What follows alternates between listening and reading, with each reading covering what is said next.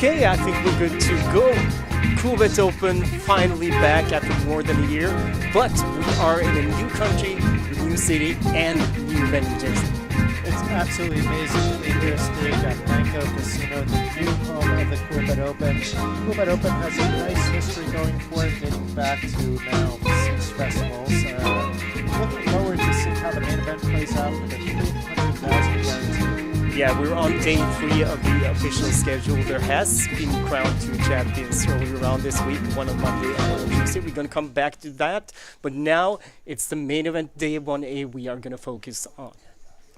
85 entries there were already on day 1A, so well on the way of meeting that 300,000 guarantee, with bigger numbers expected tomorrow and Friday. Yeah, this is the first of 6 flights, and there are unlimited re-entries every single flight as well. So with 85 so far today, there will probably be more. I'm guessing 110. 110, okay, we'll Yeah. see. Did our Swedish and Estonian friends enter? That may be good for a few re-entries today. Yeah, we're not going to mention any names. This is going to be our first feature table this week. We are broadcasting every single day until we have crowned a new champion on Sunday. There's lots of stuff happening. Parallel to the main event. Today we have PLO tournament, we have satellites, we have also the Turbo Flight, day 1B. In the main event, which starts at 9 o'clock. If you are here in Bratislava, you can, maybe you're in bed in your room, maybe a long night yesterday. You still have time to make that one. You can make the regular flight with 45 minutes long levels as well, and late reg until, I'm 12 levels. Yeah, I'm bad at math. It's like 45-minute levels times 5. I don't know. So we actually managed to get one of the few tables in the tournament that, Jason, you followed European poker for years now. And it's kind of strange that we actually have a table where you don't really know any of the players personally. Yeah, I do know one of the players a little bit, but that's the extent of it, being that we have, let's say, some Americanism both in us. That's really our main connection there, but we've both lived in Europe for quite some time, and that would be Brandon in seat number 4, Mr. Milfsud.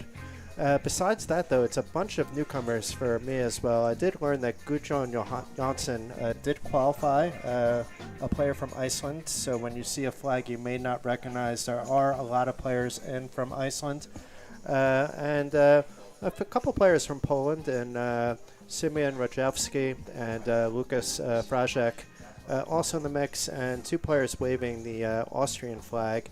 And the table chip leader, Rudolf Kosa, who will come in with almost 118,000 in chips, and Roland Kosmich in seat number 8. So we will be starting off 7-handed, so I believe we did cover everyone. I imagine that we're going to see new players flying in or out. Although players are still deep, they did start with 30,000 in chips. You can see that not everybody's had the momentum that they want on a day 1A. So I do expect to see some fireworks, but regardless, I expect to see some nice poker action, even if we don't have those kings versus aces types of hands. Yeah, let me tell you, it's not every day when you play day 1 that you almost quadruple your stack on the first 6 levels. And even when you do, that's not necessarily a recipe for success. We've seen way too many day 1 chip leaders not even make the money. It's very rare that a day 1 chip leader is the one to win the tournament. And if they are, they will tell you some moments where perhaps they were at risk during that tournament as well. So to go from coast to coast like that is quite the feat. Everybody has a story if they played enough tournaments of when that's happened, but it is a very rare thing. Yeah, I can tell. We were talking about Kosa. I can see on screen. It's Adolf that's put up as his last name. I think that's his middle name, actually. But that's the guy we're talking about, 118,000. No one underneath starting stack at our feature table so far. So I guess we know there's been a lot of knockouts, a lot of players that have come and gone from this table. Yes. And in general, there's been quite a few re-entries, quite a few players during the dinner break, which we're just coming off of, basically said, yeah, I'm hoping to run better on my second bullet, or I'm re-entering as soon as I have something to eat, not even wanting to wait to one of the future flights. They want to move on day 1A. That's the goal, so that they can focus on all the side events and then come back on Saturday for day 2 in hopes of winning the Coolbet Open 2023 championship and trophy on Sunday. But it seems like we have a couple of minutes until they're ready to start. So you talked about side events. We've already crowned 2 champions. We had a Norwegian champion in the first one, where Ole Jonny Carlsen won the warm-up on Monday.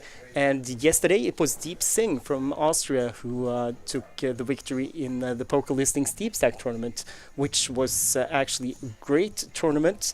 I mean, I played it. I unfortunately did not make the money, but yeah, I know, and that was kind of my last chance as well during this championship. But for the other players, there are plenty of chances to get yourself a trophy with a really good schedule. Go into coolbet.com and you'll find the schedule for this festival. 6,315 euros, Sing won. I had to look up just to see the exact amount. I knew it was over 6,000, so that's quite a nice first big payday at the Coolbet Open. I know that there's some cash game players that probably have numbers that are in that range, meaning that they've been running 24 hours a day. I was behaved, played a little bit of cash games last night, but was in bed nearly around midnight like Cinderella. But yeah, even though you said you're done, I don't think that you're actually done playing tournaments today. I see on the screen here something about a free roll, and I believe you can actually play at Coolbet. Absolutely, So you're talk right. about that. Yeah, because there is a free roll starting at 7 o'clock Central European time, which is open to everyone who has a Coolbet account and can play on Coolbet. Free to enter. There's, there's added money. Yeah, I mean, it's free, absolutely free. So there's really no reason. And then there's also some deposit offers relating to casino and sportsbook that we'll talk about as well. So quite a number of different offers. There's going to be a free roll every day. Steek is going to try to play some of them. I don't know if you're playing today's, but in general, we're going to root him onto, or you could try to see if you could take his chips. I think actually I promised Thomas that I would play today, and I think there might be a bounty on my head. I have to get that confirmed, but I think there was talk of that, so I'm going to try to do it. And it's going to be easy money because we are going to focus on the tournament, and I'm going to try to play the free roll on the side, so we'll see how that goes. Yeah, I have a feeling you're just going to have either an all-in button or a full button in this free roll, like no playing post-flop poker in that one. No, well, that's the way I usually play, Jason, so, I mean... Changes nothing. Nothing. No. I don't pay attention when I play anyway, so it's going to be fun, and you can get in on that one. I think you can already register in the Coolbet client, so get it done. I'm going to get it up myself in a little while. Still waiting for the players to start. Blinds are going to be 400, 800 with 800 big blind ante. And we'll get the names a bit cleaner the next time around. We're our first broadcast here at Banco Casino, so we have a mix of first names and middle names in there at the moment, but we'll see how it looks on the main graphical screen. But hopefully after the next break, we'll certainly for tomorrow, we'll have it looking as we see it as well. Yeah, it looks like we are going to address most of the players by their first name, at least for now, and we'll get that fixed later on today or tomorrow. So back from a dinner break, I mean, have you ever been in that situation, Jason, where you've gone to dinner break and then you came back and realized, oh, I'm on the feature table? No, I'm usually busted before the dinner break, so we don't have those issues. No, I've had that happen only one time, and it was even before I was like in poker media, so it was purely as a poker player, and yeah, it was kind of like a shock, you know, being on the first time. But now, if it happens, you just go and play. You don't even know that you're on a feature table or not. No, I mean, you know, but you don't pay attention to it. Maybe it would be different for a tournament, because I would say out of like the 30 times I've been on a TV table, it's been probably 90% of the time for cash games, not for tournaments. The problem with the tournament is that you, like Jason said, you don't really know, and then you come to your table and the table is empty, and you're like confused. Where is everybody? Where's my chips? What am I going to do? And then a guy finds you, and I mean, if you come back late for dinner, so that's why we had to wait. But now We are gonna play the first hand after dinner break. As I said, blinds 400, 800 with 800 big blind ante. And I can already see now, Jason, that we. I mean, how's your eyesight? Yeah, if anybody's listening to us on the graphical team, we cannot make out the cards at the moment. No, we are either too old or too. Yeah, no, let's leave it at that. Okay, but anyway, gets folded quickly around here, which well, it's not always like this. Piotr wakes up with ace-3 in the small blind. No, we have actually a raise from Roland.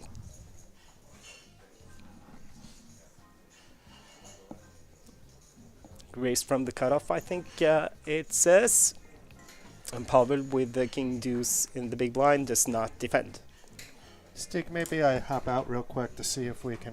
Yeah, do wrap that. somebody. Yeah, because this was kind of, I mean, had to go like this, and that's going to be a long week if we have to do that every single time.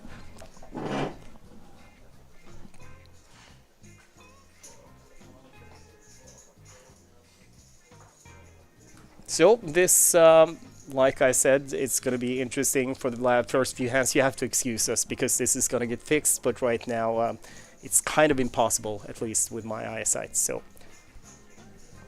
but we have Rudolf Kosa in seat 1. We have Szymon Radzewski in seat 2. We have Lukas Vracek in seat 3. We have Brandon Mifsud in seat 4. Chad Freund in seat 6. We have Gudjon Ivar Jonsson in seat 7.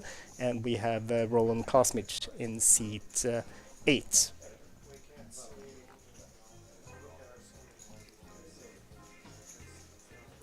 King Queen, no, King 6 for, and he folds, of course. 10-9 suited for Piotr. He's gonna open it up.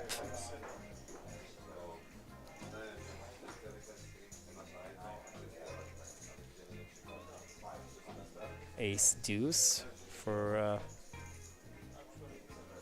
Charles. And he defends the big blind.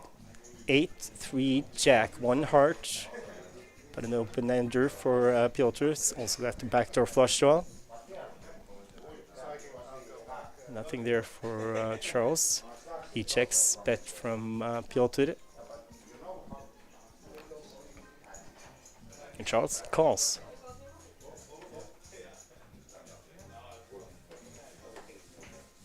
King of diamonds on the turn. Charles checks again. Piotr takes a free card with his draw and with the river. So actually Charles is best right now with ace high. They check it down. Piotr just gives up.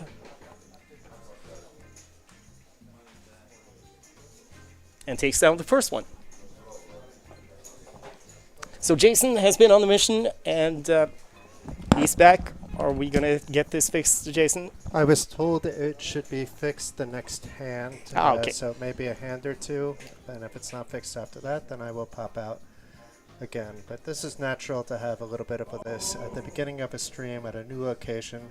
This is one of the reasons why we started Day 1A. A, it was to give you a flavor of the tournament from beginning to end, which is quite important. This tournament does tell a story. And B, if we have these small technical things that we can work them out. So when the money counts, that everything is running perfectly. And here we go. We had it, and it went back. But I can see it's ace-10 suited. Yeah, you're going to have to announce the action. Yeah. Because my eyesight's worse than yours even. And that's Roland who opens.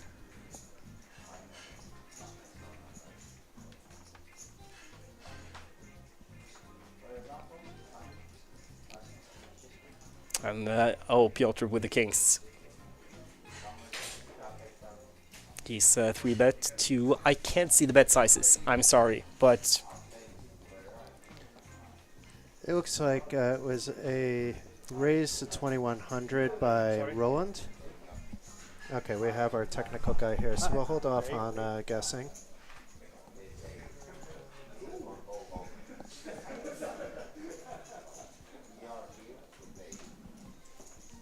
6.4k was the 3-bet, and it was just folded. Okay. Yeah, I So think that pretty was the action. standard. Once your opening size is 2.1x, 2.5x, then the 3-bet sizing needs to be bigger too. So I think basically that's how the hand is going to play by a lot of players. Pretty standard to be opening and pretty standard to be 3-betting your kings. But we may be another hand or two. We're a little bit slow on catching the cards in the action, but we'll do the best that we can. This looks already much better. Yeah, now we're good.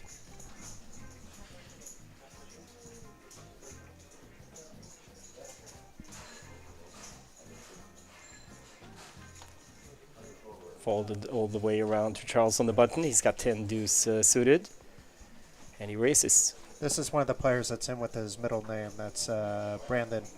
Yeah, but I think we have to go by what's on the screen, so otherwise the viewers are going to be confused. So we just go with the name on the screen right now, and when it changes, we'll adjust. Gets called by the big blind, Ivar, with 8-6 suited. He hits the flop. So does Charles with second pair and a flush draw. That's 1.5, and the quick fold from Ivar with his pair of sixes. It would have been interesting to see how Charles would have played that if there was a call there, whether he would have slowed down or tried to rep the ace to get better tens to fold. You know, it would have been interesting on both players' part. You know, does he then lead out as well after calling from the blinds? But I think we're going to see right now players playing things more on the safer side, being that we are still not even halfway done with day 1A. Still, you also want to try to maybe build the pot in case you hit the flush, or it doesn't at least hurt to when you have a pair and a flush draw. It's like if you get called, you're like, okay, well, it's fine.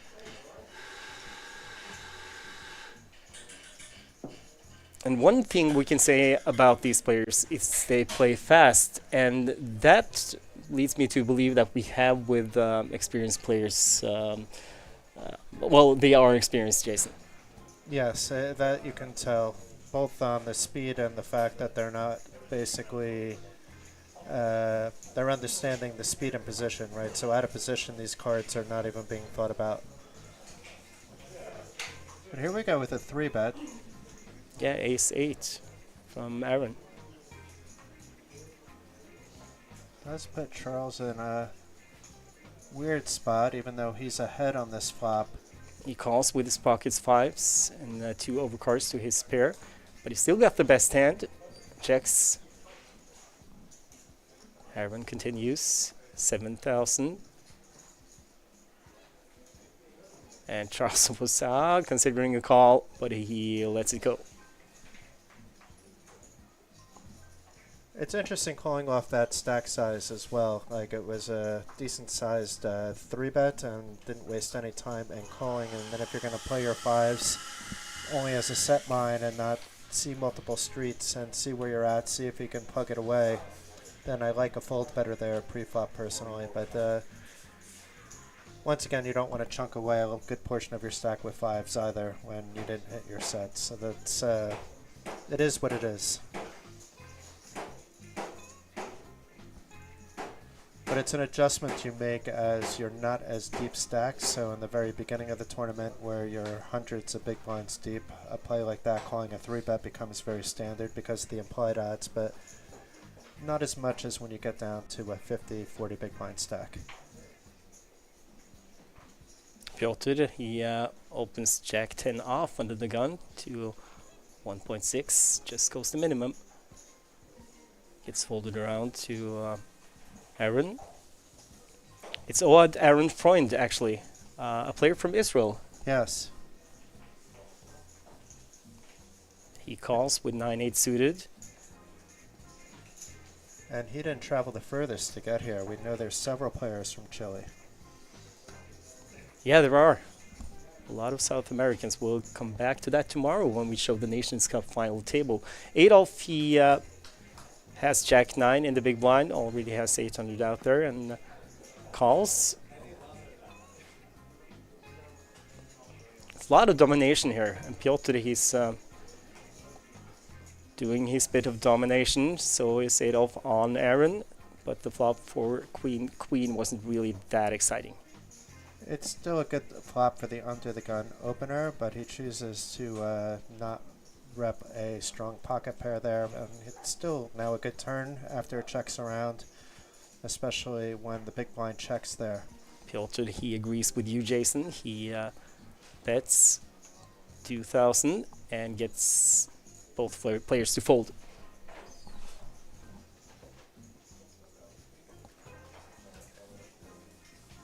So Stig, I randomly learned that you actually have some Coolbet success under your belt. Am I putting you on the spot with that, or is this rumor true that you may have won not one, not two, but 3 trophies in the opening Coolbet Open? I think it was just 2, but I was lucky enough to get a couple of final tables as well. It's so long ago, Jason, I can't even remember. But the one thing I've never done is make it to day 2 of the main event. I'm not good enough to do that. I do better in, these like side events with a bit faster structure. Main event, I have still not made it to day 2. I guess that's why you're in the comms booth with me. I don't necessarily make it to dinner break. You don't make it to day 2, so here we go. We can talk some poker instead. I bought into day 2 once. Does that count? I mean, considering you can't do that this year at the Coolbet Open, I guess it would count, but it probably didn't count the year that you did it. Roland has raised with King 7. Gonna get looked up by Adolf here with King Jack, and that is a 3-bet to 7,000. It's folded back to Adolf. No, Roland who lets it go fast. Nice aggressive play there, maybe sensing a little bit of weakness from his opponents there, picking up some free chips. This is something you don't always see beginning on the TV table on an opening day, is players typically, let's say, tighten a little bit rather than loosen, but then you have the experienced players that have been on TV tables before recognizing that fact and perhaps going the other way around and opening their 3-bet range. And then you can go levels on levels on levels just with this as well. Players knowing what others perceive of them and then using that, and then players knowing that they blah, blah, blah, blah, blah. But back to the action here. And that was the 2 Austrians as well who clinched, so they might know each other, from before with playing styles and stuff. Gets folded around to, well, it goes fast again. Piotr lets it go in this. Do we have? No, it's Charles who raised it up with King 10, and Pavel in the big blind chooses not to defend. We barely got that hand in. I mean, that hand must have taken under 30 seconds. I would love to be playing at a table like this. For a TV table, it's actually very good as well. Maybe slightly slower, but you'd rather have too fast than too slow for sure, especially with routine decisions. I'm sure if they have something to think about, they will think about it. Yeah, and I mean, even though this is a great structure in the main event, 45-minute levels, still, if you consider yourself a good player, which most poker players do, I mean, you want to see as many hands as possible, and this is for everyone's benefit.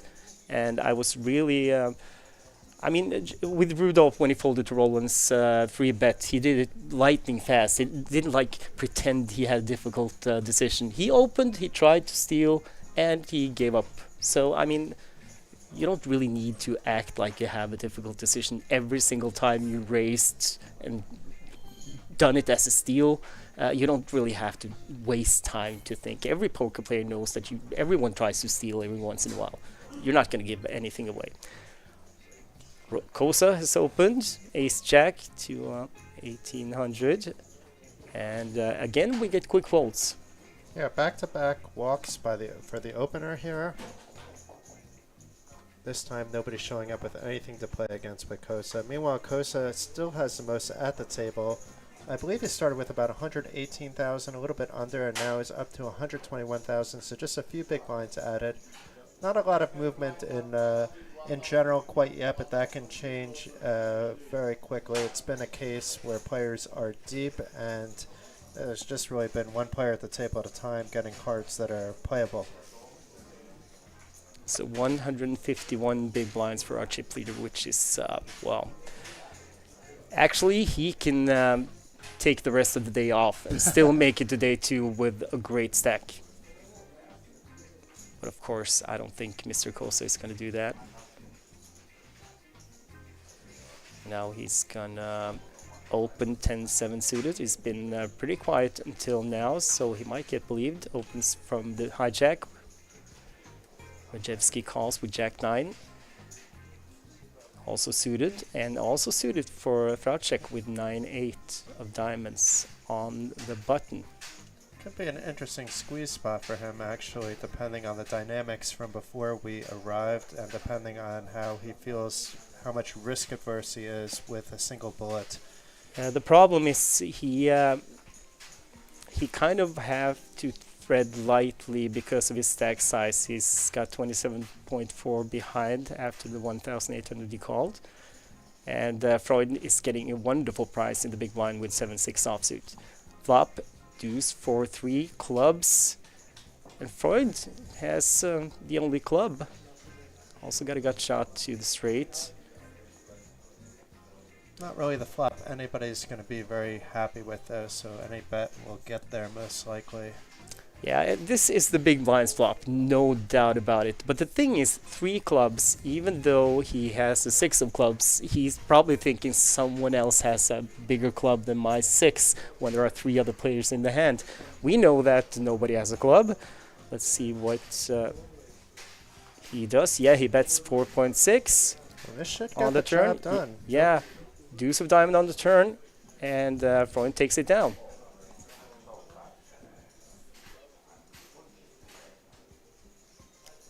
So followed basically everything you said there. You don't want to donk bet that kind of flop, especially multi-way, even though it does hit your range. Once that low card pairs, it even hits your range even that much harder, where you should be checking the flop, and then you can rep it on the turn like you did. And the worst hand wins. I see in the chat someone has already requested the password for the free roll, Jason. I'm just gonna. Should we make them guess, because it's guessable today, actually? Yeah, it is, but I mean.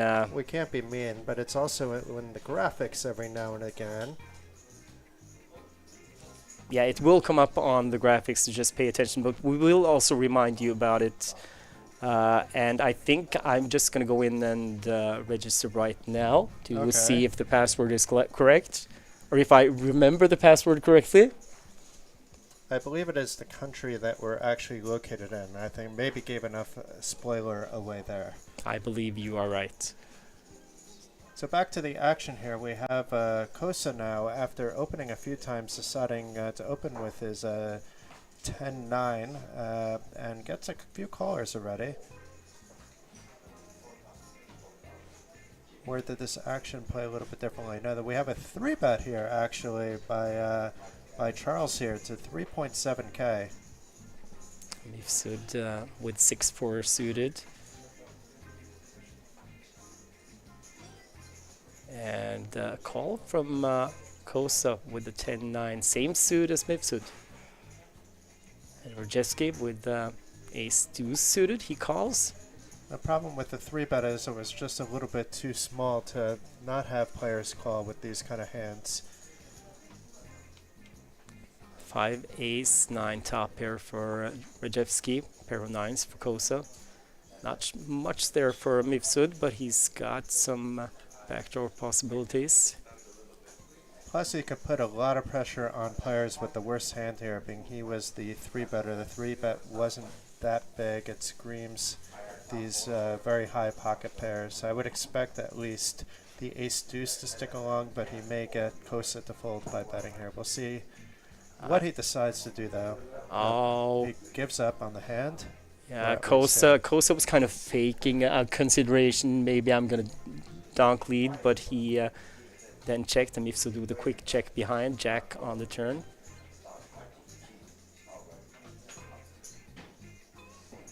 So now Kosa can be repping aces as well, considering he's the only one, he's 2 of the only ones without the ace, but in general he could be because he was the opener.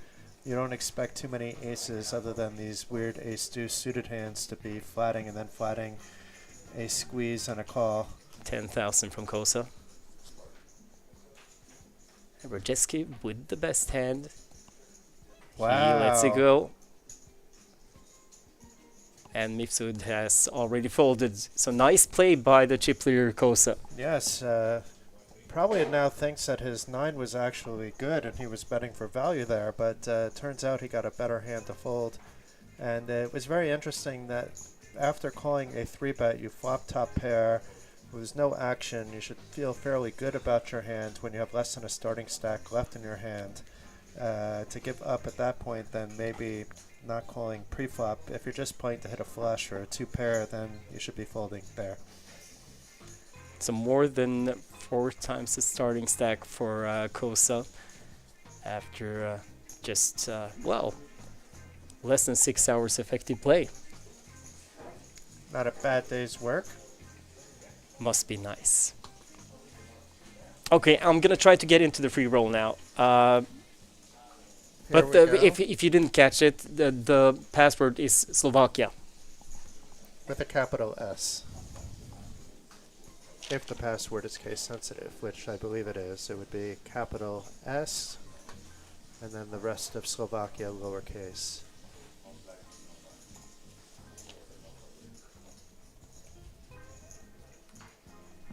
So it's a bunch of rags already. It's folded all the way around to Milsad in the cutoff, and he folds as well. So it's going to be another one of those hands. It's a great time for Steek to be entering the free roll. It folds all the way around to the small blind,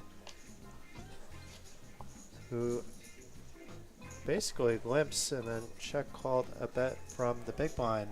Mifsud getting a little bit cute in back-to-back hands, but does flop the middle pair here with the 6-9-4 of hearts.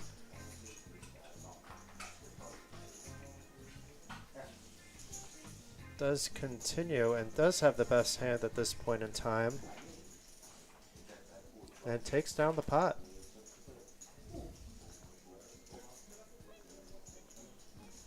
So Mifsud is definitely here to play, mixing it up.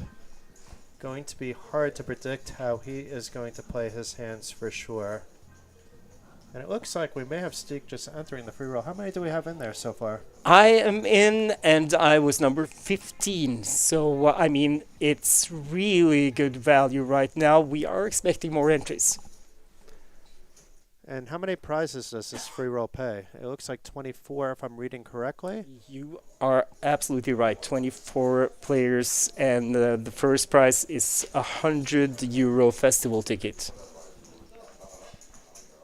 Also prizes, I mean, summer festival tickets, €50 tickets, €30 tickets, €20 tickets, €10 tickets, and €5 tickets. So real value in the free roll today. We are going to have one every single day.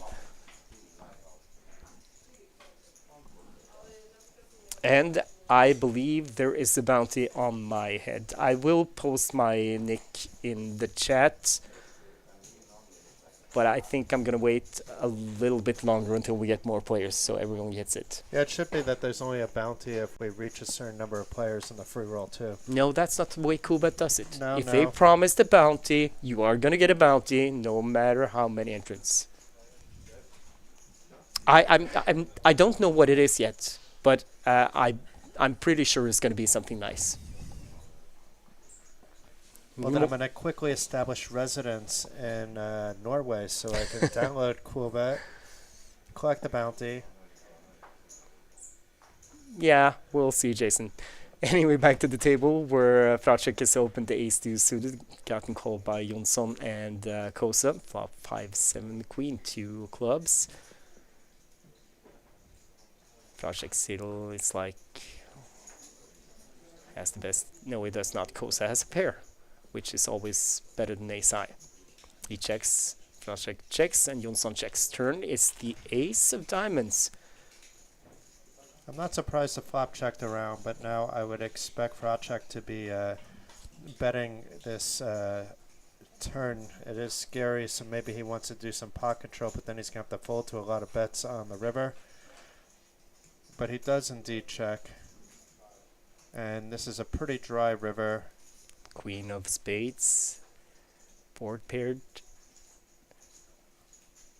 Kosa checks. He Now there's no point to fraud check betting because he's only being called by something better than him after the queen Yeah. pairs the board. the way Maybe the some sevens are going to call there, but yeah, the way the hand has been played, you might get value from like a 7 or maybe even a 5.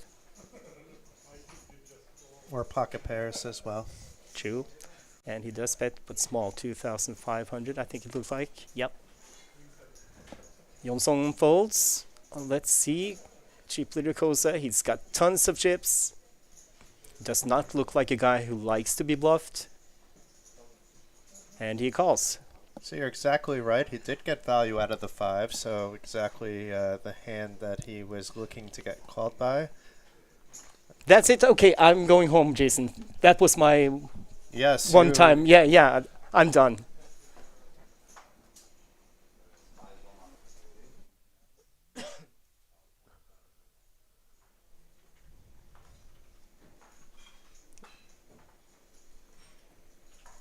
So 500 euros worth of tickets. That's quite a nice free roll.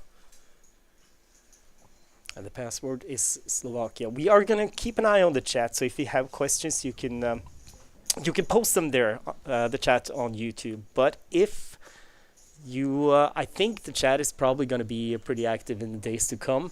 So if you want to make sure that we read your question, I mean, we can't promise to read everything on air, but if you want us to read it, post it in the comments below the picture, because there it's easier to keep track of everyone. And Tati Lind in the chat. Hey Tati, how's it going? Miss you out here. I know you do like Bratislava, but I'm sure I will be seeing some of you later in the year. Tati was actually just at Banco Casino for an event. Yeah, the Swedish Yes. championship, I believe. I know Tati. I played with Tati. Who hasn't played with Tati over the years? Even I played with Tati, and how often do you see me playing? Yeah, you're right. You usually work. So again, another race and take it fast hand, played by these 8. I do know. We saw Frauchek take down his first pot not long ago. He actually won the WPT 500 in Barcelona a few years back, and that's his biggest cash for 215,000. He seems like both the Polish players seem like they've probably put in their share of hours playing online, just with their quick thought processes and decision making. You know, even on those 3 bets and the folds that we saw, it's usually a sign of somebody that's logged in a few million hands that things become a bit more automatic, whether the cameras and lights are rolling or not. That all goes out of the window for, let's say, your first live poker experience. Then you may have, you're taking things slowly just to make sure you're not throwing in the wrong chip denominations, that you're able to keep track of your opponent's chip counts within a certain range. You know, there's other things you have to take into consideration.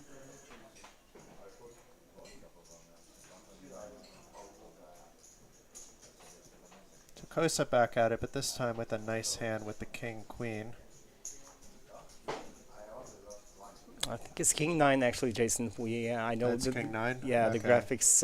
It's kind of hard, so we might make some small mistakes every once in a while. 3 diamonds in the flop. 10-7 or trade 10-7. Both players may think they have a live flush draw here. Jevsky with the best flush draw. He checks. Also has a gut shot. And Rosa with king high. He bets. I think Rajewski has to call one street here, 1.6, and he does. Yeah, I don't think a fold was possible. It was either going to be a call or a check raise. 4 pairs on the turn with another 7. Rajewski checks, hoping he will get a free card. And he gets it. And diamond on the river. So the thing is, what does Rajewski do now? Does he bet or does he check call? Seems like he wants to bet. And if he's raised, he can get away from it. If Kosa can turn his showdown hand into a bluff, but that's not the likely scenario. It's too strong, and it's usually going to be just a call. I was more curious if whether Kosa was going to try to get a smaller diamond to call if it was checked over to him. But I do like this bet because you're going to get pretty much all those smaller diamonds to call. Maybe if he had like an 8-9, he's just going to cry call just to see what you had. Oh, and Coastal lets it go. And that's very disciplined. Yeah. Maybe he's seen some very tight post-flop play from his opponent before the feature table began. It's a good chance that these two have been playing since the beginning of the day. It was a very quick decision, though, so it seemed like he knew what he was going to do before the bet was even laid out there. And sometimes you are wrong, but this time he was right. Yeah. Very nice read, very nice play. And it makes sense to some degree. There's perhaps some diamonds that he's beating. You know, it's basically how many bluffs do I think my opponent has there type of thing.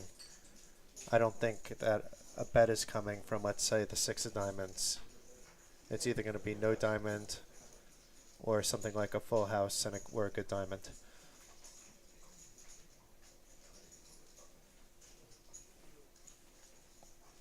Again, folded quickly around to Kosa in the cutoff for deuce offsuit. And he lets that one go. Rajewski with 8-3. No. Tracek has 10-3 in the small blind. Are we going to see an exciting walk? I mean, Fracek doesn't look like the guy who gives walk. Okay. In plural, by the way. And he limps in Mifsud with 9-4. He decides to defend. No, he lets it go. No, he raised and got a quick call. That was what happened. Quick fold to it. Quick fold, yeah. And Charles Mifsud, or Brandon, did you say? Yeah, it's Brandon. Yeah. Straight from a deep run in the EPT Barcelona, I believe he finished somewhere around 20th place. Oh, wow. In the main? Yeah, in the main event, yeah. And he has a lot of cashes, both in Europe and in the States and in Asia, so he's really experienced. And but I did a little checking before the tournament started. He's actually never won a tournament. Oh, wow. He might, of course, he probably in some home game or something he's probably won, but and probably I'm pretty sure he's won plenty of tournaments online, but live he still misses that first place. The first Hendon Mob cash, anyway.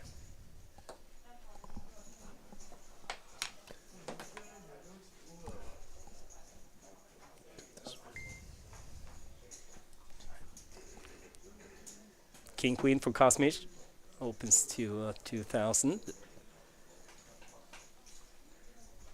Kosa folds. Rajewski folds his a6. Fracek folds the button. Mifsud with a suited king in the small blind. Yeah, might be tempted. Is tempted. He calls Freund with ace-10 suited in the big blind. If it wasn't an early position raise, we'd probably be seeing a 3-bet here quite often, but I think we'll likely... Oh, but it's going to be a 3-bet anyway. 8,500 it looks like. Spot on there. And it's going to be hard for either player to call. That should get the job done. It is possible, I suppose, King, Queen calls there, but...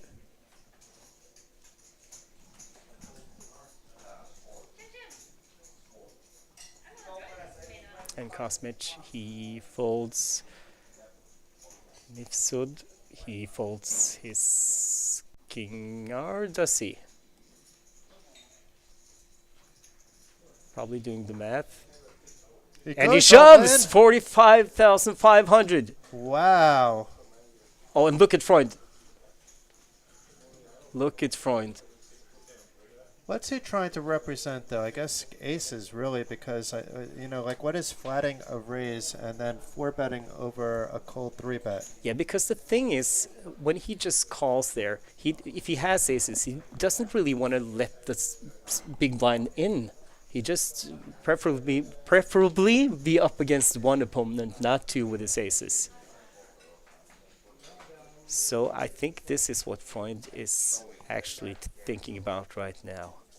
Showing a lot of heart, and this is why I wouldn't have been surprised if, like, the 9-4s, 10-3s were in the muck when he was in, like, the big blind, because we've seen him do this at other events as well, and so I'm sure he's been doing this before the feature table, where something that isn't necessarily in the playbook happens. Freund tries to extract some information. I think he asked the question. Unfortunately, we can't hear what the players are saying. And he lets it go, so that was kind of risky from Mifsud. But, and still for a lot of big blinds as well. But he got it through. It's maybe more of a day 1A kind of move than, let's say, a day 1E, F, when you don't have as many chances to rebuild the stack. Yeah, because you have a good point, Jason, because we have to remind the viewers that this is a re-entry tournament. You can re-enter as many times as you like on all fights, so there's plenty of chances. And Mifsud, we know he has a lot of cash from before. He might have a strategy that he's going to play 1, maybe 2, maybe even 3 bullets to build a big stack and just go for spots whenever he sees them. And this was definitely a spot. And he got Charles to fold. No, he got Freund to fold. So we're not going to criticize too much. Javier Sierra on YouTube, he says, "Go Chilean players." Yes, we're going to have some Chilean players on the feature table throughout the week, so please stay tuned for that. I mean, tomorrow I think we are going to have 3 players from South America on the final table of the Nations Cup. Oh, wow. That'll be a lot of fun then. It's always fun watching players from South America play. They always bring so much, like, positive energy, a lot of emotion, so expecting quite a nice final table there. How long before the free roll begins here, Stig? It starts in 10 minutes, but there's late reg for the first 10 levels, so plenty of time to get in there, and the password is Slovakia. That's 5-minute blind levels, I assume? Let me check for you. The blind levels are 8 minutes long. Oh, wow. So it's like an hour and a half almost of late reg you guys have. That's quite good. Meanwhile, Vracek, who opened King 4, we got called by Freund with pocket 9s, and Jonsson has Ace-King suited. And 3 bets to 6k. Vracek folds. Freund, I don't think he's going to fold pocket 9s. That would surprise me. That's indeed call there. Yeah, he likes to call with Jonsson having the effective stack. And Freund still best on the flop, 7-3-7. It's a good flop for him, he checks. Let's see if Jonsson decides to c-bet or not. He does. 5,500.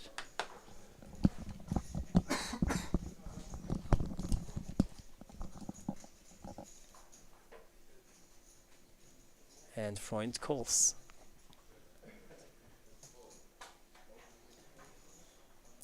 Three of spades. Double paired board. Freund checks again. Does Jonsson give up, or I mean, he's got 26.2 behind. There's 25.4 in the middle. Has he set up for a shove here? Stack to pot ratio? No, he's just going to go a little smaller, 10,000. I like this because you could slow down with some showdown value on the river, obviously, and it's enough. If the double barrel does look quite strong, it's probably not going to get 9s to fold here. No, and he gets put all in by Freund when he bets 12,000, not 10. He's only got 14.2 behind here, so still, he does not want to be squeezed out by another ace who might take this spot. But it's, I mean, this is not easy. But he kind of put himself in this situation with the stack to pot ratio. I think you're behind just about everything now, because even if it's another ace, it's a good chance then it would be like a suited ace that is also drawing to a flush draw, assuming that flush draw would be live like it is in this case. You're really not getting enough pot odds to that king or ace, and even then... No, I'm not saying he gets pot odds at all, but it's his tournament life. But it's just the situation that you know that you might be up against another race who thinks it's a double pair board. I'm gonna put you all in, and it's a bigger stack. And of course, that's what he's thinking about now, because he has still not folded. He's basically calling for a chop at best, though. Yes. That's like, obviously we see that it's not a chop at best because his ace and king are both live. Yeah, and there is a river, so I mean, he might get lucky. And he decides to go with it, and he gets the bad news. He needs an ace or a king to survive. 6 outs left in the deck, 1 card to come, about a 7-1 underdog, but we've seen stranger things happen in poker. And it's a jack, so we lose Jonsson for now. It's a re-entry. There are 5 more flights after this one. He can either hop straight into this one. He could take a couple of hours off and play day 1B, which is a turbo version at 9 o'clock today, Central European time. And then he has the same 2 chances both tomorrow on Wednesday and on Thursday. I think Freund, well, I played with him yesterday shortly, and he's not an easy player to play against. And I don't think he's going to get any easier now that also he has a massive stack. He's closing the gap to our chip leader, Kosa. Oh, he's actually passed. He's passed with 3,000. So we have a new chip leader. You know what I'm rooting for? This 250,000 chip pop between the 2 players. Let's see it happen. Still, Kosmich has a lot of chips. So does Mifsud. Double the starting stack. And it looks like we have a new player in seat 5. A Norwegian player, actually. Elias Orton. Does he look familiar to you? In seat... Oh, yeah, of course, yeah. He slipped in here not long ago. He was coming in during the elimination hand of Janssen. He was sneaking in as that river card was coming out. You're absolutely right. Rajewski, who opened pocket queens, got called by Jack 10 in the big blind. Kosmich, he checks the flop 7-4-4. Check, and Rajewski with the c-bet quick fold from Kosmich.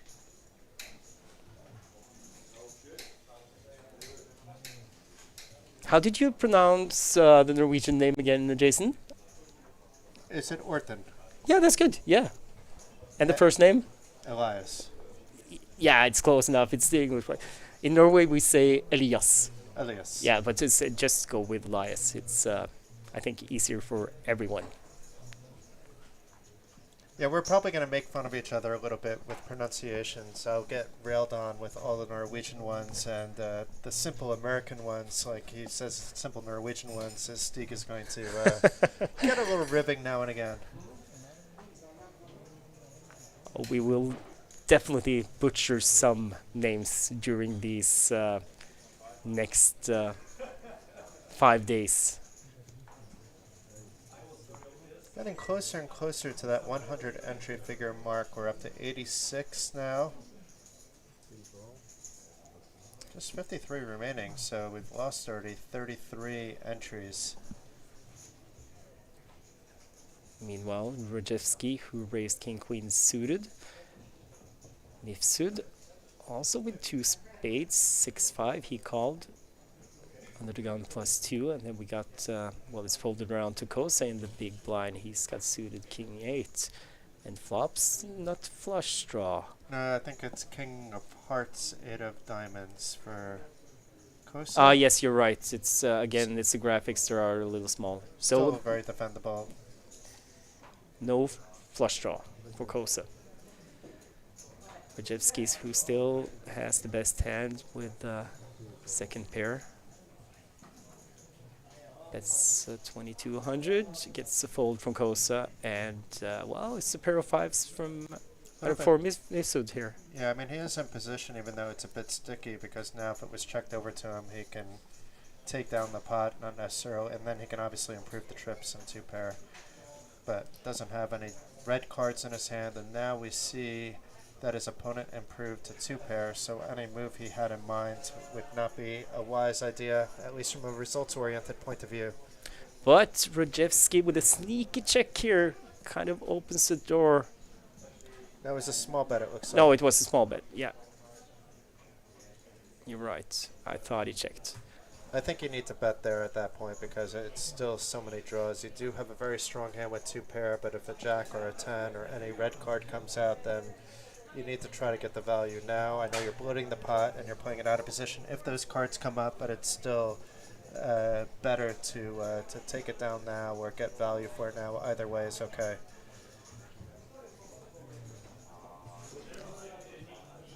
Free roll about to start, just a couple of minutes away now, and I'm in it. I don't think if I pronounce my nick on Coolbet, I don't think anybody would understand anyway. So I'm just gonna write it in the chat. I could try to pronounce it. Yeah, do. And there we go. It's posted. No, that was wrong. Is that the password to your Coolbet account you just posted? Oh, yeah. There we go. No, I did it kind of right. Almost. Sangfugu. Ah, close. So we have an open here by the very active Misud with the King Queen suited here more than standard. And 10's opting to just call by our new player and Elias Orton. And a 3-bet with Ace Queen. So the pot quickly jacking up. It's going to force Rajowski to fold his 6s. I don't think either Mifsud or Orton is gonna be so quick to fold. It depends. Once again, Freund, we've seen him be active. I mean, I wouldn't expect the King Queen suited to turn their hand into a 4-bet. That's really the only option for him is to 4-bet or fold, I think. Just calling is not really the best option. But Orton, with the 10s, it's almost like if your opponent has been 3-betting at all, you have to call or 4-bet there. And he does indeed to play it a little bit safer with a call. 8 King 9 in the flop. Orton still best. He checks it. Freund has the Ace of Hearts. 2 hearts on the flop. A bet of around 7,000 wouldn't be surprising to me. You're like close. Very close. 6.5. Because this is the flop that you kind of want to see when you're 3-betting, right? You want to see this king with 2 low cards. It hits you so And he much gets better. the fold, Jason, from the better hand. Maybe a little tight from Orton. It's hard playing those hands out of position. It's almost better to 4-bet than it is to call. It was basically then just set-minding his 10s if he's folding to a single bet.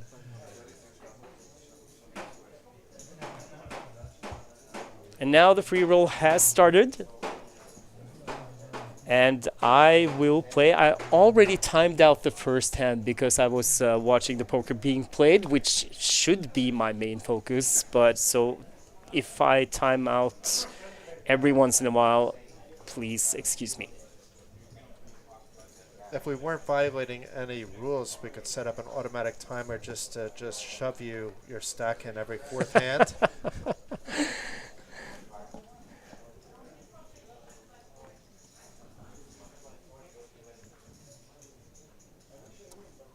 And like I said, there is a bounty on my head. I don't know what it is, but it's probably going to be something nice from our friends at Coolbet. And the blinds have gone up, Stig, so we made it through the first 45 minutes. We're now at a small blind of 500, a big blind of 1,000, along with a 1,000 big blind ante. So everybody's stack's effectively shorter, but we do have two players with more than 100 big blinds still at the feature table. So we should continue to get some action. And as the blind levels go up, you will see some more hands that just go by quickly, but then you'll see actually more complex play as well. So should be interesting over the next few hours. Kosmich, who has raised his deuces, got called by Rajewski with queen and jack, and Fracek in the big blind has jack 9. He defends. Flop 6 queen ace, or ace queen 6.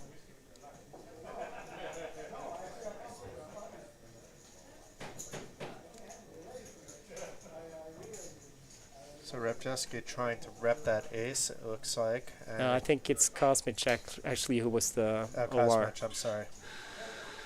But Rajewski with the second pair, and that's the best hand right now. 5,500 is the c-bet from Kosmich. And he gets both players to fold. Easy game. Oh, you timed out again there, Stig. Yes, I did. Thank you.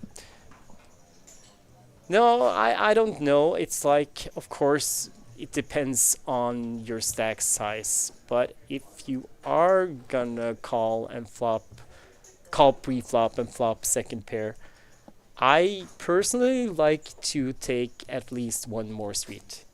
Yeah, assuming it's not like a pot-sized bet on the flop, then I agree with that. I find that a lot of players flop continuation sizes that were a bit larger in live poker than online poker. We didn't see that just before. It was a bet of 650 into 2,000, which was like an online sizing more than a live sizing. Could even call it like a GTO sizing. Become pretty standard. Meanwhile, Freund, he opens 7-5 suited from under the gun +1.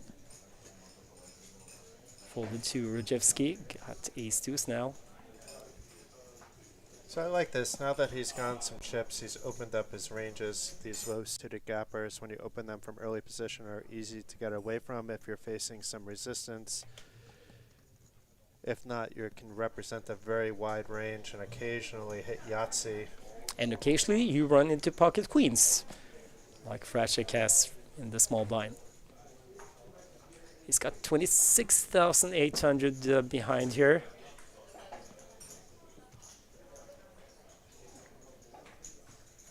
Close to 27 big blinds. I love this level, by the way.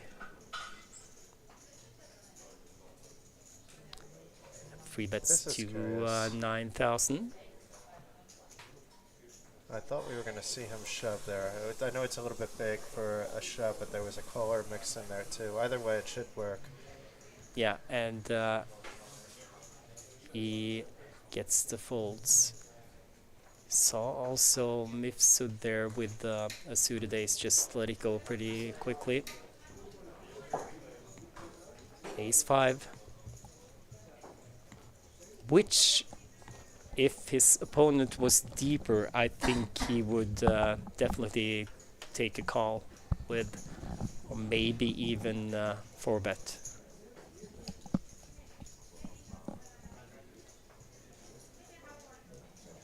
Ace, well, small suited aces has kind of become the new trend hand to 4-bet, but that's of course when players are deeper. The effective stack has to be bigger. And when you have a lot of players that are capable of 3-betting light, which isn't always the case in events that attract a healthy mix of recreational and semi-professional players. Kosa opens 8-6 suited, 2,200. Fracek with the ace queen on the button. He 3-bets to 6,000. If suit folds, Orton folds the big blind back to Kosa.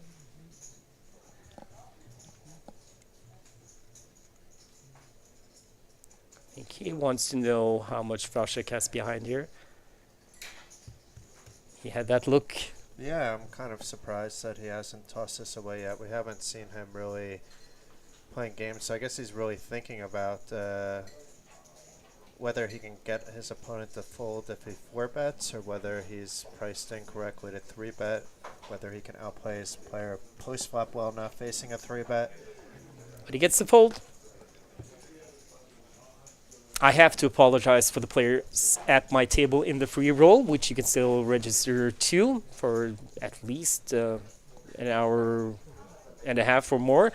And the password is Slovakia. And just go to Coolbet, find the Coolbet Open free roll, and I'm there.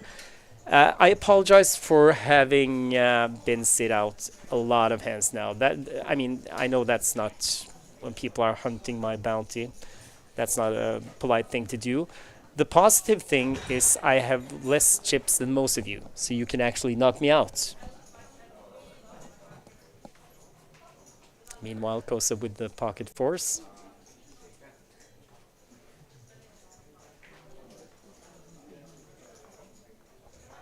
Going with a different raise sizing we've seen. Oh, it is 2.2. It was just 2,500 he put out. Gets folded around to be sued. Now it falls a button. Freund with the 10-9 in the big blind. He defends. So you might get your wish, Jason, because now we have the two chip leaders who are clashing here. And oh my, this could be actually that kind of flop. We have bottom pair for Koza, and we have a gut shot with 2 overcards by Freund. He's going to at least have to call a bet if he doesn't want to even just check raise here, because this flop does typically hit his range even better, and he has that kind of hand with lots of outs coming on the turn and river, even if he is called. So let's see how this works out, though. 5.9 in the middle. Kosa, he bets. Looks like 2,000. Okay, 2,500. It's a good yet scary flop against the big blinds range. Obviously, you're over the moon about having that bottom set, but you're not out of the woods yet with the 2 clubs and all that straight connectivity going on. Freund, he calls.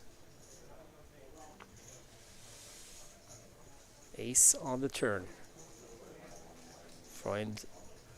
Oh, now he might get away from this. He checks. Yeah, it's a very bad card actually for Kosa, because he's repping all the aces now. The strength of his hand is going to be potentially revealed with another bet, but he has to bet to protect his hand at the same time.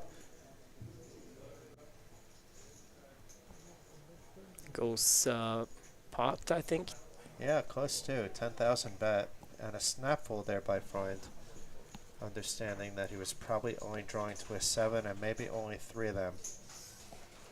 So I guess Kosa is close to being back to chip leader now, but it's close between these two players. We at least got to see them tangle up in a pot. We got to see what it means to be playing deep stack poker. Did you get to play a hand finally? Because it looks like you have more than starting. Yes, I won a hand, actually. Did you just shove pre and everybody folded? No, I did not. I saw a flop and put in the c-bet and got folded. Or I didn't get folded, but I got folds when I actually wanted to call. But we are not going to focus too much on my play, at least not yet. But if you want to join Stig, come on Coolbet. There's the free roll that started at 7 o'clock. Late reg is at least for another hour. There's 500 euros and free tickets with a 100 euro ticket up top there. So quite nice prizes. Top 24 players get paid. Last I looked, there were about 50 or so players, and I think there's a few more now. But absolutely free to enter. No gimmicks, no strings attached, and there will be a bounty if you eliminate Stig. Frosek opened ace-5, got called by Freund, who has king-queen offsuit, and Kosmich in the big blind calls with jack-8 suited. Ace, king-6 on the flop. Top pair for Frosek. Second pair for Freund. Not much for Kosmich. It's a club, but just one, so he needs backdoor or runner to win. Fracek bets 2,000 with the best hand. Let's see if Freund wants to stick around to see the turn. Indeed he does. Should be an easy fold here though. With the Jack-8 suited, just with the backdoor club draw, backdoor Broadway draw. Freund 2-pair on the turn has the best hand now. And checks. And now would have been interesting if the Jack-8 of clubs stayed in the hand. It still might be interesting between these two. Fracek may still feel he's ahead and need to really protect himself on now what is a scary board. Should be able to bet fold this as well. He can think if he's ahead and if he's pushed back on reevaluate.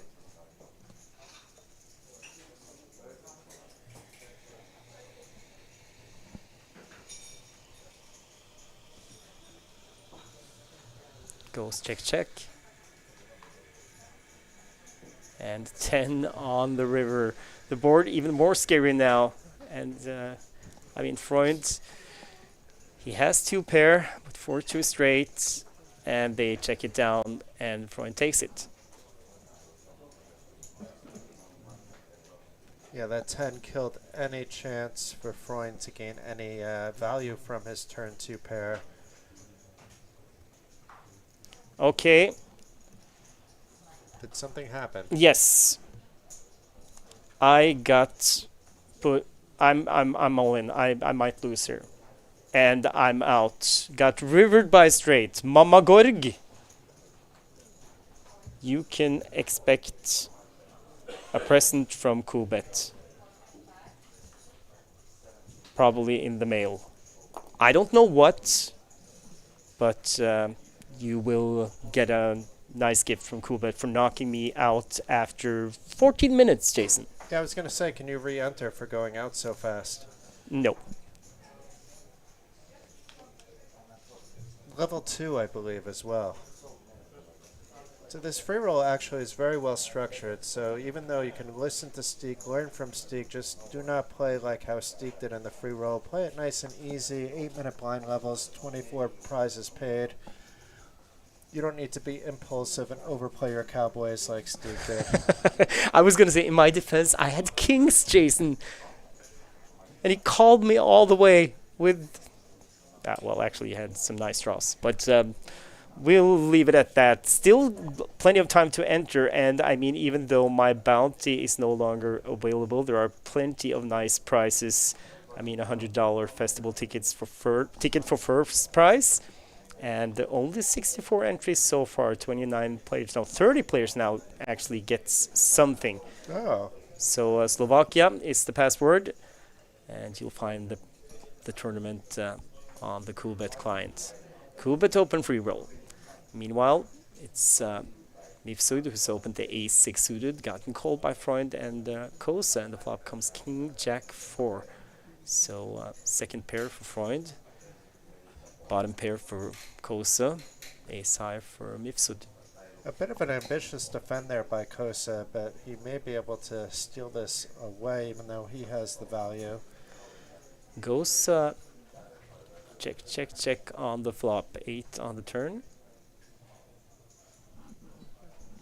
No, he doesn't want to try to steal it away. I guess feeling that nothing that is beating him would be folding to him. Checks around again. And now I think maybe Freund might bet when he hits another jack on the river. Yeah, maybe he should feel good about his hand after it's checked around to him for a third time. Hits the trips and is betting big. That's an overbet, I believe. Well, it was about 8,000 in the pot. He bets 10. Kosa actually thinking about, is my 4 good here? But he should also be thinking he has another player behind. We can see that he is ahead of Mifsud.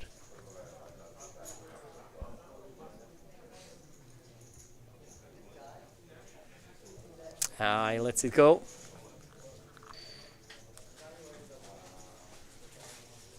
We've said taking his time here.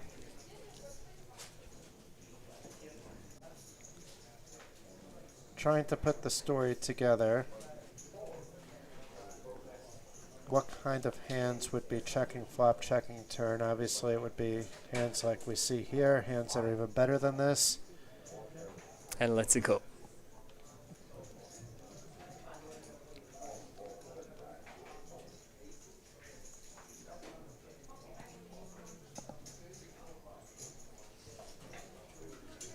So again, a nice spot for Chad Freund.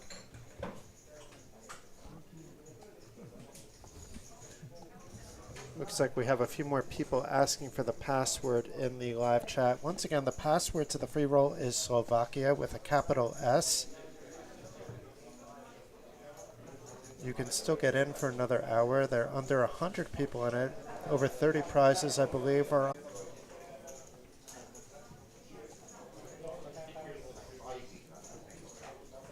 Vracek, who opens King Queen, gets folded to Orton. No, he lets his ace go. Too risky with his stack size. Freund also with King Queen. In the cutoff, he elects to 3-bet to 5,500. Kosmich was considering what he was going to have for a late night snack before he folded. Kosa is out. Rajewski in the big blind, 10-5, not defendable in Rajewski's mind. And I kind of agree. You're out of position, and I mean, even if you hit top pair, you might not be good. This is a marathon, not a sprint. This is the main event with 45-minute levels. Yeah, that's why I was surprised to see like even that 4-deuce called earlier in the big blind that a multi-way pot. It just can never lead to anything good.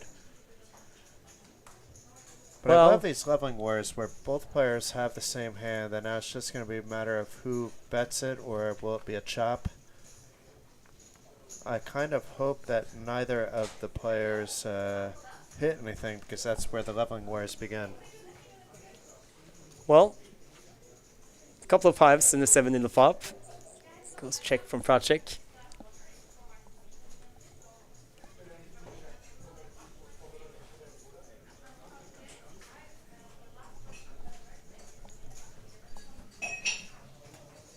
Freund takes his time now, considering the sizing. That's 5,000 into 13.5 and gets a quick fold.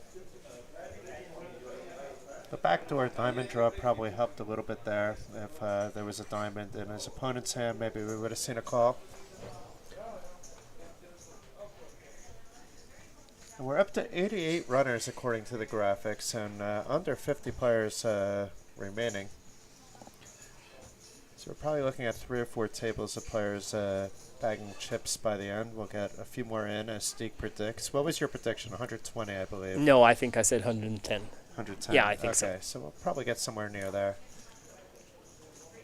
So this is level 8 out of a total of 14 they are going to play today, but late reg only for the first 12. I mean, only in like 12 levels is a long time. Yeah.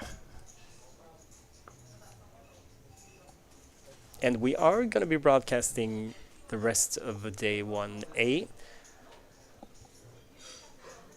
So a total of 14 levels, so a lot of poker you can watch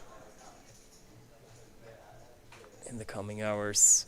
Meanwhile, Orton with, well, I'm not going to say small stack, because he has a little less than the starting stack of 30,000, and that's almost 30 big blinds. So he's by no means short, but still he's one of the shorter stacks at the table. And it's kind of often demotivating when you have like big stacks around you. He has big stack to his chip leader to his left, he has a big stack to his right, and then you also have Kosa on the other side of the table who has a monster stack at this stage.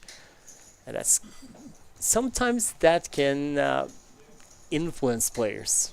Yeah, that can be intimidating, but on the other hand, those are kind of the spots you want, especially when it's a big stack to your right, especially on a re-entry event. you can be taking those higher variance spots, and you want players that are active and with chips to have that combination so that you can run a starting stack into a quadruple stack in just an orbit or two. This time he's opened King Queen, folded all the way around to Rajewski, and now on the button he folds.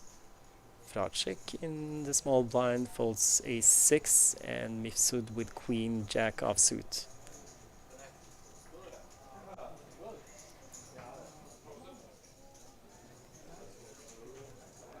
He defends.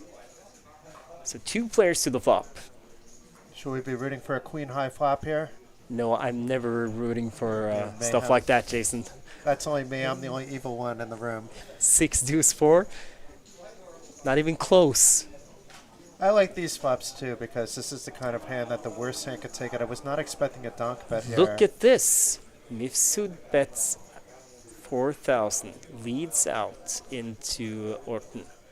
And that's a big blinds flop, Jason, and Orton lets the best hand go. Very nice awareness there. I wouldn't have been surprised to see like a check raise in that spot too, but I guess you don't want to be putting yourself into an even higher variance spot, which that would be happening on his stack size. But not only the free roll you can enter today, there's also a free spin offer to those who are interested. Are we going to do that? Yes, if you deposit 10 euros, then you get 50 free spins on Cool Racer. I'm not going to do that. I need to find somebody else to give 5 euros to split the 50 spins and then degen 10 euros and have some fun. I do like some of the slots games that I know are on Coolbet actually. But 10 euros worth of slots is my speed. I don't have a separate slots bankroll. No, gamble responsibly. I think that's moral. Folded round to Fracek on the button. Pocket deuces. Deuces never loses. Well, sometimes they do.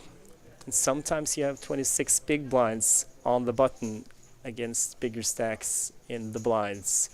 And it's always a little scary to open the button because so often you get put to the test in this spot. So he elects to limp the button actually. Especially when you have Mifsud right next to you in the small blind. He's one of those players that's certainly capable. And he is not only capable, Jason, he actually does it. He just shoves it all in with his pocket threes. And he had another, well, not short stack, but one of the shortest on the table in the big blind. So, of course, it's a risk. Sometimes the big blind wakes up with a hand. This time Orton did not, and we got a quick fold. But Fracek will be happy that at least he didn't put in a raise. I think a shove would have gone through. You're not calling usually with threes. That would have worked, but it's still too wide to shove, and I think actually Mifsud's shove, because it was effectively an open shove, being that it was a limp pot, was a bit too wide to risk 44 big blinds, or even if you're just thinking about the button open, to be risking 26 big blinds. And we have a new player in seat 7. That's a player from Iceland. Gunnar Bergesson. Yeah, so one Icelandic player out, and we get another one in. Gunnar Birgisson. I think we have a quota. We need at least one Icelandic player per feature table. I think it's fair.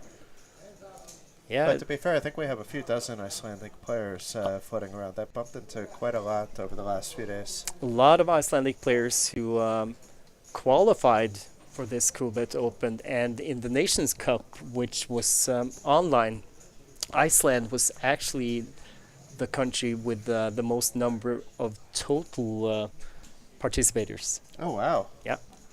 So the smallest country had the biggest number of players, and that's impressive.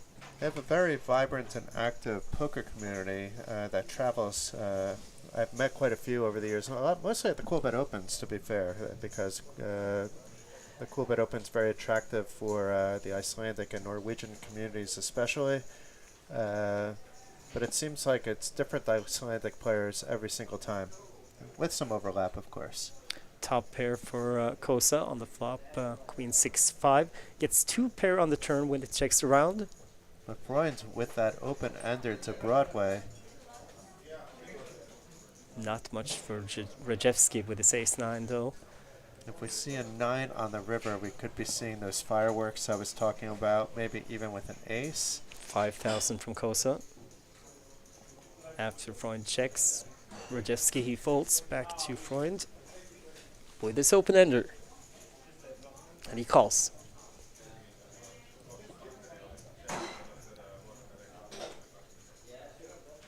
And it's a blank 6 of clubs on the river that may even stop Kosa from betting, but I think it'll go check bet fold here with top 2 is still good enough to bet.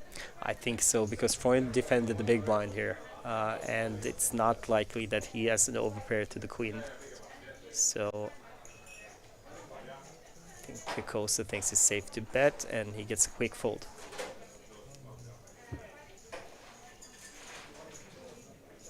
So only 10,000 who separates the two chip leaders at the table right now. I have to say we've seen some pretty good, solid poker over the first hour of the stream. Yeah, nobody has been really out of line. We had Mifsud who made a pretty big shove. That was kind of risky earlier on with the suited king. But apart from that, everyone has played...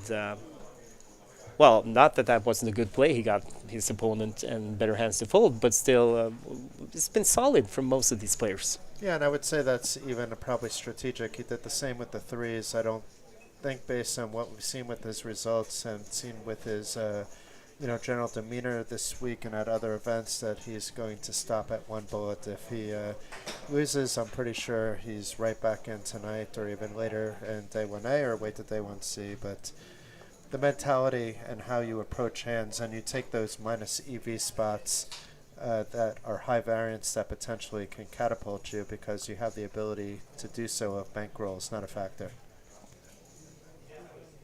Speaking of Mifsud, he opens here. From the cutoff, Urten folds the button. Freund folds the small blind. To our friend from Iceland in the big blind. Looks like he has defended. 10-8 jack. I'm sorry about the graphics. We don't know what the players have right now, but this is like when we were young, Jason, when we had televised poker. We didn't see the whole cards until the final table. Yes, that's true. And then you didn't see pretty much anything. You got to see at least the flop like we just did. So we got to see the flop turn a river and showdown hands. But and it would zoom into the chips, so we'd be able to see. But here we got to see now the cards. So it's pocket 6s. No, is it? Queen 8 from Queen 8, Mifsud, so he has the best hand on the board, 8-10 jack.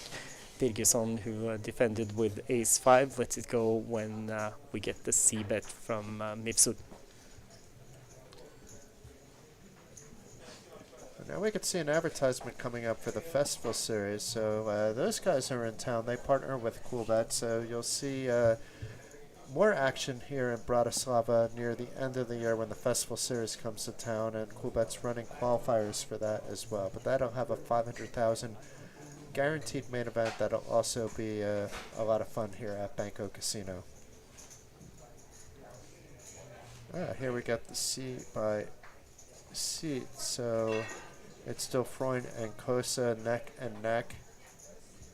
And we have a few short stacks now, but nobody that's really in super jeopardy that needs to be shoving at the moment. Everybody has a different point where they start shoving. Mifsud apparently is at 45 big blinds, but some of us are at 15 or 10 big blinds. Yeah, and I mean, it wouldn't be way out of line to shove over and open with like 26, 27 either, but sometimes you can even 3-bet and fold with that stack size. Let's say you're playing a $1 rebuy on Coolbet. Then you can be doing that, right? So it's like a matter of like, I guess overall how much you want to win. Like then you're really just playing for the win when you're playing that low. So perhaps it's really trophy equity, like not looking at it from like a chip EV perspective at this stage of the game. Yeah, and like I said earlier on, I mean, Mifsud, with all his results, all his cashes, which amounts to a lot, still misses that tournament win live. Well, there are dozens of trophy events here at the Coolbet Open, so hopefully he gets one this week in Bratislava. He is an interesting guy. Bit of a globetrotter. Yes. He folded this hand with pocket eights and 24,000. He opens. Freund. Ace King. Oh, this is probably going to be a clash. It depends on what somebody else wakes up. Really the only thing that might save Orton here based on his stack and who he's up against and the positions of both players. It just is such a spot where Freund can and should be 3-betting. And he does right? to 6,500. Button and small blind folds. Still have Kosa in the big blind with King 4 suited. He lets it go back to Orton now. I won't be surprised to see a fold. Now he goes all in, gets snapped by Freund. So it's a flip for Orton's tournament life. And now he has to fade. And if he doubles, he's an amazing Oh, Queen, Jack 7. Some more outs for Freund and hits the ace on the turn. Needs an 8, Orton, and another raise is overkill. We lose Elias Orton on level 8 on day 1A of the main event. Maybe we'll see him back in, though. We have some time today. If not today, we'll probably see him back in later in the event. But I would have played it the same way. If it's 7s or 6s, it's a different story. But 8's too strong of a hand against somebody that should have a wide 3-bet position. Just unfortunate that he actually had a hand, and then more unfortunate you couldn't hold on your weighted flip. And he has plenty of chances, like you said. He can hop back into this fight, day 1A. He could wait until 9 o'clock Central European time and play the turbo version of the main event. And then he can do it all over again tomorrow and Thursday if he wants and needs to.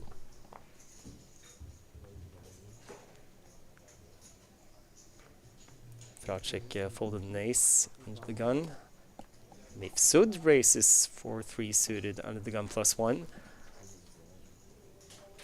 Birgesson calls with Queen Jack in the cutoff. Kosmic has folded to Kosa in the small blind, has Jack 10.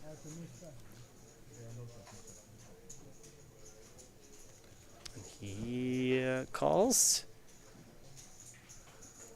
And Rajewski gets an insanely good price in the big blind. He has 8-7, and he calls.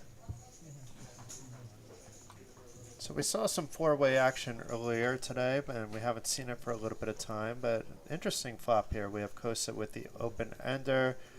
We have Björnsson here with a middle pair, and even bottom pair here for Rajewski. Checks around, and a 6 on the turn. So a gut shot from Mifsud now. I like this bet after checks around. Even if you're called or even if you're raised, you still have enough equity to continue along in the hand. And depending on who even calls, you could be just adding chips to the pot that you could take down at the river even if you miss.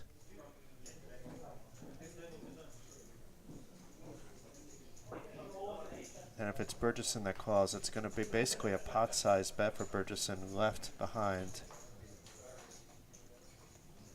He does make the call. And a king on the river. Pairs the board.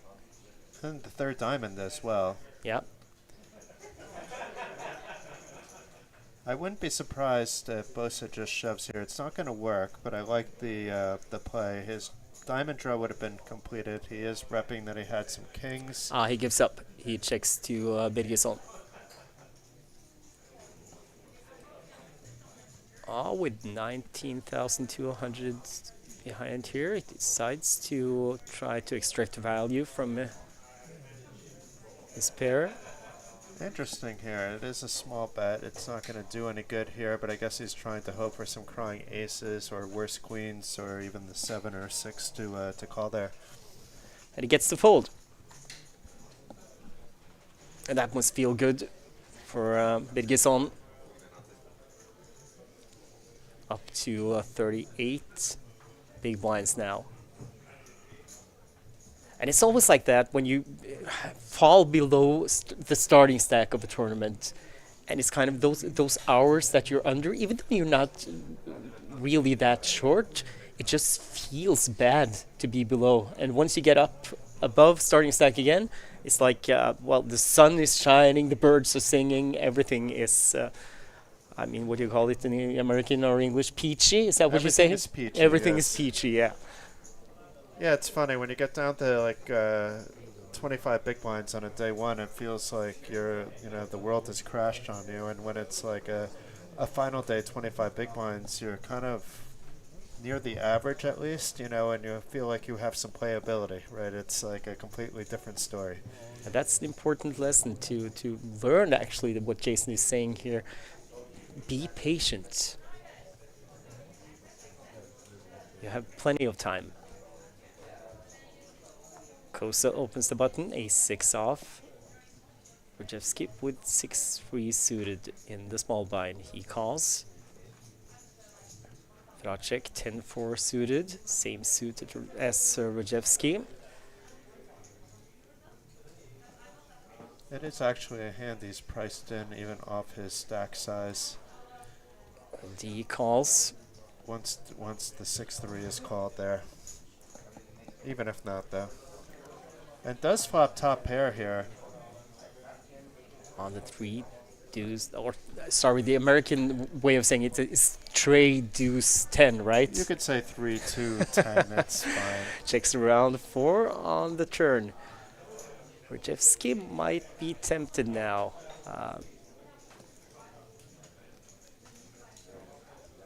If not, we know Vracek should be betting here with the 2 pair, but there's diamond draws. He has to be concerned with Rajewski still in the hand with a lot of straight draws. Even Kosa, we could see, has a 5 to the straight and would with any ace, but it's the 6 that he's actually got the straight to.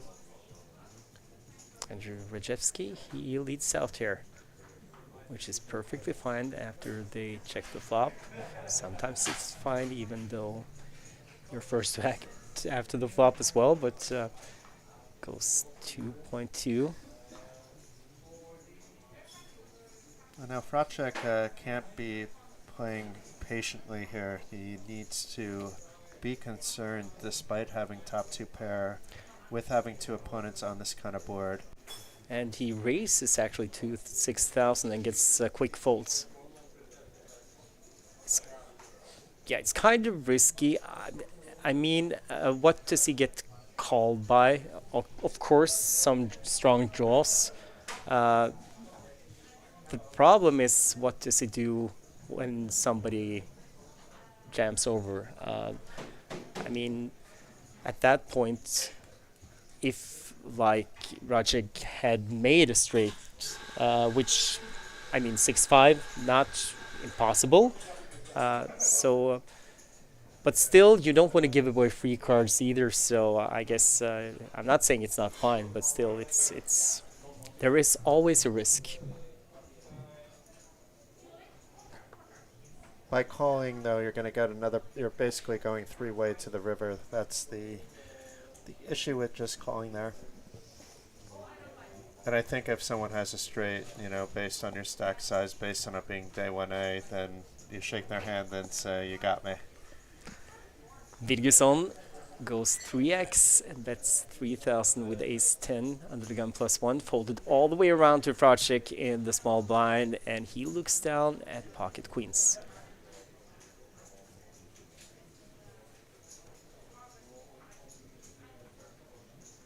I won't be surprised if he shoves here facing a 3x, but it looks like he will be reaching for a more standard sizing, but probably checking what he has in his stack. 32 big blinds is still big to shove here.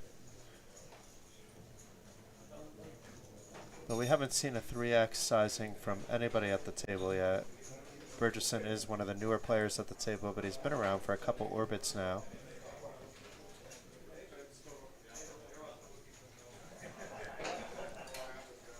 Sizes up 3 bets. Looked like 8.5 or somewhere around there. No, 9.5. Mifsud with ace-8 suited. That would have been funny if Fracek just decided to see if Mifsud would wake up with a hand like this, because then if he flatted, that would be a squeeze from what we know from Mifsud.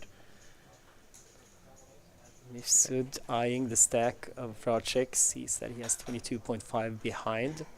Already 14.5 in the middle. And he shoves! Does he? He shoves! Oh my, showing a lot of heart, but it's a bit mistimed here. Yes, it is. We know that one ace is gone when Birgisson folds here, because I think he's gonna fold, or not. Takes his time. And he hasn't been on the table that much to know that Mifsud has jammed 2 other times before at the feature table.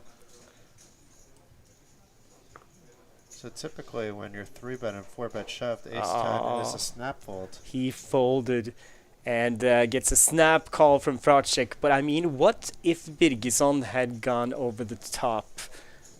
What would Fracek do with his queens, the way this hand was played? But still, we'll never know.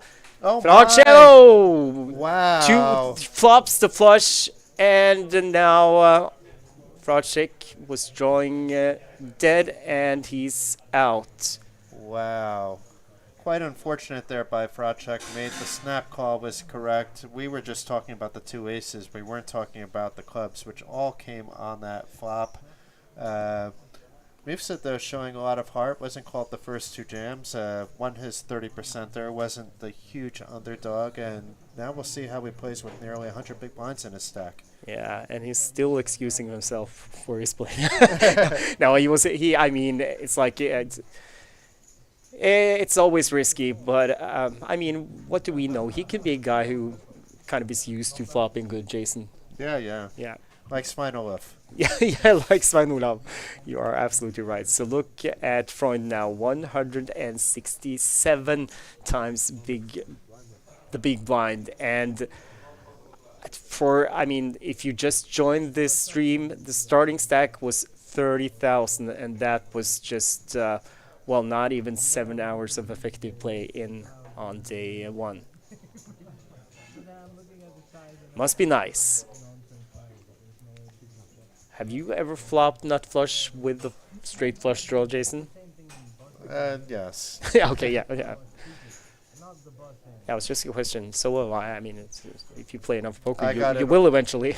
I got it all in last night with top 2 pair, and then hit my river to beat a bottom set. I thought you were telling a bad beat story now when you started out that way. No. I can have some run good as well. Rajewski with ace-4 opens the cutoff.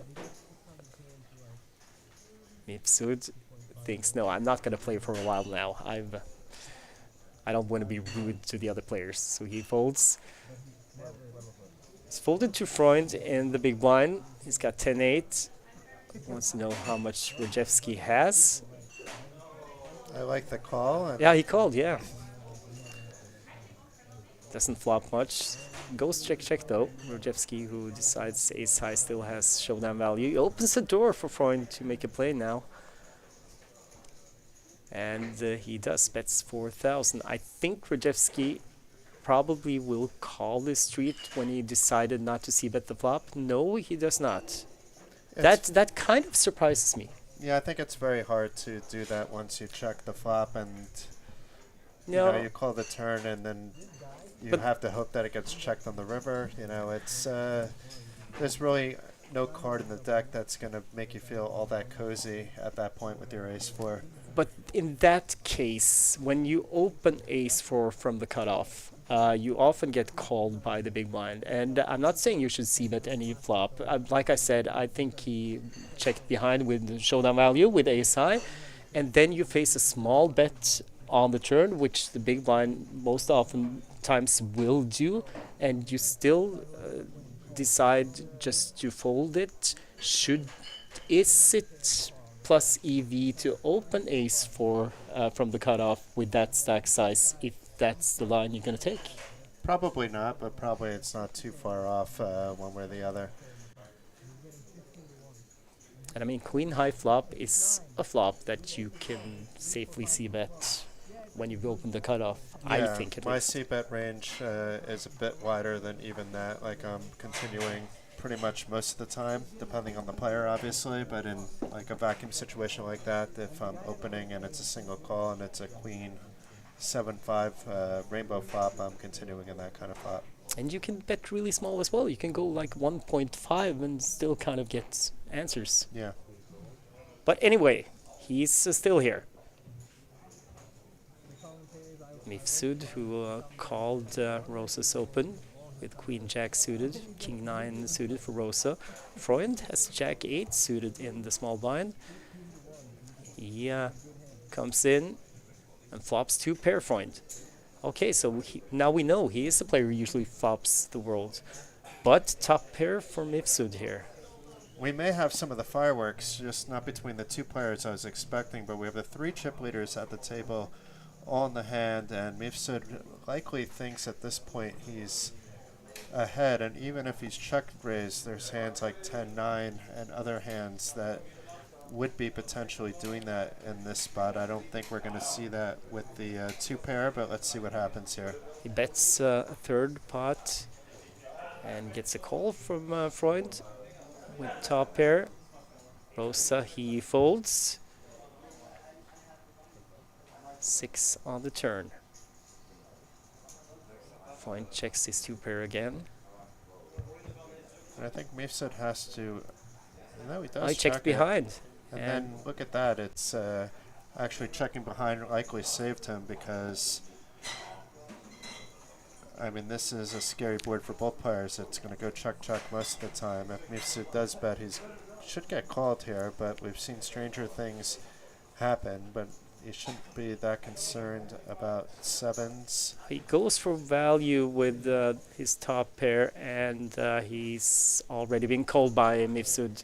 No, by Freund. So check call was the line from Freund all the way with his 2 pair.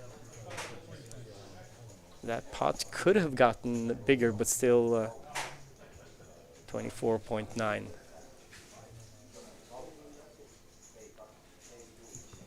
Oh, and look who we have here in C3. Oh, it's none other than Øystein Brenden from Norway, who's had an incredible year. Yeah, he's. I've seen him in quite many places over the year, and let's just say the smiles have gotten bigger and bigger as the year has gone on. Yeah, the whole thing kind of started with a 3rd place in the Norwegian Championship last fall. And that was a field of, well, a lot of players. I think something like, I don't remember exactly, but at least 1,100 players or something, somewhere around there. And a lot of talented players, too. I mean, you had even Espen Jorstad, the 2022 main event winner, was in that one. And no, he was in that one, yeah, but a lot of talented players, you're absolutely right.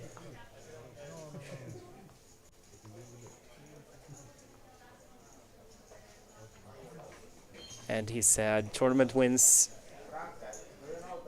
in Malta that's not too long ago, and also some other really good results.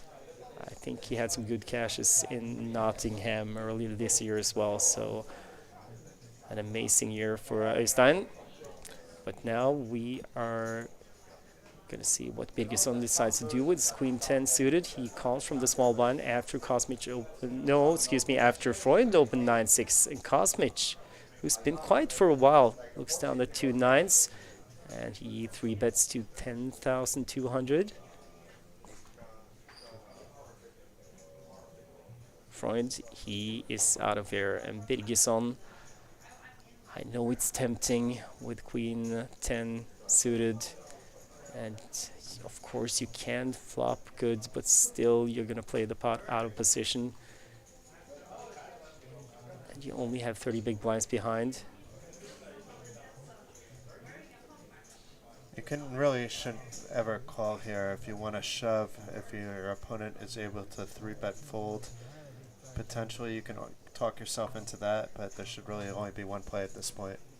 And Gunnar Birgisson, he comes to the same conclusion as you, Jason, and he folds.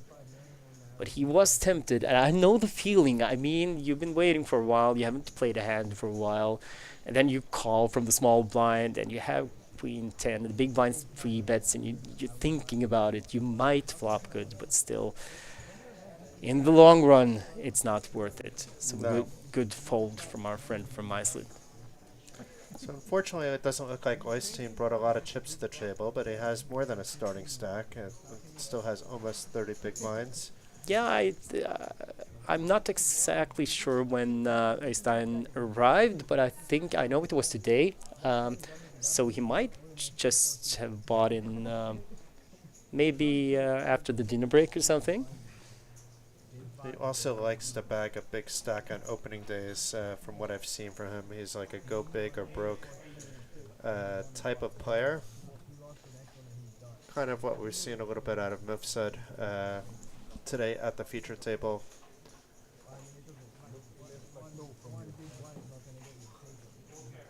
And typically once Oystein does have that stack, he knows what to do with it. Yeah, and after winning the main event in Malta in May, he can afford a bullet or two. Yeah, maybe even 3 or 10.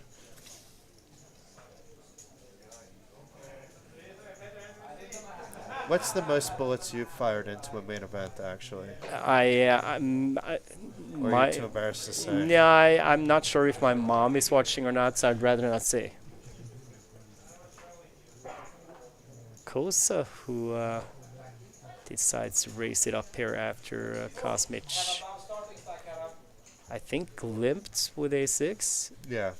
And then he gets the fold.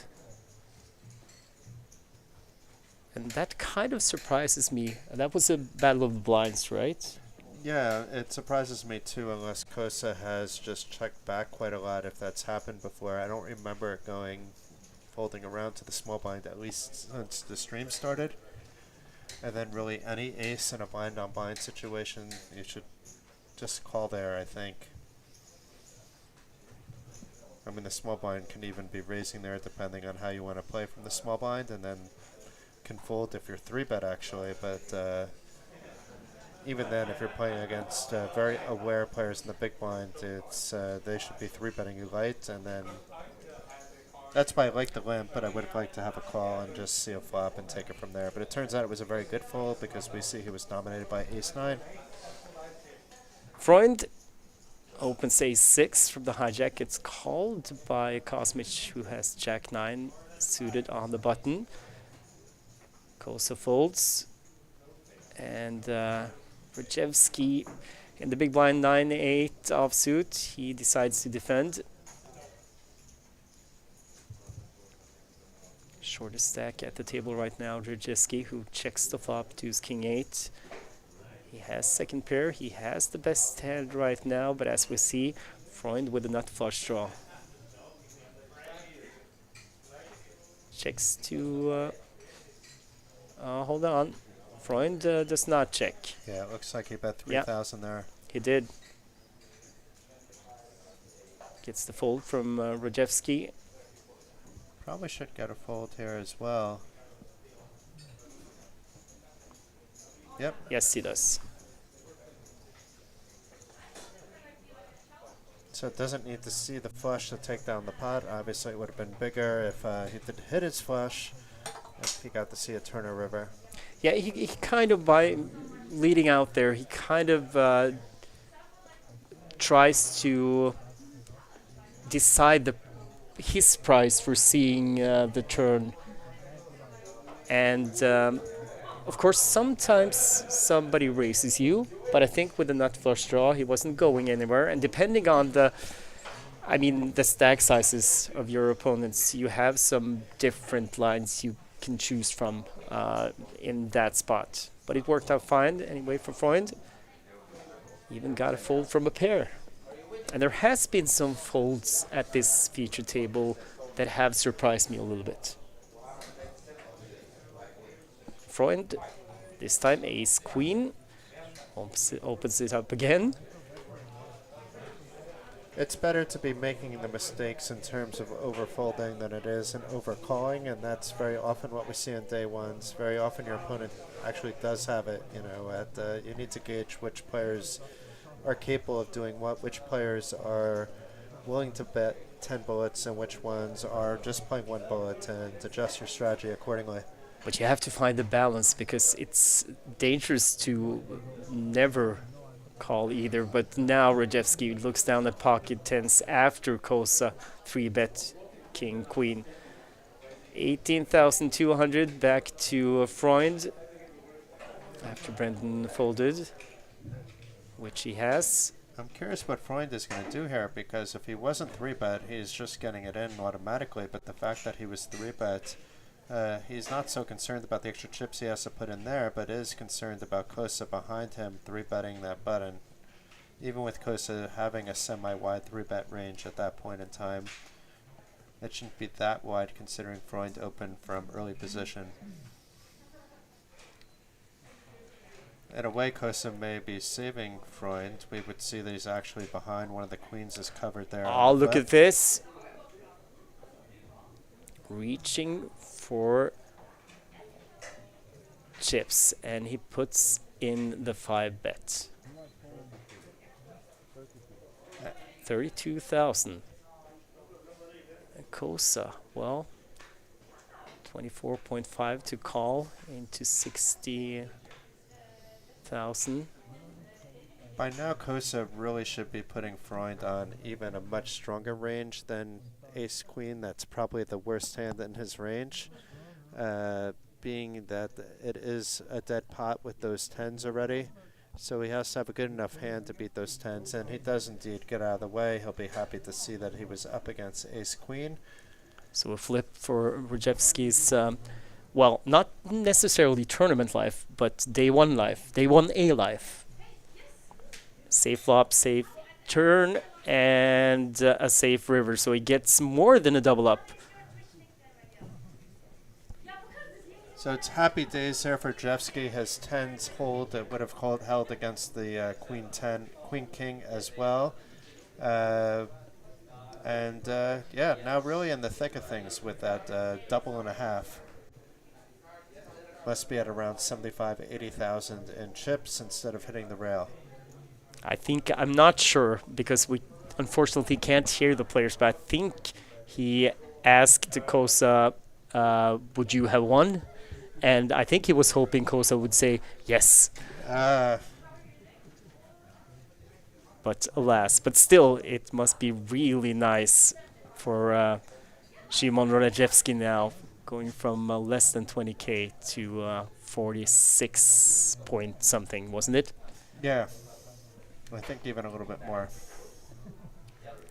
And Kosa, he was the chip leader when we got this table as a feature table after the dinner break. He's not chip leader anymore, but still he's the one who's been most active pre-flop, and no surprise that this man is up there as well. Freund, who still is chip leader even though he doubled up Rajewski. Birgesson, pocket eights, he opens. Kosmich folds. Kosa, I don't know what that was, but either he was scratching his beard or he was being really rude. I hope he was scratching his beard.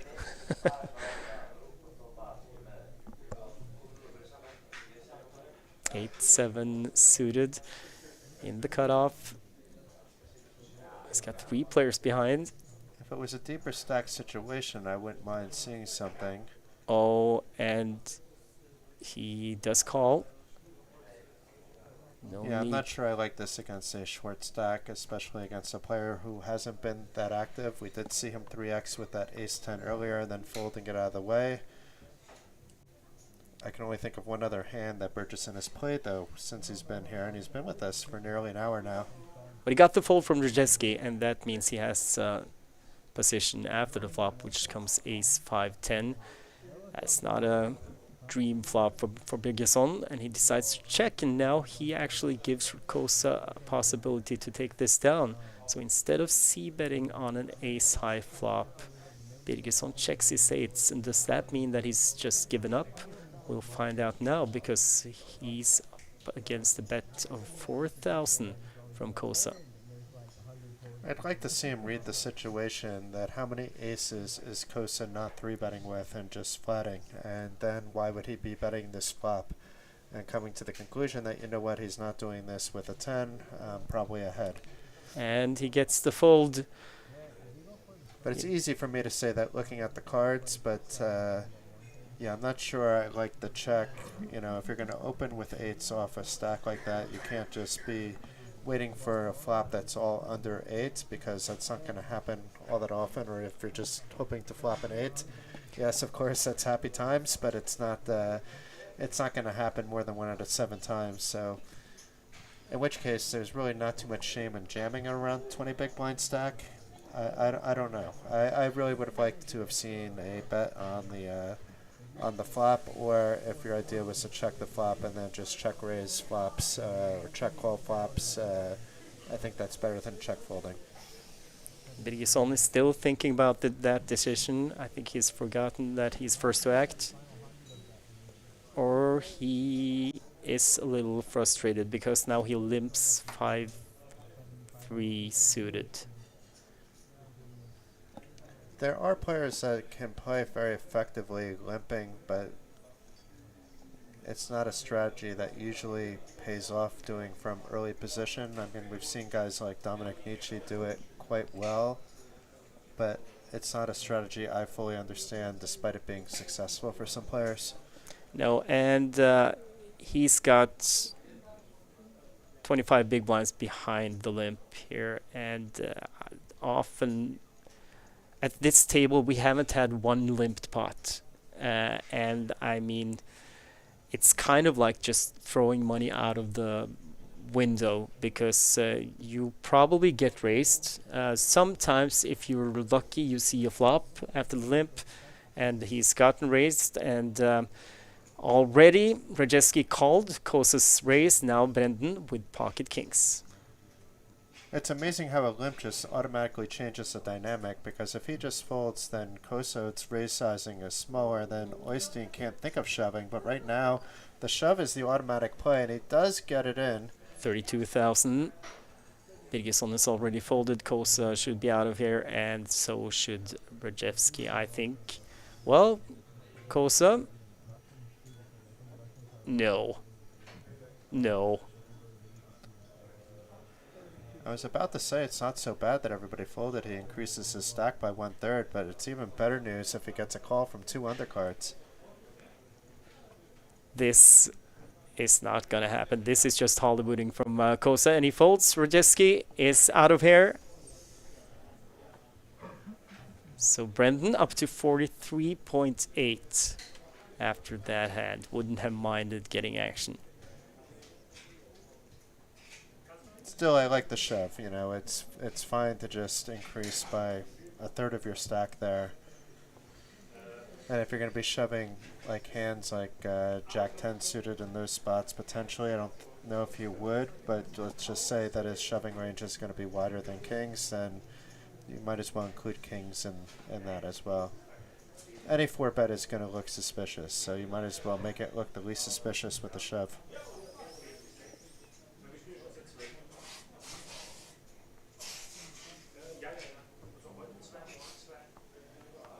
Okay, Kosa takes a break after Kosmic folded.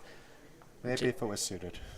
Yeah, maybe. Well, we've seen indications that he likes to play suited hands. Rajewski folds. Brendan with 9-8 and a bigger stack in the cutoff. He folds. Mifsud hasn't played a hand for a while, and he doesn't get to this hand either. 9th tray, and it goes in the muck. Ace King suited for Freund in the small blind. And we know we have a player in the big blind who is steaming a little bit still, I think. Maybe not steaming, but he's a little hot. But it's not the kind of player where I think you could be setting a trap with just a limp with the ace king, because he's not going to be falling into that trap per se. So I do like the raise. Freund, he raises, and Birgisson, he's disciplined enough to fold 7-5 suited.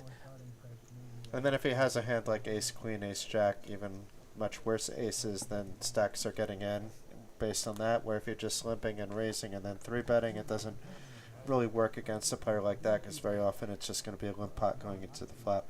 Meanwhile, if it's Mifsud in your big blind, we've seen him raise anytime it's limp to him, including jamming once from the small blind when it was limp to him from the button for, I believe it was like more than 40 big blinds at the time. So that's all player dependent.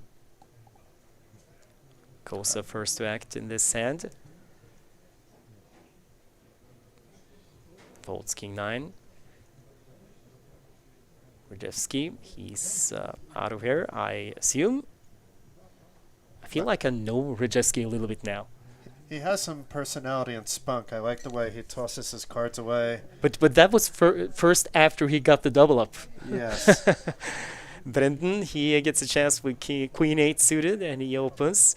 Folded to Birgisson in the small blind. He's got Ace 3 suited. He calls, and Kosmich with Queen Jack. In the big blind, he decides to defend. So 3 players to the flop. 5, 6, 8.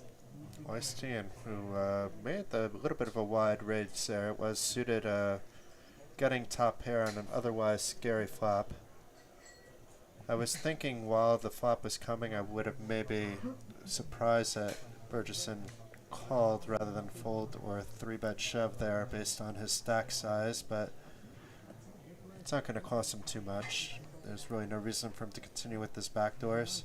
Checks to Brendan, he bets 3.6 and gets quick folds. Meanwhile, the free roll is still going on, and you can still late register for another 15 minutes. What you do, go into the Coolbet client and look up Coolbet Open Free Roll. There's a $100 festival ticket to the winner. Lots of tickets all the way to 23rd place, and some beautiful cents from 23rd to 35th place. And the password is Bratislava. No, it's not. It's Slovakia with the capital S.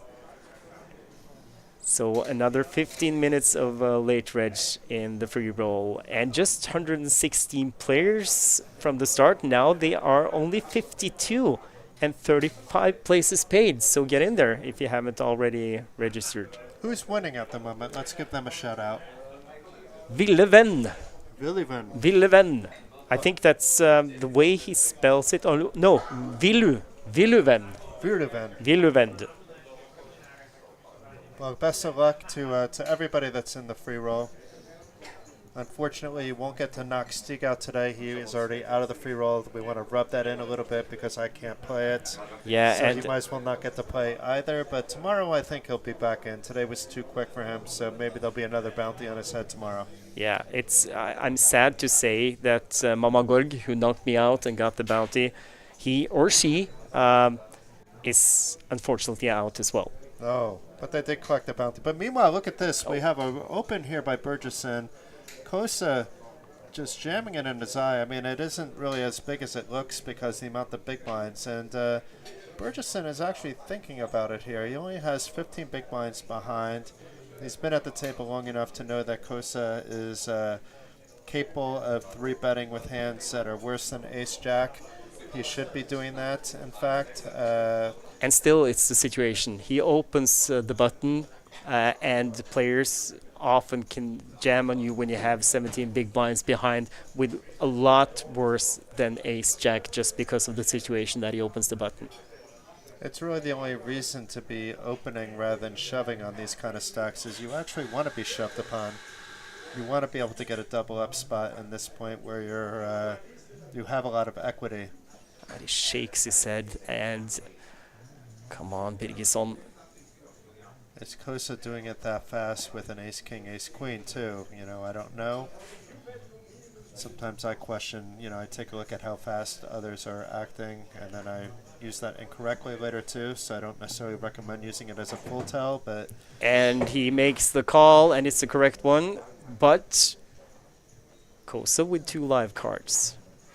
Yeah, it's really a coin flip in this spot. Burgesson can't feel all that comfortable. I do like the fact that he called. They'll be in great spot with a little more than a starting stack if he can get his ace-jack to hold here. And the king on the flop, 2 spades. That could be some help. He also has a gut shot. So 2 pair for Kosa would give... ooh, that's not a good card. Well...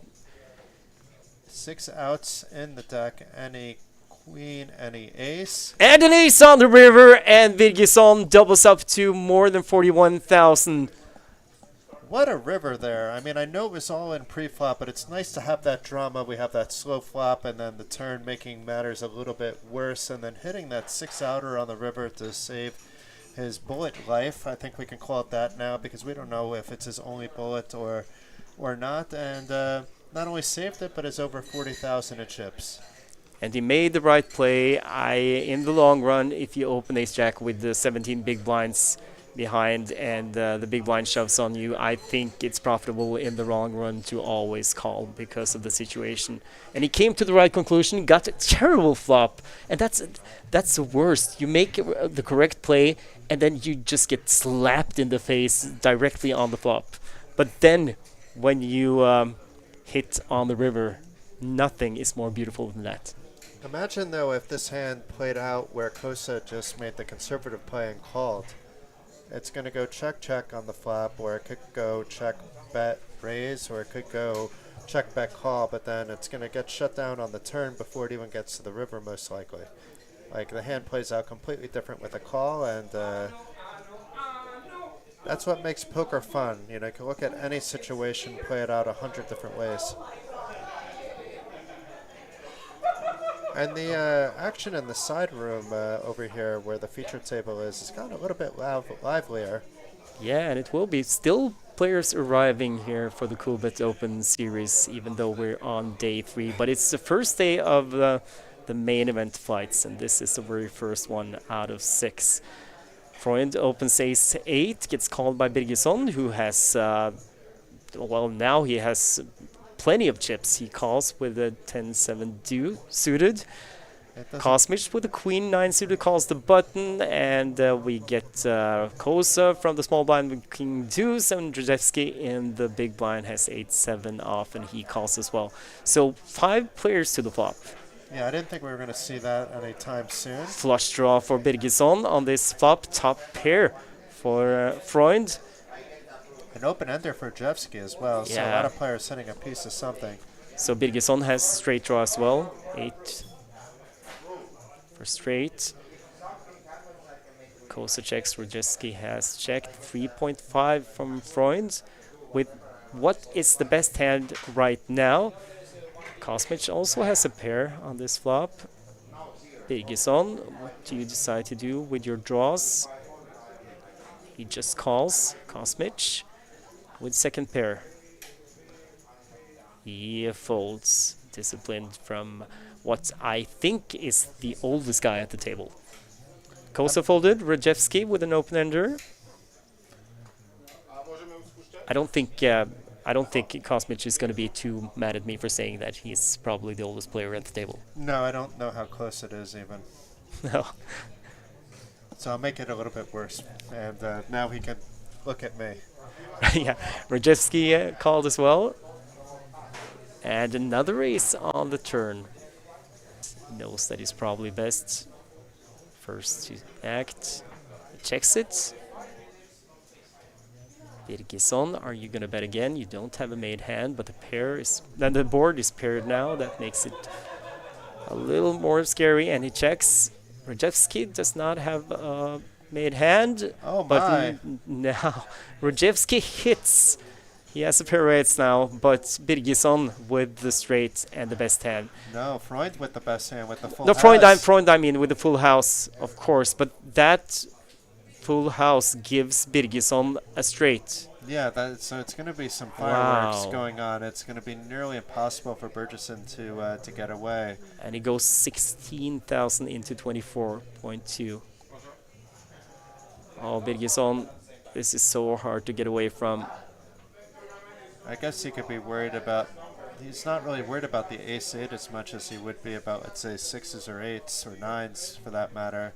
But and remember, he's ahead of a blank ace, so there's hands that he's ahead of that would still be betting here. yeah, but I mean, Freund checked both the flop and the turn. So I would say this is almost impossible to get away from. The question I think he's thinking is whether I should call or shove. Like, I don't think a fold button is there. No, I think you're right. And I think you kind of just have to call, because if you shove, you're... He shoves, Well, and he's going to get bad news. Rajewski has folded, and Freund has already called. And we unfortunately lose Birgisson. so after winning that flip with the ace-jack against king-queen, he decided moments later to play that 10-7 suited, and that got him into a little bit of trouble, but at the end it was really just a cooler, and whether he had like crumbs in his stack or lost his stack is kind of irrelevant. It's very hard to get away from, and we hope to see him later in the week, so hopefully he'll get back in, or maybe he's one of the players that we'll see in one of the other events that we're commentating. Yeah, Gunnar Birgisson with a roller coaster of an appearance on the feature table anyway. He found himself pretty short and got the double up, and a few hands later he's knocked out.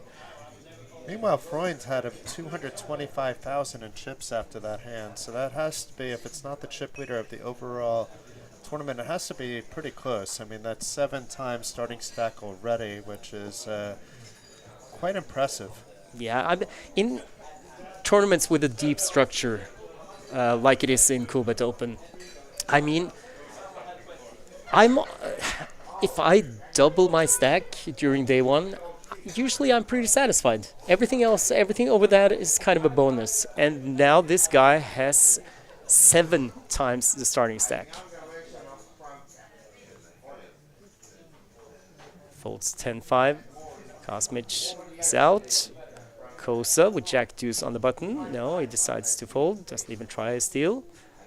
Maybe he knows who Øystein Brendan in the big blind is. I'm not sure. Let's see what Rajewski does. I think he limped with King Tray. 7 tray for Brendan.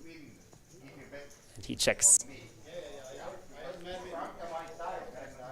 So Øystein can be a little feisty in the blinds at times, but not with the 7-3. No, and top pair here for Rajewski. I don't think Brendan is going to do anything else than fold when he's up against a bet of 1,200 from Rajewski.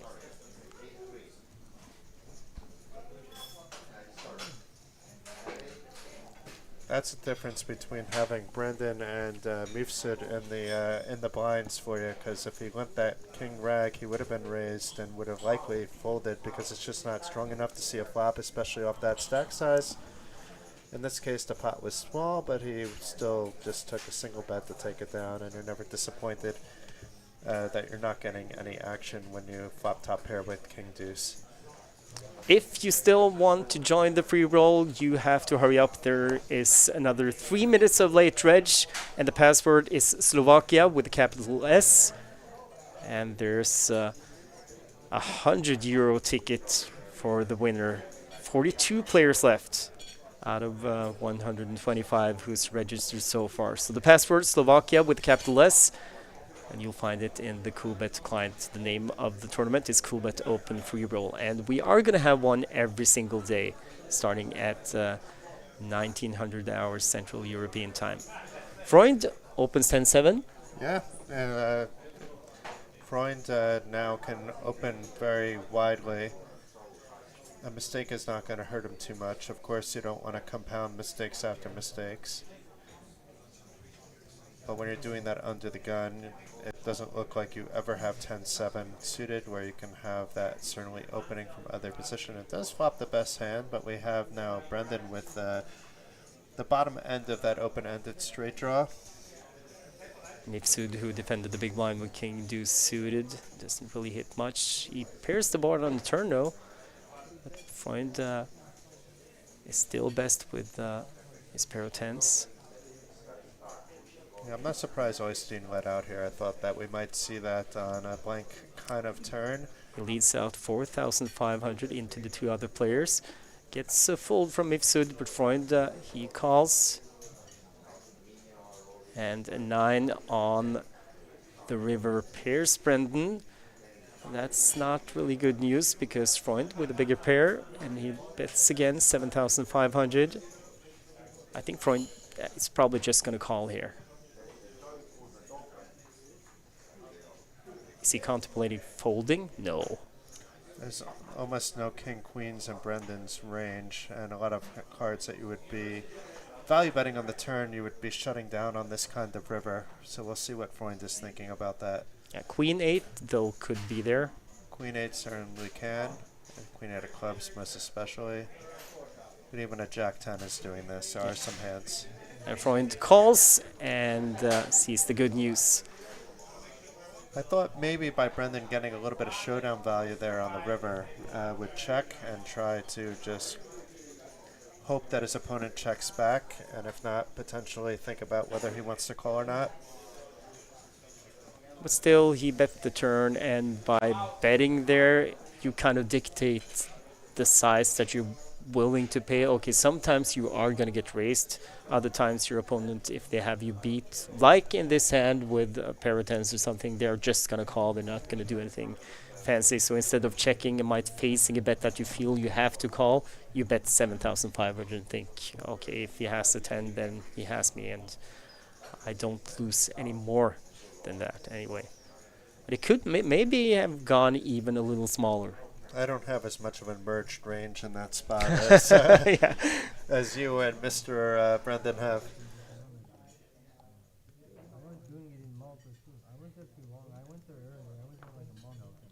If I'm not in the small blind or the big blind, then I think it's much different. Because I'm betting then turn on that kind of hand, and then I complete it. If it's a complete blank, then I like it as well. Yeah, Rajeski with a nice hand, Jack 10 suited, he opens the cutoff. Brendan, he folds Mifsud, he calls with Queen 8 suited.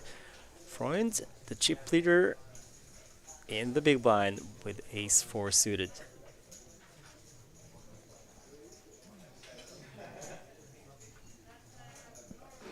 He likes just to call. And the flop comes ace high, top pair and nut flush draw for Freund. Pair of queens for Mifsud, backdoor flush draw, goes out, checks quickly around, 6 of hearts on the turn. That did check quickly around, and it was a dream flop for Freund, but now less dreamy on this turn. And he checked again. No, he bet 2,500. Rajeski called with his gut shot.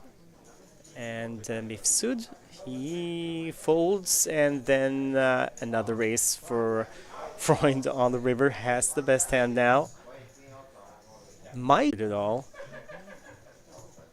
He does call, so he did get some value there. That's very interesting. Yeah, but it was not big.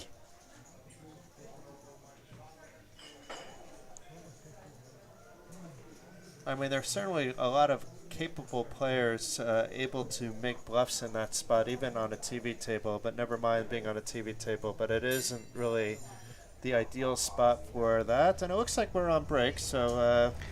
It does. We'll be back in 15 minutes here from Bratislava in Slovakia.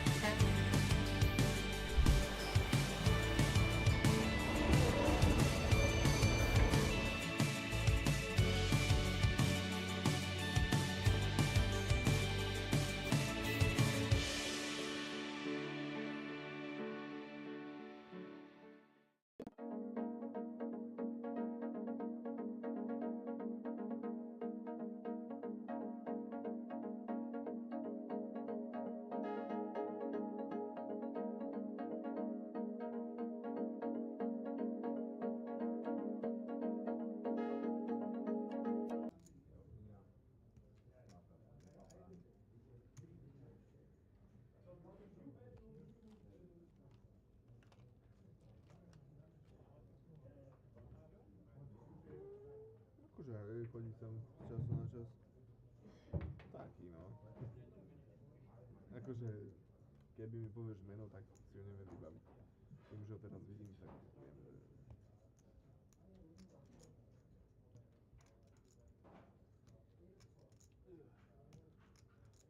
Zdravičko. Som Peťka. Hej, hej, hej. To celý stôl nám prehodili sem. No. Tie isté city máte tam. Toto je výsledek. Toto je moje. Malo by to tak byť, hej.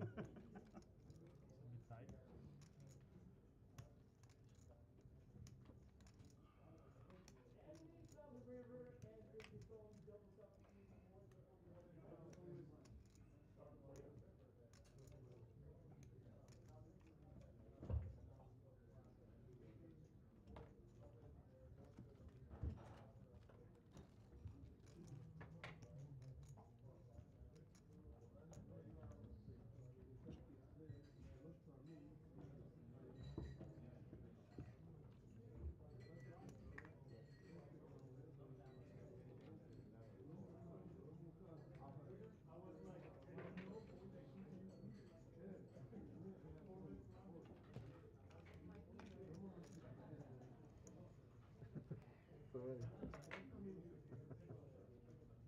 I think this will be yours, no? What's your name? Severson. Yes, this is yours.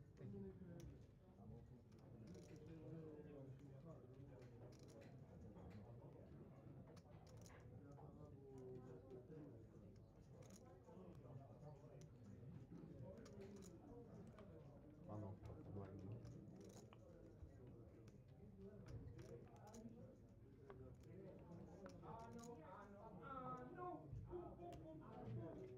Oh my god.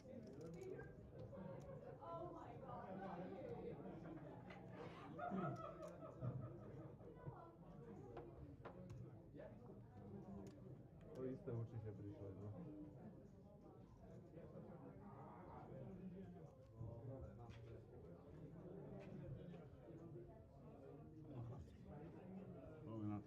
Okay, gentlemen, before when we start, please all electric things, mobiles, everything put on the table here.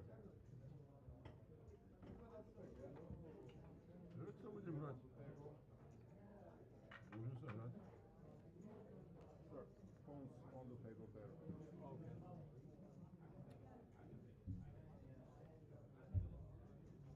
Bohu mi nedá pošetriť, nepotešil som. Ani ja vás nepoteším.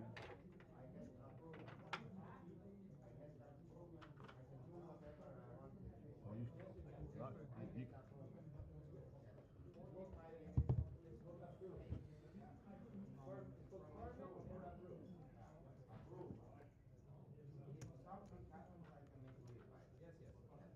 But I get the Kabul, I can do whatever I want, 45 minutes.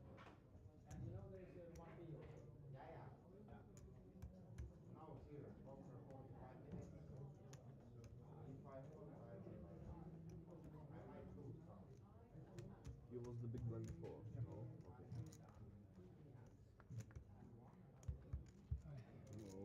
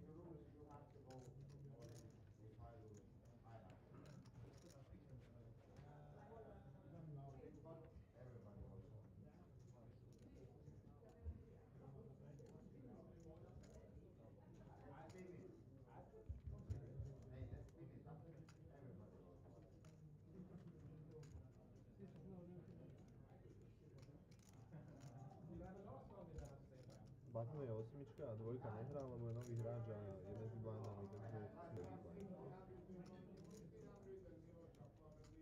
Začíname. 11 to neviem.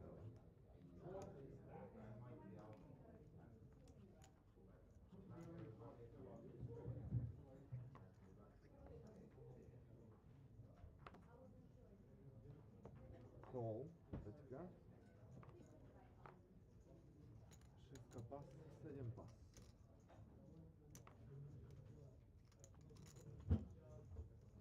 8 tiež. 3 tiež. Check.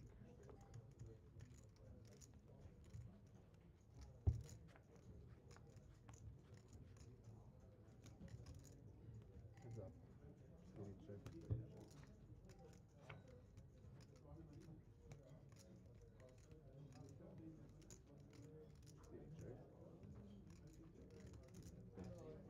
Check. 3,000. 3,000.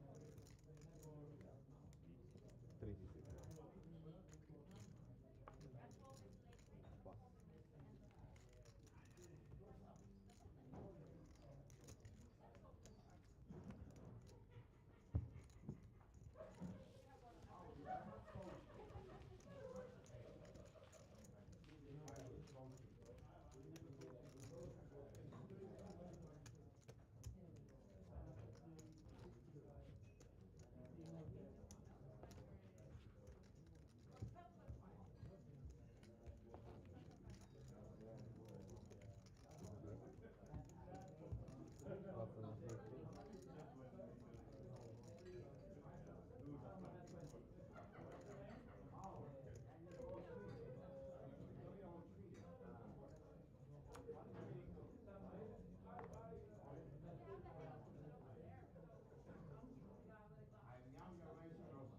Šest race, 3,200.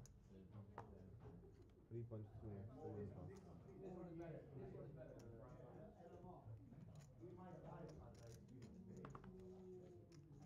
Osem zahodil tiež.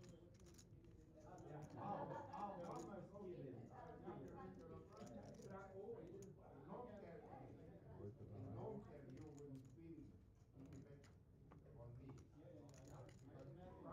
call, dvojka.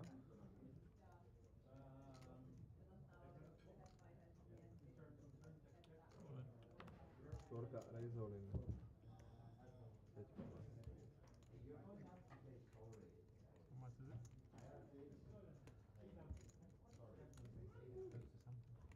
30 something. 35. No,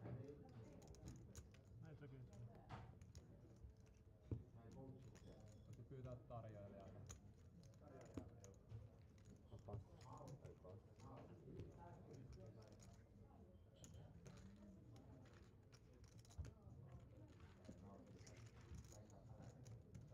Tai tuo mun lasi vettä. Mä oon siitä kakkosta.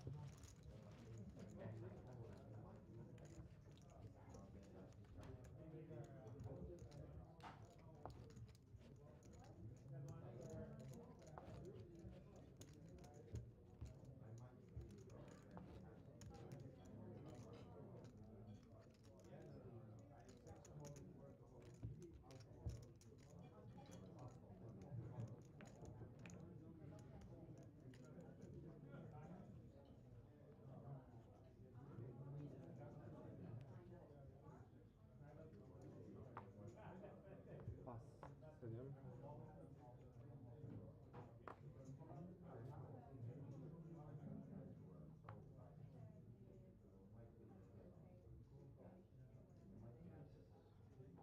Osem race. 3.6. How much? 3.6. 3.6. 3.6. Dvojka, dvojka.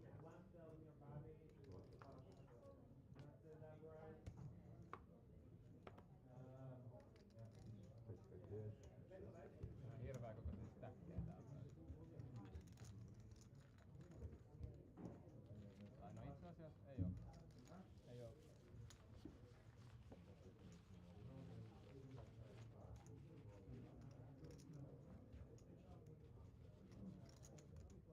Big man.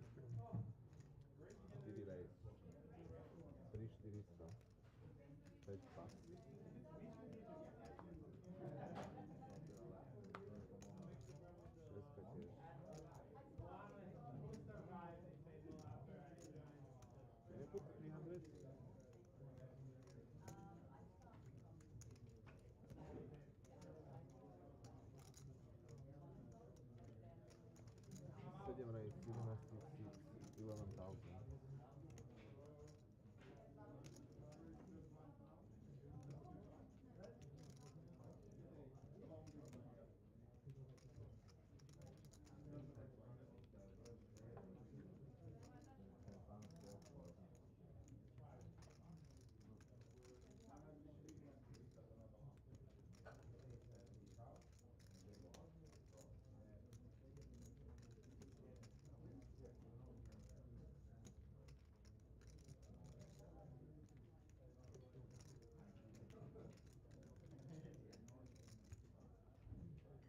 Log.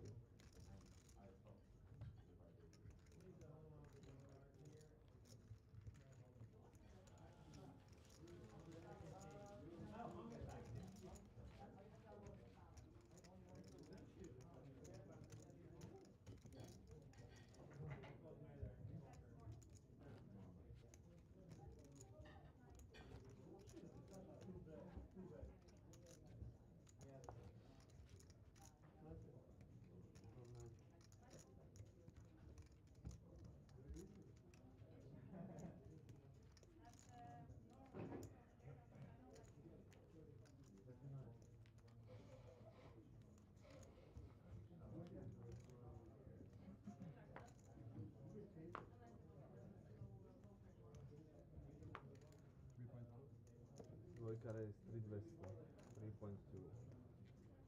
Fast station. Peťka tiež. Šestka tiež.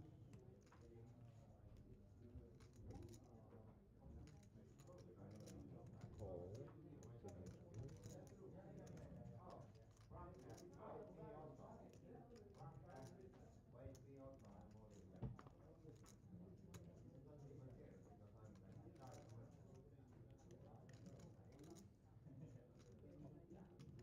Osm call.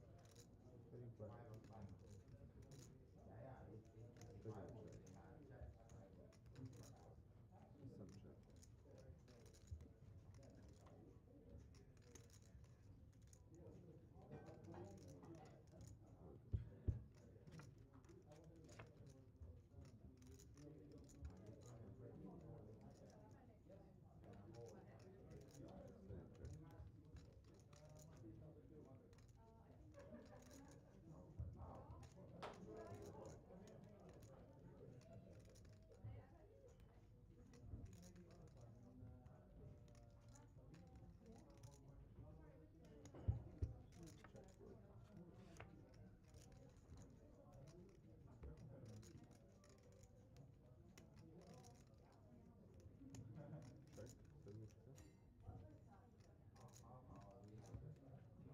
Check osmička a check dvojka.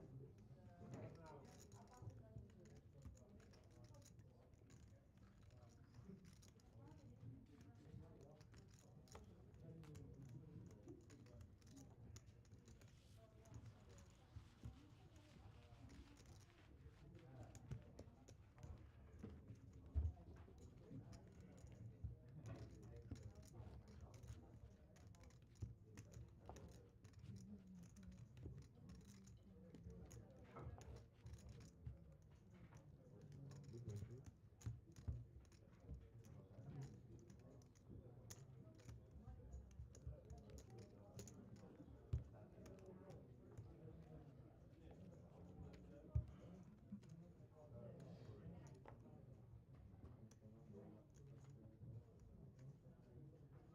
Dvojka pas.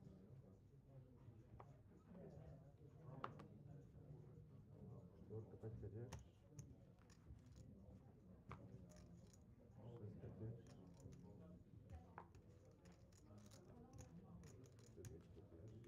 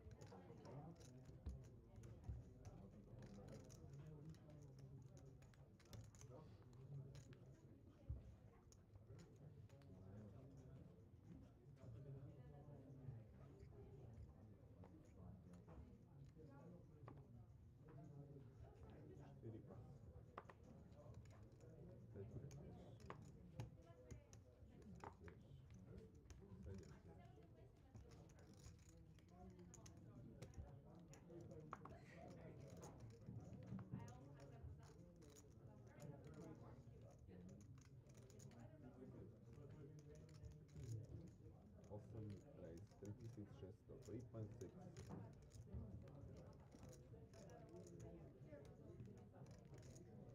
Dvojka pas.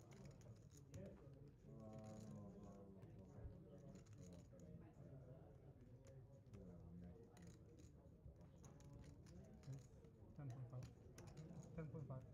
Raise, this is a fold. 10,500.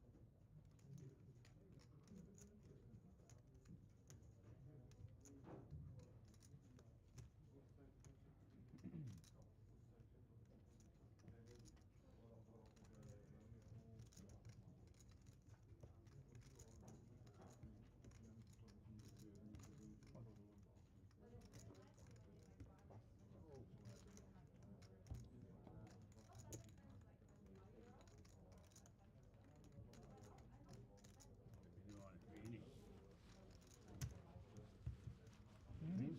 Huh? Pocket queens? Ah.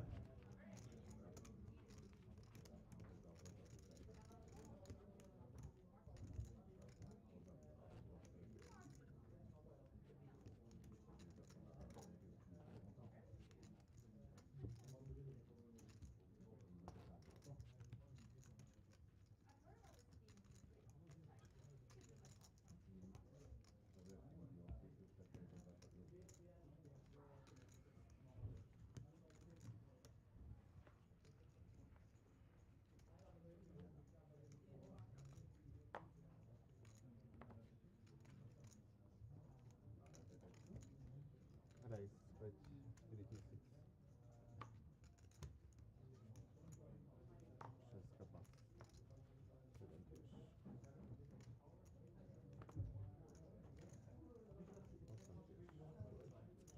Trojka.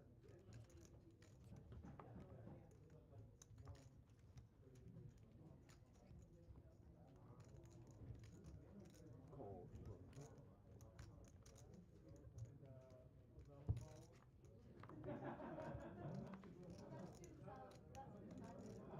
Heads up. Trojka check. Destka späť. 4000. 4000.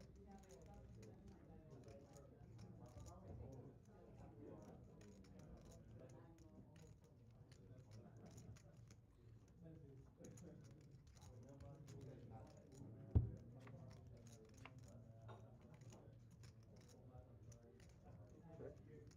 Trojka.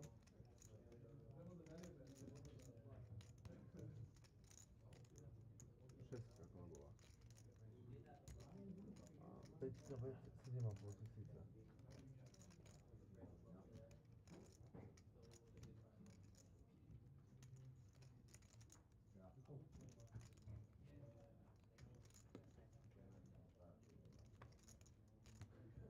Štvorka pas. Peťka.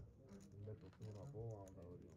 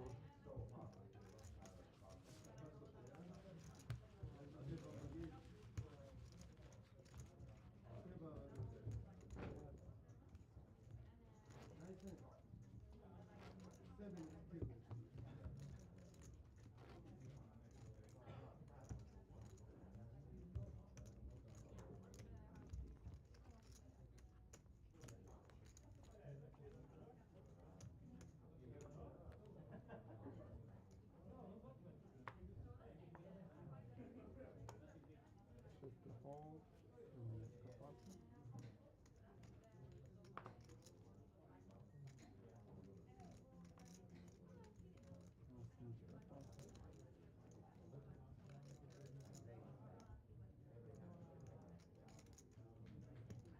Dvojka raise, to je 3,5.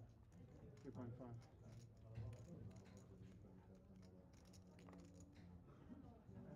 Три, четыре, пас. I saw you laugh. I'm probably not gonna be at least aces still.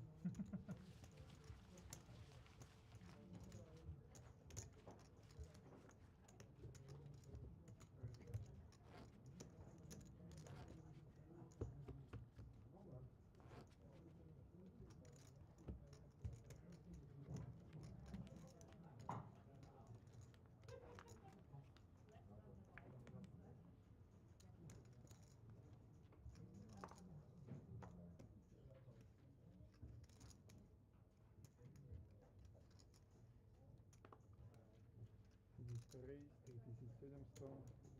3.7. Awesome fold. Dvojka pas. Trojka pas.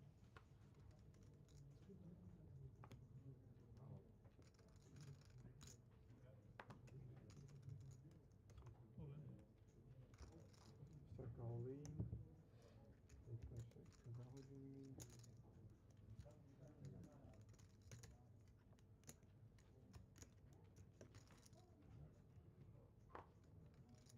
Jednička pas.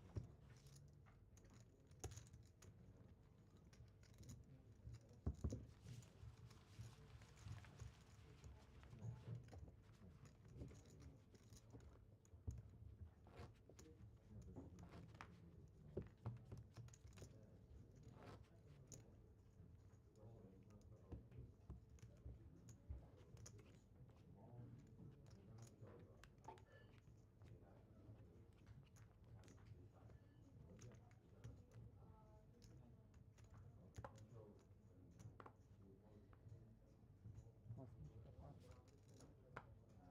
Devojka pas. Osmička tiež.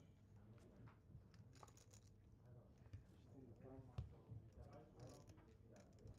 Pětka pas.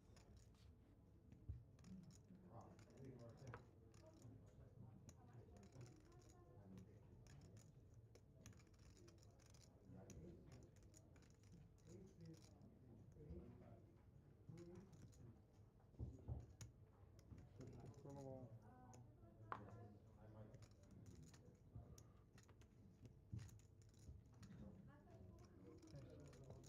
Sedmička raise, 5000. 5000 raise.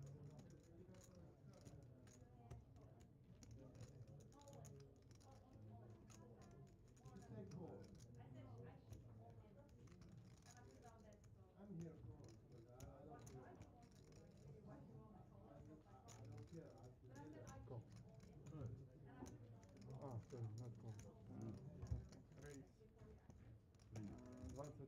20,000. 20,000.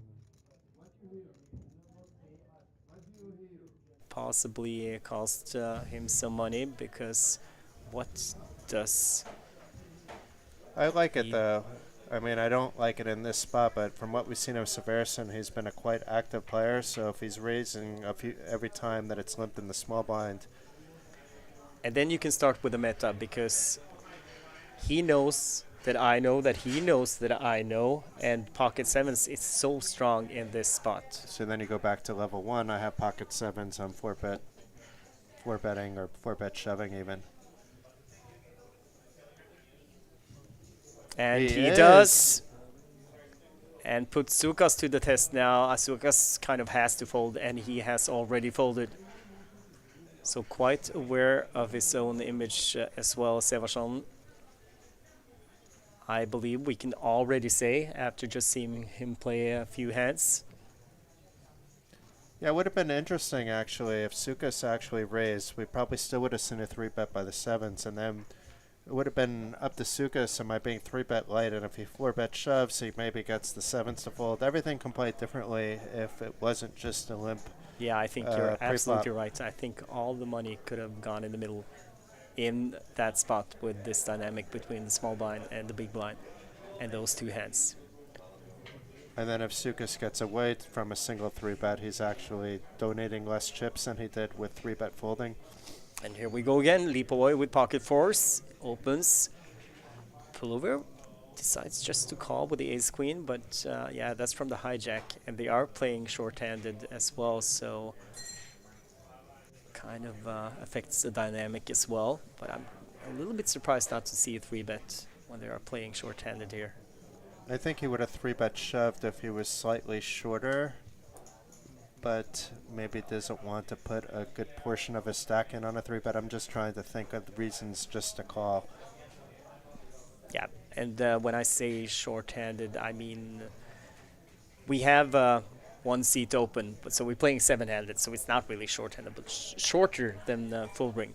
But look at this flop here for Cartes. If the Jack 8-8, he has an open-ended straight flush draw.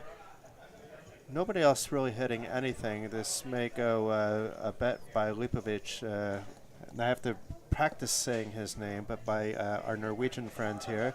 I've struggled as well. Lipovoy or Lipovoc, it might be.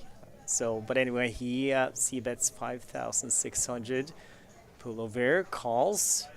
That's an interesting call with no diamond in your hand. And Cartes, both the other stacks smaller than his, so he does not have the effective stack.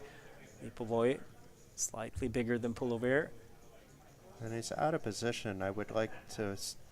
Wow! Oh, he just folds.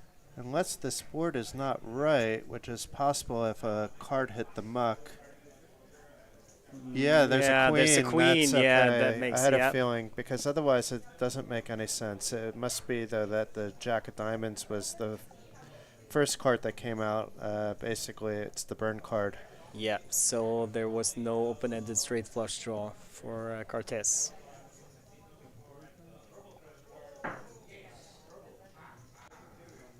That changes everything we said about this hand, in fact, because ace-queen now is super strong and makes perfect sense that Eric called with his ace-queen, where we were surprised that he called. That makes sense that he's going to try to get some value now,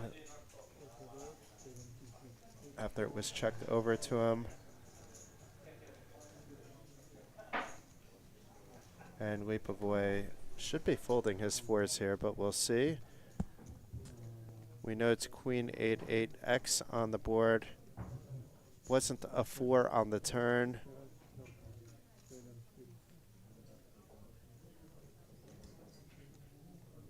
Deep in thought, though, about his fours. Is he going to...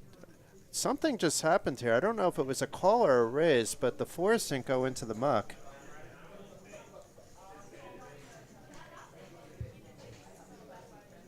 Well, I guess if we can see it from the top here, there might be... Oh, it is a 4 on the turn. It is a 4 on the turn. Wow, and it's an all-in on the call. Wow, so huge cooler here. Queen or 8. That's the cards he has to fade with his set of 4s. No, with a full house, of course. And...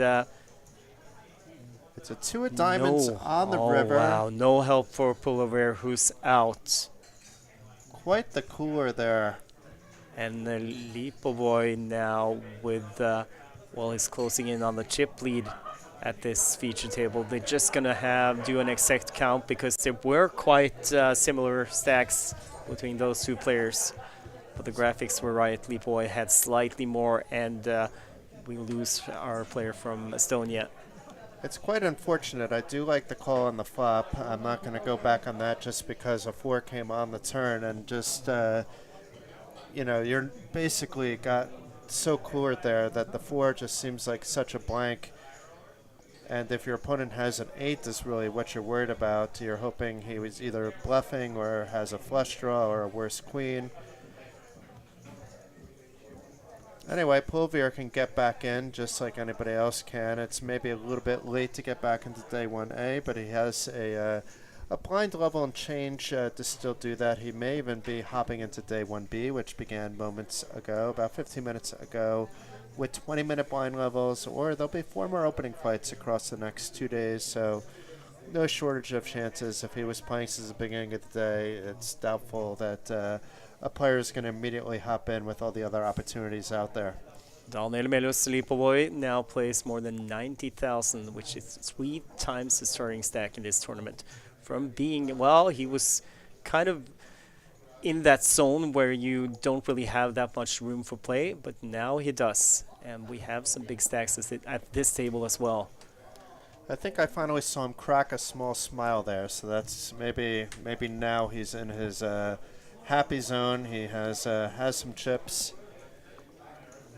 Based on how we've seen other players react to him, I think that we will see some activity from him now that he has a stack. It's usually called chirping chips. Chirping chips. So now we are playing short-handed. 6 max poker. Some players love it, others hate it. For a cash game, I love 5-6 players. That's like the happy zone. For a tournament, I've done well online in these 6 max events, but I always feel like completely out of my comfort zone, but which is maybe why sometimes you do well, because you're thinking harder about things that are more routine when you're playing mostly full ring. It's a beautiful thing if you are the big stack at the table. If you are the short stack and you kind of have, well, like some of the players, like a little more than 20 big blinds, I hate it. It's the worst. But for like a PLO tournament, I prefer it actually to be 6-handed. It costs you 3,000 to play around now, and that's a lot if you're playing like 20,000.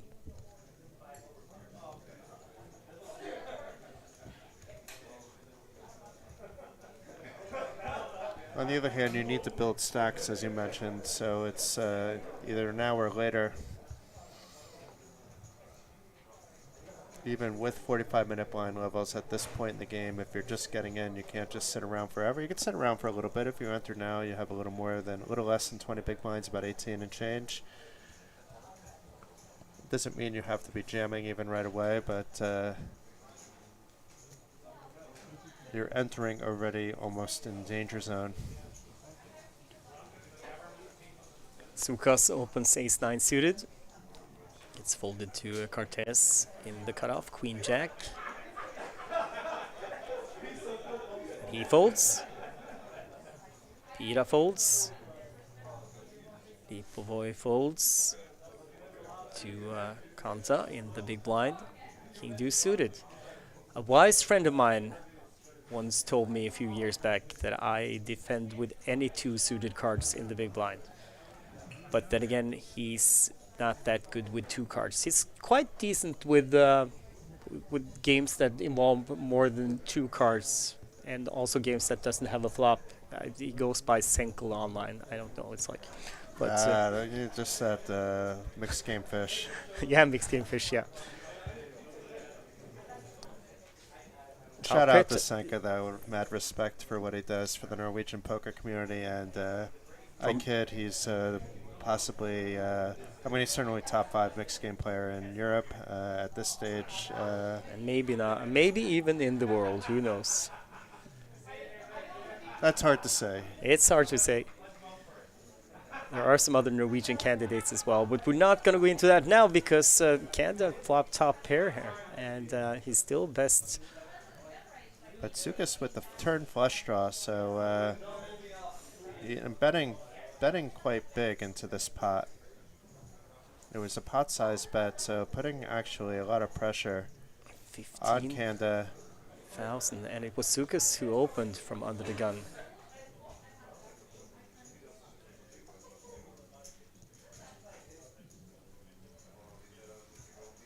It's very hard. I mean, even if Canada thinks he's ahead, yes, he could be drawing dead actually here. Because The delayed C bet from Sukas, it can mean so many things in this spot, but finally he makes the call. And an ace on the river. Wow. So not the club. The club maybe would have helped, but I think now he can get away if Sukas shoves or comes close to shoving. Maybe he's going to try a smaller value bet, but it does check it back. That's the safest play on this kind of board. Your opponent is calling with Jack 10s that hit the Broadway, is calling with hands that they're going to call the river with, like King Queen. And Kanda sees that he was a little unlucky on the river. And that was a big pot for Sukas.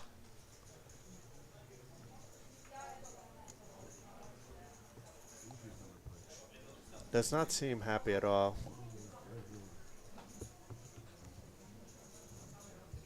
And Sukas with the chip lead, and I think that's the clearest chip lead we've had on this table, at least.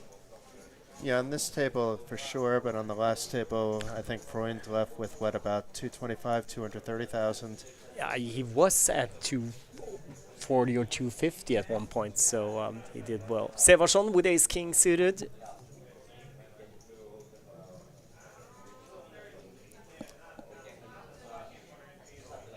Happy days when you're an aggressive player and you wake up with big slick from early position. Yeah, I guess we suspect that he has been the chip or the table captain at this table prior to them being moved up as the feature table.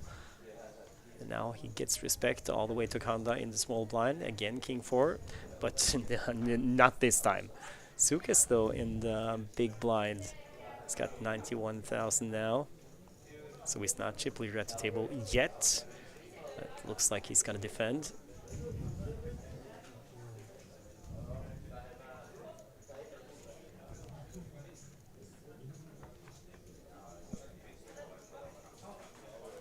King 9 deuce, top pair for Sevarsson.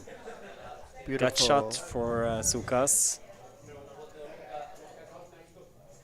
It's a beautiful flop with your big slick, but you still want to protect your hand. You don't want to give a free card for the reasons that we see. There's no reason to give a free 10. You also want to get some value from those king queens, king jacks that you're absolutely dominating at this stage of the game. Sevarsson, he agrees, so he continues 2.8. Sukas, he calls. A bit of a wide call there, I have to say, from under the gun open. It might be that he has a plan if he gets to check back on the 6 on the turn. He might have had a plan that he was gonna try to steal it on the river if it weren't lucky enough to hit. And maybe it was kind of a small bet, so if to call it, maybe you get a free river as well. I think that's what Sukas was thinking, but now facing a bet of 10k, he doesn't let it go quite yet. He may have some false read here, because I don't know if call is what he's thinking. I think he'd be thinking razor fold, but he does indeed fold. It does look very strong, even as short-handed as we are at the moment, when the under the gun player opens and then bets flop and turn on a king high flop. And if he looks back at the stream, he'll see that he made the correct fold on the turn and didn't need to play fancy poker.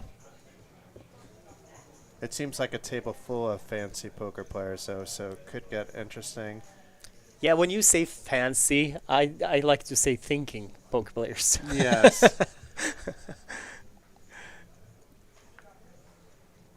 No, but I think you're right. Absolutely right. I think he was thinking about it as well, and because it's like he has an out. He knows he has an out. But this time, the correct decision. The problem is, if he's wrong, he really only has that 8% chance. He is getting some 9s to fold, I suppose, but that's about it. Maybe some weak kings. Folded all the way around to Sukas in the small blind. Ace 5 suited. Let's see what he decides to do now. He just limps. Tries to. No, yeah, he does. I think he tries to induce. And I think that also means that the blinds have gone up. We are now playing 800, 1,600, or 1,600, as some people would say. It's still the same. That's what we. It is the same. Yeah, it'll go up to 1K, 2K pretty soon. But we were at 816. Yeah, for we're a at little 816. time. Yeah. Yeah, we have been the entire time. Of course, we have.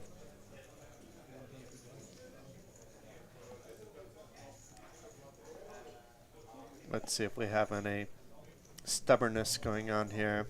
No, Sukas, he just checked and Sevarsson bet small, and that was enough to get Sukas to fold. Had a gut shot, had ace-high, which we know was the best hand, but he just decided to give up. I'd be sitting there trying to figure out Severson like for so long if I was playing with him, because you don't see enough hands like what we see.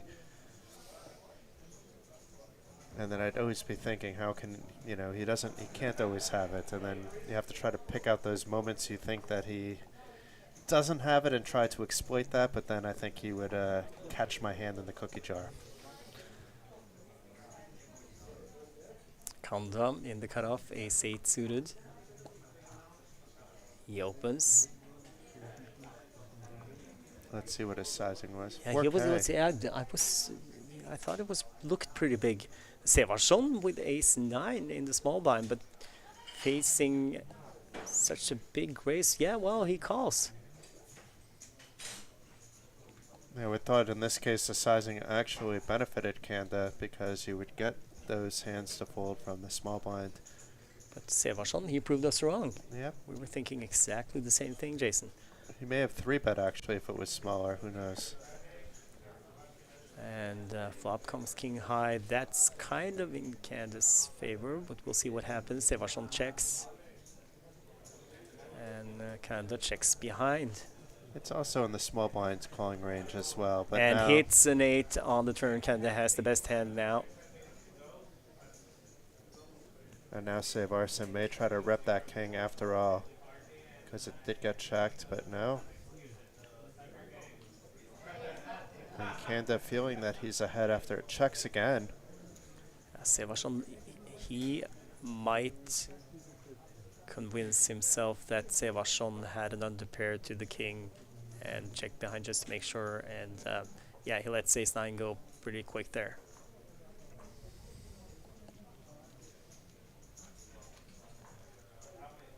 So different gears by Sevarsson, either based on where he's playing against on what's maybe going through his head and who his opponents are. Because in other spots we would have seen him 3-betting, we would have seen him bet on that turn.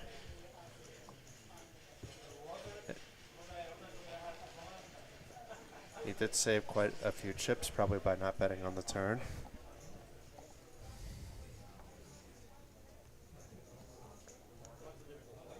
And ladies for Lipovoy here.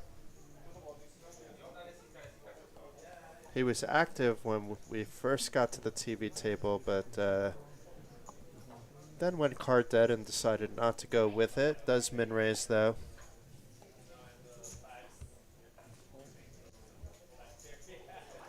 Two players with kings in their hand. So Sukas though with a stronger king with the king queen.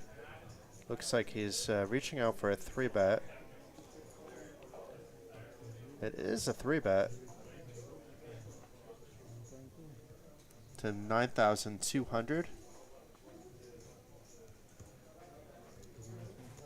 Folds back around to Lipovoy.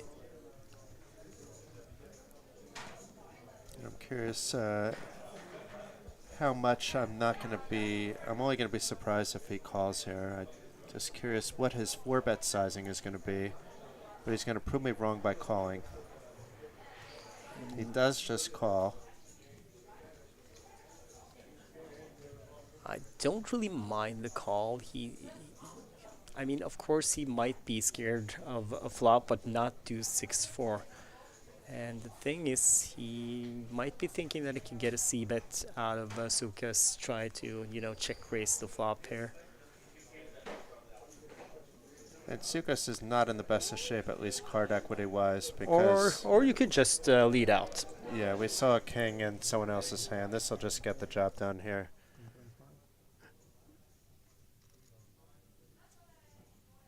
It is kind of like when you lead out here, you're saying usually I have like the 6 or I have like a 5-7 here. You know, that it's not usually that I have like an overpair as strong as queens, so maybe Sukas will actually call here thinking his 2 cards are live. It would help if he had a heart in his hand, at least for that backdoor flush, which he doesn't have, and that may be the deciding factor at the end. And this looks like a fold. So Lipovoy not 4-betting like I predicted, and then not check raising or check calling that flop like you predicted. So we're back to the players thinking a few steps ahead of us. Yeah, it's kind of an unorthodox line, so we'll have to ask Danny what his thoughts were when we meet him later on this week. Is he the type of player that goes into the lab and studies quite a lot, or you don't know enough about him to comment on that? No, I don't know. Because sometimes the lab spits out results that I just can't figure out why that is, and then I don't do it if I can't figure it out. Even if it's mathematically correct, I'll just apply it wrong. Yeah, and that's actually a good tip for aspiring solver addicts. That one thing is to get the answer, but it's really important to try to figure out why is this the answer. It looks like we have a little bit of a hand here, actually, Stig. We have Kanda with the trays opening up. We have Sukas opting to flat with his 9, so that invites other players to come in along for the ride, as Peter does with his pretty Jack-10 suited from the small blind. Probably would have had to fold to a 3-bet. And Daniel also coming into the mix with another suited card. So everybody with red cards in their hand. Yeah, Lipovoy from the school of Senkel, and he's suited 2 in the big blind. Oh, and no. That's a top set for Sukas, and a set for Kanda, bottom set. But 3 clubs, we know that none of the players have a club. Yeah, the only way those stacks aren't going in Look is at if there's a Kanda. call here. Yeah, he bets 10,000 and has 30 behind. So, Sukas, what do you do now? 3 clubs on the flop, and he raises. Easy folds for Pira and Lipovoy. Back to Kanda. This is not easy. He is all in and gets snapped. And Sukas is definitely relieved to see that Kanda doesn't have a club. And Kanda, look, that's, I mean, great sportsmanship from Kanda. And now he's, well, no, just a 3. And he's out. Was drawing to just 1 out. If we had that club on the turn, then at least he would have had some more hope for a chop on the river. Just an unfortunate spot once you were flatted by the 9s. You're never getting away on the flop with your stack depth. But great attitude and great sportsmanship. When For sure. When he saw Sukas' hand, he smiled and was, well, of course he wasn't happy, but he took it like a great poker player. It reminds me of how sports used to be growing up. When the game is over, no matter how hard you battled, no matter how much trash talk you may or may not have done, you go over and you shake the opponent's hands, and you really, whether you win or lose, you wish them a great match and best of effort. Sukas with 80 big blinds now, 129,000. Closely followed by Sevasson, 125. Lipovoy also has slightly less than 100k. Pira, 83.1. It's kind of deep now. Yeah, nobody's in serious jeopardy even when blinds are about to go up at the moment, which is nice to see. And the empty seats are going to fill up. At least one of them. because now they're playing five-handed. But it takes a little while to move players now. No, and I mean, didn't I say that the tournament directors are great here at the Coolbet Open? May have mentioned that once or twice. Yeah, that was fast and effective. And we got a new player in seat 1. And He looks familiar to me. I believe Yeah. I played cash games with him a few times. I think it's a Hungarian player. Banyas Miklos. Yes, you're absolutely right. But I've seen him at Banco Casino, I believe, before. May have not been here, but I'm pretty sure. So another nationality introduced to the feature table, and there are going to be plenty more, we know.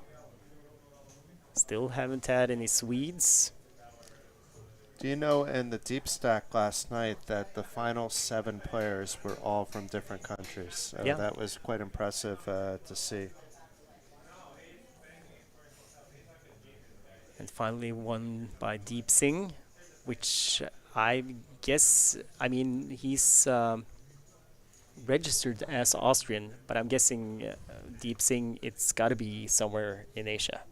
Maybe. I mean, he could have been born also in Austria. Yeah, but origins, like his parents, Yeah. is probably from Asia. But they named the tournament after him. The Deep wins the deep stack. Oh, why didn't any of the journalists think of that?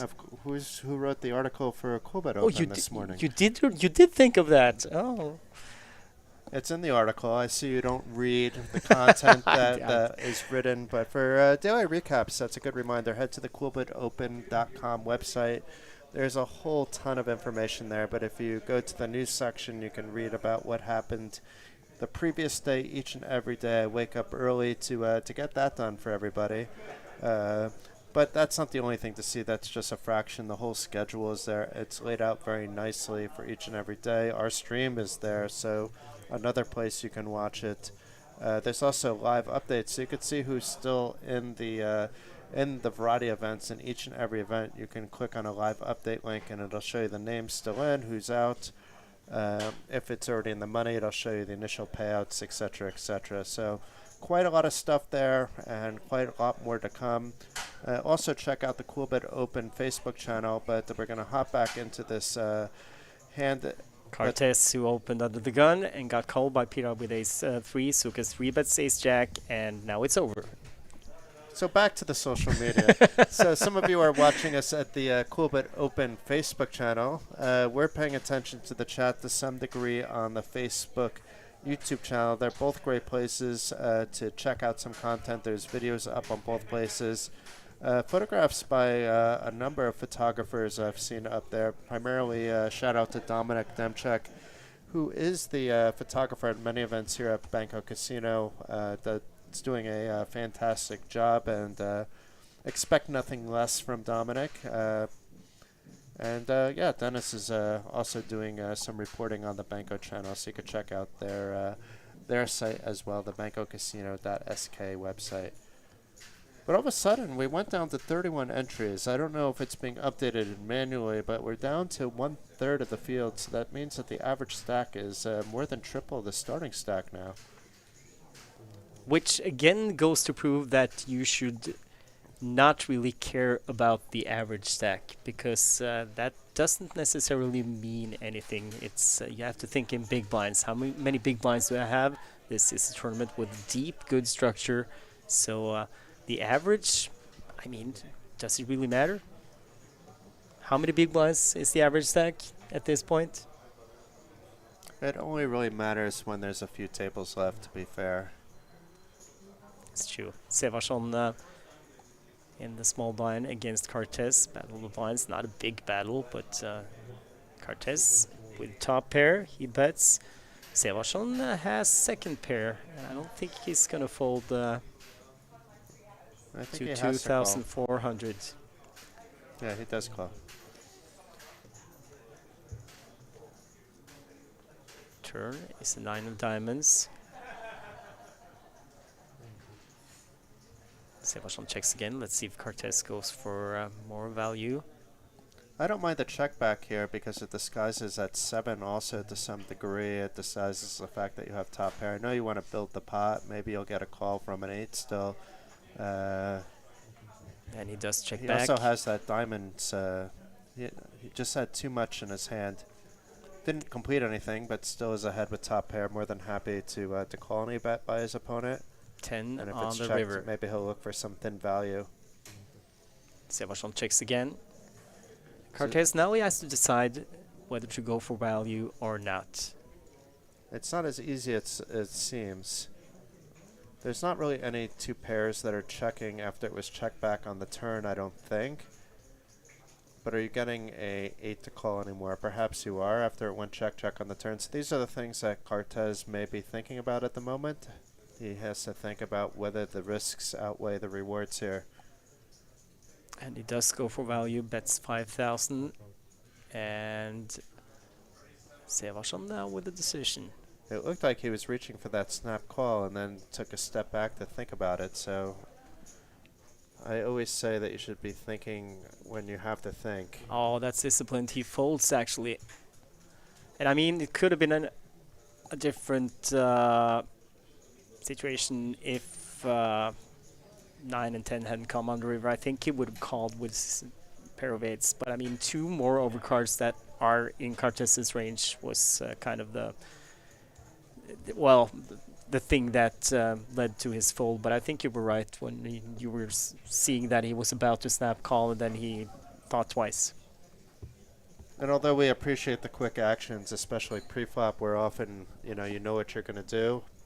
When you're facing some significant, this wasn't significant, but anytime you're facing action, it never hurts to take 10 seconds, even longer if you need to think. Nobody's going to be upset with you for doing that. They may be upset if you're doing it every single time pre-flop. That's the only time. Peter with ace queen suited opens to 4,000. Folded around to Sevarsson. He's gone. Cortez in the small blind. 9-6 suited.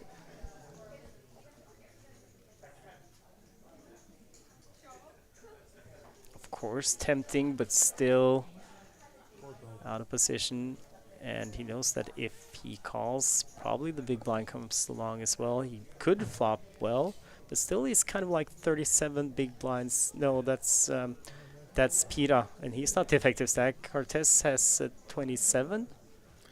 And, well, he makes the call. Another 3,000.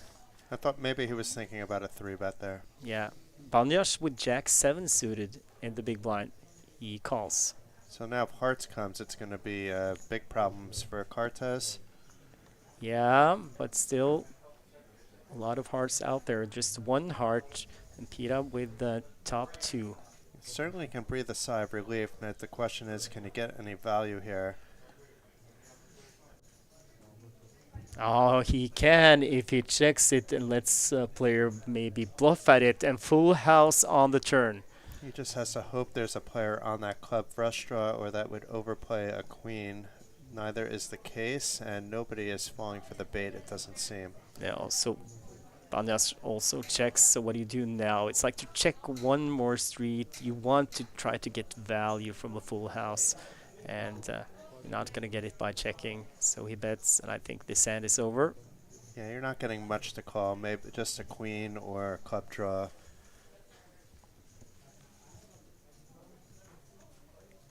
And it's always a little annoying when you flop top 2 and turn a full house that your opponents have nada. But hey, still got chips. Got the call both from Cortez and Banyash. Excuse me, Banyash, not Banyash.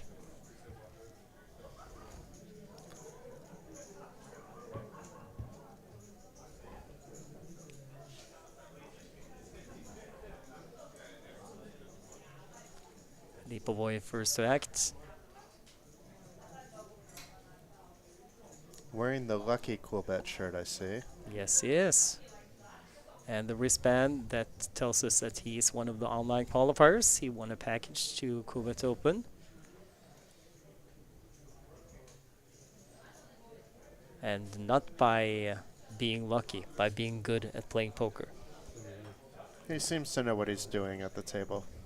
Yeah, there has been satellites running for this series for a long time online, and there are a lot of qualifiers here in Bratislava. And we have a new player at the table, and that's Shahar Levinger. But it's Bantash here waking up with the Cowboys from the small blind.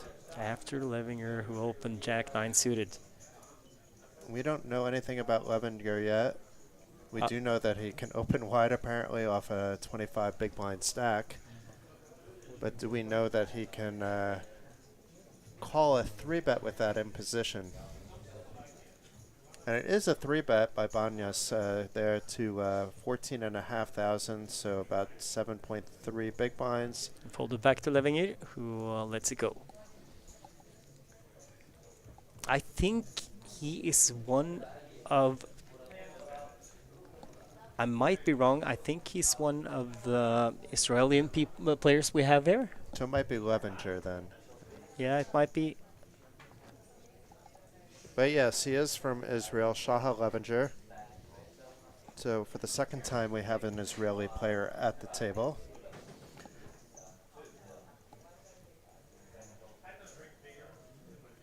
And has 22 big blinds right now, So after he lost a small one.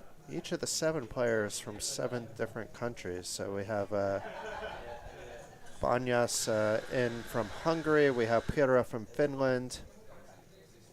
Lipovoy from Norway. Levinger from Israel. Sukas from Greece. Savarson from Iceland. And Cartes from Chile, who's in the red shirt there. I'm impressed, Jason. That I didn't completely mispronounce the names, or that I can understand what the flags mean, including the one that doesn't appear at all. That I About just the knew that national, I one. thought you knew this off the top of your head. It's like, I was just amazed. And then you blew it by admitting that you actually cheated. When I'm live reporting, I could do that like anything, because I'm constantly looking at names, numbers, hands, things like that. But when you're commentating, you're looking at one table at a time. You're in your own little microcosm of the tournament. This could be an interesting pot, because Banish opened the button with ace-4, got 3-bet from Lipovoy from the big blind.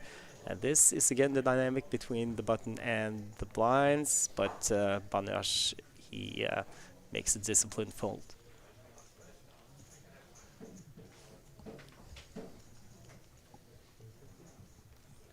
No, but I like Levinger's attitude. He comes to the table, sits down, there's a hand played, and directly after that hand he opens Jack 9 suited from early position, lets himself, introduces himself to the table. Saying I'm here to play. So the next level in the system, I thought it was going to be a 2,500 big blind. I stand corrected. It's 1,200, 2,400, so it's similar. So they're not going to clear off the 100s until after the break. And then there'll be a chip race for the 100s, and then the final 2 blind levels, we stated correctly, are 1,500, 3,000, and 2,000, 4,000. Before the surviving Day 1A players can bag their stacks into Saturday's Day 2, where they get to play 1-hour blind levels until a winner is crowned on Sunday. Cartes looks down in the ace-4 suited.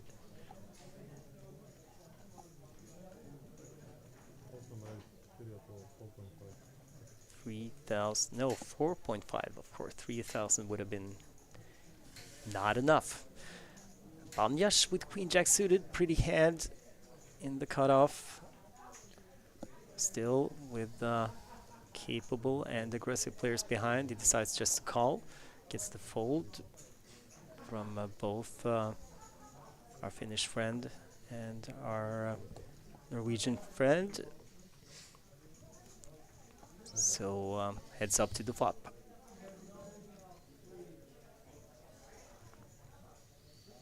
Eight, 4, 6. Bottom pair for Cartes. That's the best hand right now, but Banyash with a flush draw. Better equity for Banyash with the 2 overcards and the flush draw at the moment. Also has a has an opponent betting into him here, so it's a question of whether he just wants to call or whether he wants to raise. Cortez goes for 4,000, third of the pot.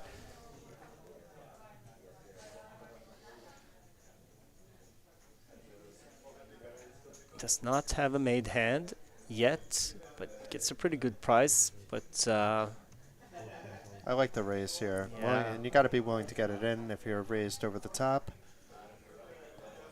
and still, you might get better hands to fold.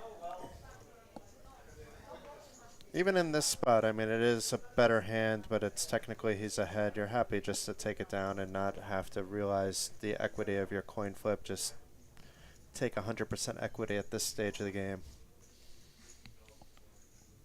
And Cortez has the effective stack as well. I wonder what he is thinking about at the moment, because he doesn't really, yeah. It seemed like the obvious play would be to fold there, but I guess 'cause even if you think you're ahead, like it's like there's so many cards that just gonna put you in this really awkward spot out of position. I think he was thinking about the fact that he got raised on that board by a player who called from the cutoff. I mean, what could that player have when the flop comes 8-6-4, was it? They can have a set of sixes. Absolutely. They can have any ace with diamond, as we see with even worse diamonds, like connector diamonds, like queen jack. Absolutely. Probably a jack nine of diamonds, even as low as that, maybe even lower. 10-9 of diamonds. No, but he was definitely thinking I might be ahead here, which he was. But still, if I'm ahead, what am I up against? Yeah. Probably a draw with overcards to my pair. So Nobody's led me to believe that there was going to be a raise in that spot with like a backdoor flush draw only and overcards, right? So it just seemed like it had to be a fold there, but we don't know what happened before they got to the table, and we had the benefit of seeing everybody's cards. Lipo Boy raises the button. Small blind folds. Sukas with Jack 8 in the big blind. He defends. So two of the larger stacks at the table tangling it up here. 3, 4, 10. Nothing for any of the players. So Lipovoy, if he finds a c-bet here, it's kind of a scary flop to c-bet, but still with queen high. But he actually decides to check here. And that opens up the chance for Sukas to wrestle this one away. But Sukas doesn't take the opportunity he was given, and they both check. So Lipovoy obviously thinks that his queen high has showdown value. Not anymore. Jack on the river.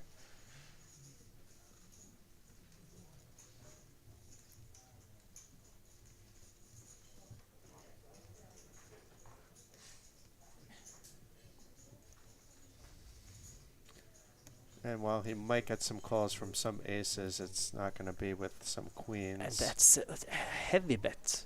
And Lipovoy can't raise over this. Bets pot Sukas. Close to. And Lipovoy folds.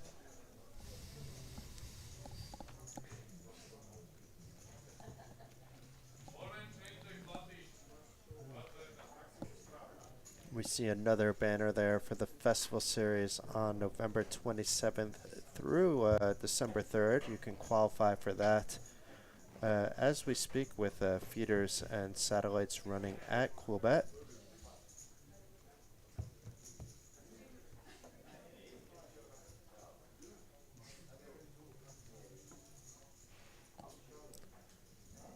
There's a lot of big things happening at Banco's Casino. It's not just the festival series. I saw that they're hosting another tournament soon. Might be Banco Masters with like a $250,000 guarantee.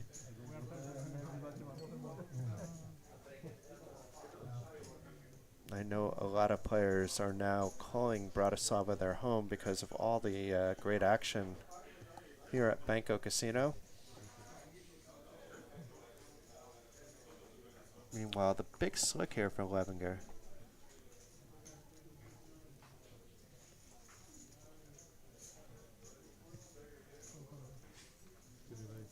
After playing a little bit wide the very first hand he sat at the table, he was quiet after that. Races to 4,000 and Sukas in the small blind with ace 10 suited. This could get him in trouble. I mean, you might be thinking you should be 3-betting here. He's probably looking, he is looking at the stack size of Levinger before doing that. You don't want to have to 3-bet fold your ace-10 suited, but you don't want to actually have to call for 40,000 either. But he does decide to 3-bet and 3-bet big. This is saying that if you jam, I'm going to call you in a second, whereas he can fold to the big blinds jam if he had to. And all in and a call. And it's for Levinger's tournament life. Suka still with 100k behind here.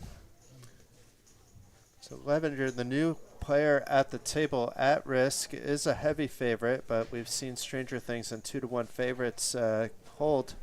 And 2 clubs on the flop. Not flush draw for Sukas.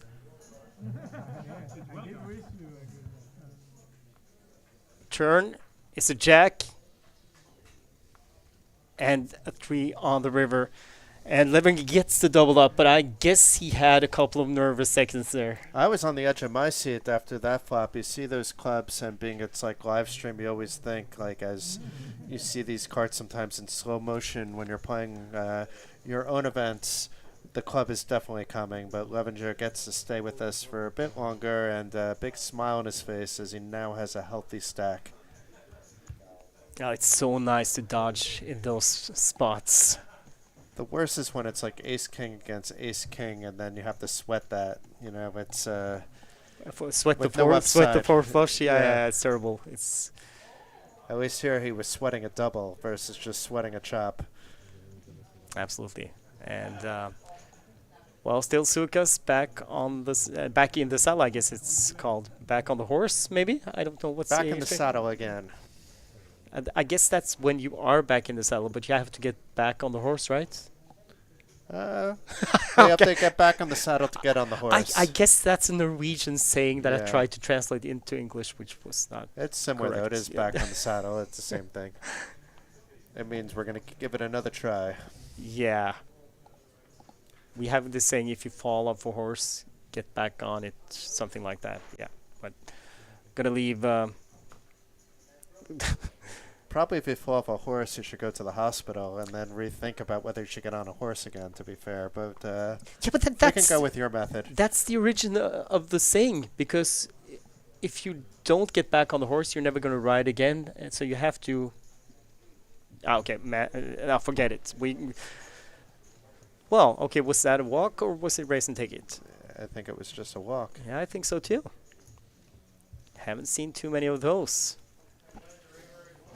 And here we go. Here's another one of those events that we're talking about. So this is, I think, the Slovakian Poker Series.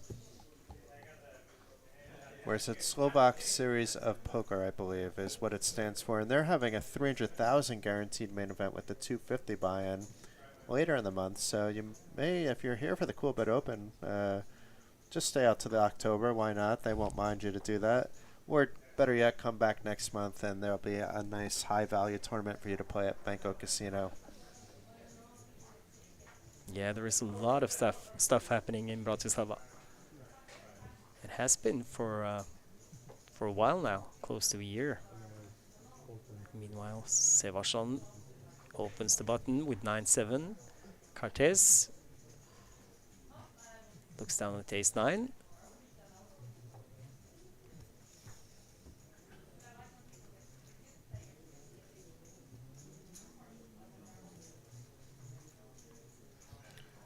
He was so stoic, I felt that the screen was frozen. Yeah, now he has Banyash in the big blind as well, but he lets ace-9 go. And Banyash decides to defend with 10-7 offsuit. And So it's he has actually far ahead. Yeah, he has Sevarsson dominated. And, well, I guess... Oh, no. No. Oh, two pair for Sevarsson, two pair for Banyash, and Banyash is ahead and checks. This could get ugly and ugly fast. Yes, depending on how Banyash decides to play this one. Sevarsson with the c-bet, 8,000. Almost a pot-sized bet on the flop as well. Yeah, he goes heavy. Heavy enough for Banyash just to call. The thing is, if he just calls here, he kind of has to check the turn, and then he might get a check back. I like something close either to a min click or even, just shove here, because as draw heavy as it is, but it's a bit too big to shove, so the raise back to 20 would make a lot more sense to me.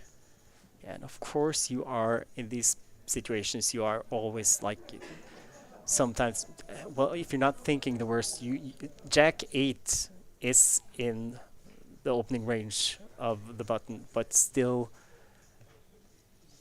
it's not really likely. So here's the race to 22,000. Sevarsson wants to see Banyash stack. I think if you run into the 10-9, Jack 8, or even a set, but and it's the dynamic, it's the button against the big blind. So hard to really put a player on a specific hand. And it sounds like he just announced he's all in. Yes, he put Banyash all in, and Banyash has already called. And just needs to fade 2 out. He's in a great spot to get a big double up here.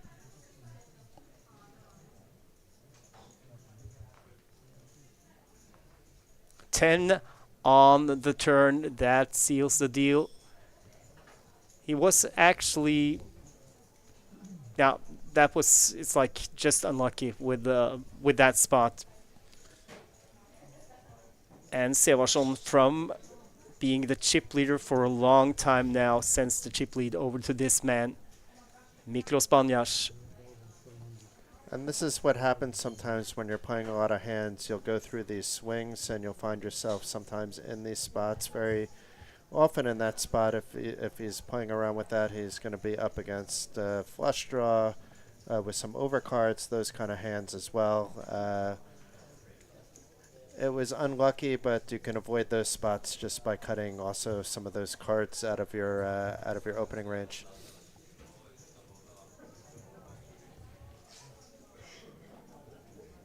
So Banyash playing 139,000, that's 69 big blinds. And Sevarsson down to 49.4, 24 big blinds. But Cartes still the shortest stack at the table. And pretty soon the blind should be going up to 2,500. So we're going to be seeing those short stacks under 20 big blinds. Both Sevarsson and Cartes really going to be in more of a push fold situation than what we've seen them.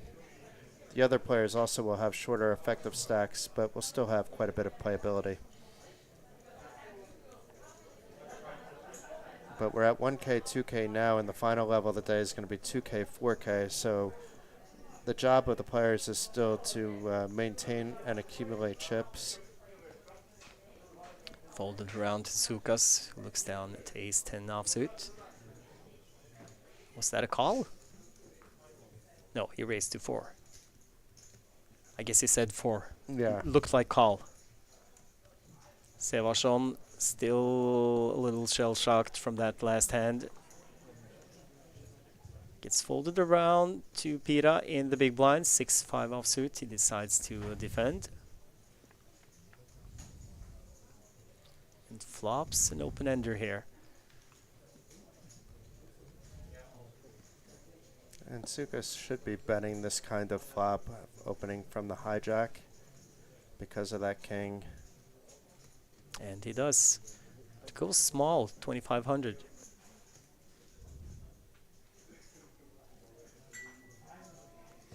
Pira calls.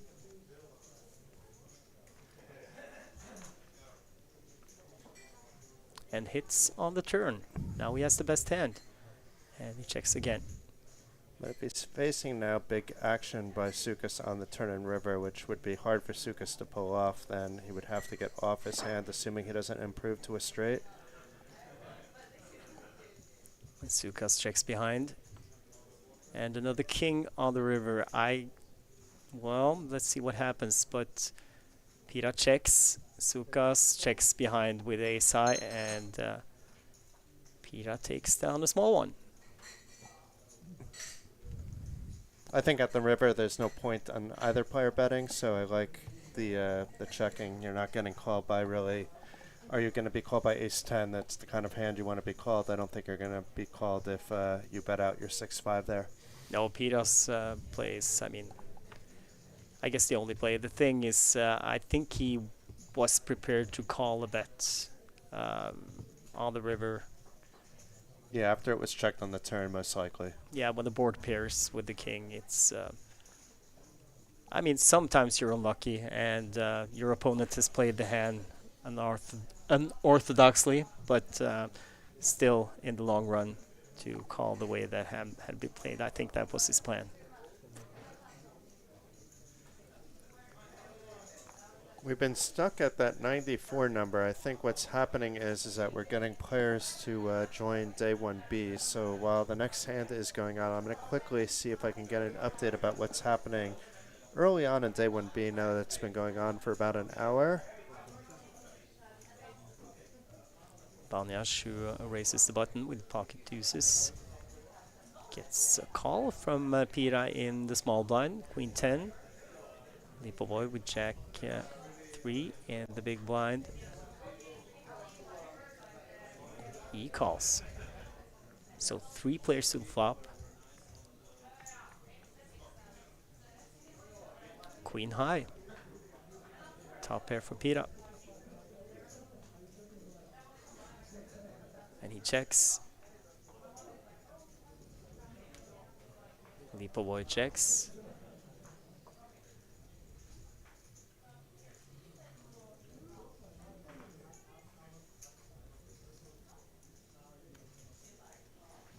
I'm surprised that Banyash checked there. Yeah, I was about to say the same thing. I think a lot of players will see bet on that flop with the pocket deuces or any low pair, just because it's like you probably, if you are ahead at this point, there's 2 more streets that you could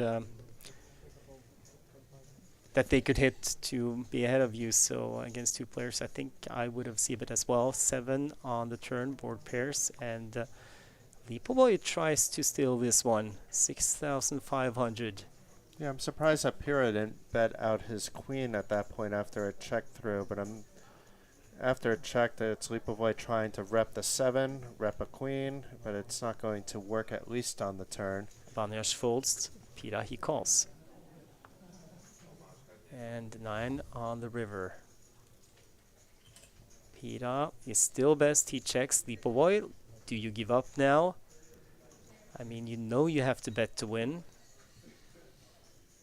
25.8 in the middle, and no, he gives up, he checks behind. Yeah, you just have to hope that a 5-6 was calling you there and that your jack might actually be good in that spot, but not the case. And otherwise, if you bet, you're likely getting called by anything beating you. So a nice spot for Pira, who's up to more than 100,000 now. And so far, there are 26 players in day 1B. Somehow 2 players already hit the rail, but when I look at one of the names, I'm a little bit less surprised, being that Frankie has been firing quite a few bullets in some events this week. So as of now, he has not hopped back into day 1B, but we'll likely see him back in the main event. Ane Bezdek is also in the main event on day 1B. Another Coolbet veteran over the years.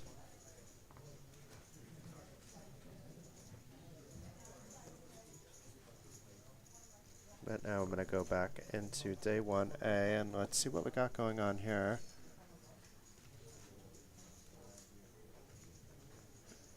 the meantime, Baners has opened 9-8 suited. Second hand in a row, and well, look at Pira. He is a non-believer. That's a 3-bet. Lipovoy folds, leaving it in the big blind. He folds back to Banyash. I'm loving the level of aggressiveness we've seen lately at this table.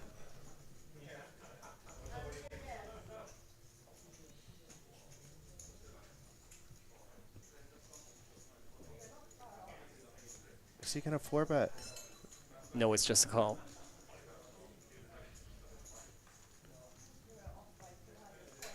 It's always a little uncomfortable when you 3-bet the baby ace and get called.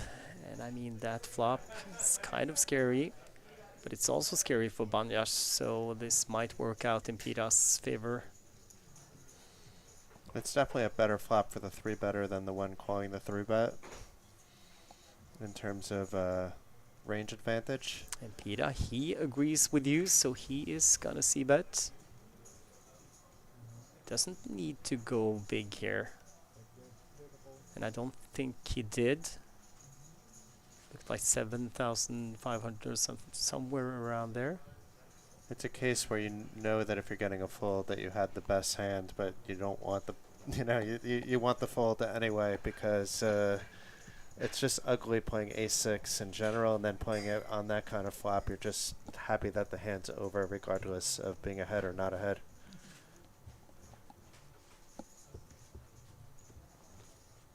So Piras keeps building. 2 in a row now for the young Finn. I know a lot of the Finnish players, but I can't say he is one that I've ran across at least playing, but I don't think in coverage either. No, but he's from, like I said, he's from a younger generation, Jason. And you know how I can tell that? Apart from the way he looks, of course. He has 4 names. Ah. Yeah. Oskar, Jukka, Tapio, Pira. I remember the good old days when people had 2 names. At least in the United States, most people have, let's say, 3 names, but we very rarely use the second name. And if it is used, it's like maybe like with initials, like a JP kind of thing for like a John Paul. Yeah, I don't think Oskar uses all 4 names when he introduces himself to people either, so... But it's different with, let's say, people from Spain, where they are using all 4 names. Levinger with the Queen Jack against Sukas with Jack 7. Top pair for Sukas on the flop 7-6-3. Check from Levinger. Has the backdoor flush draw. 2 overcards to the flop. Sukas.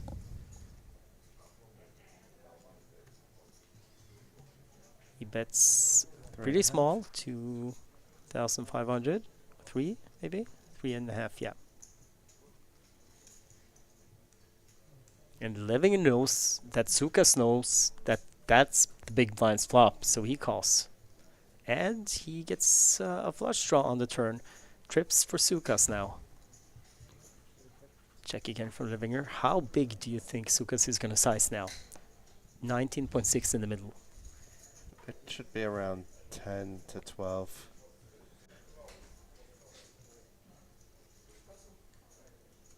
There's 2 flush draws out there, so you wanna not bet as small as what you bet on the flop. The flop bet was good as well.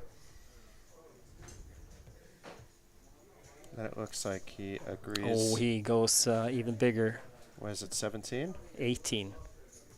So nearly a pot-sized bet.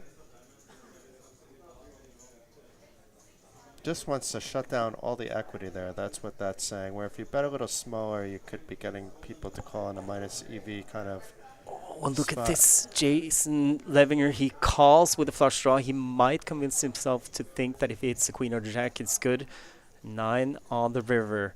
Now, It's a pot of 55,600, and Levinger, yeah, he doesn't even attempt. He just gives up, and that's kind of good, I think. And all in from Sukas, and this is over. Yeah, it would have been very interesting to see the jack in particular with the full house and then the very strong two pair.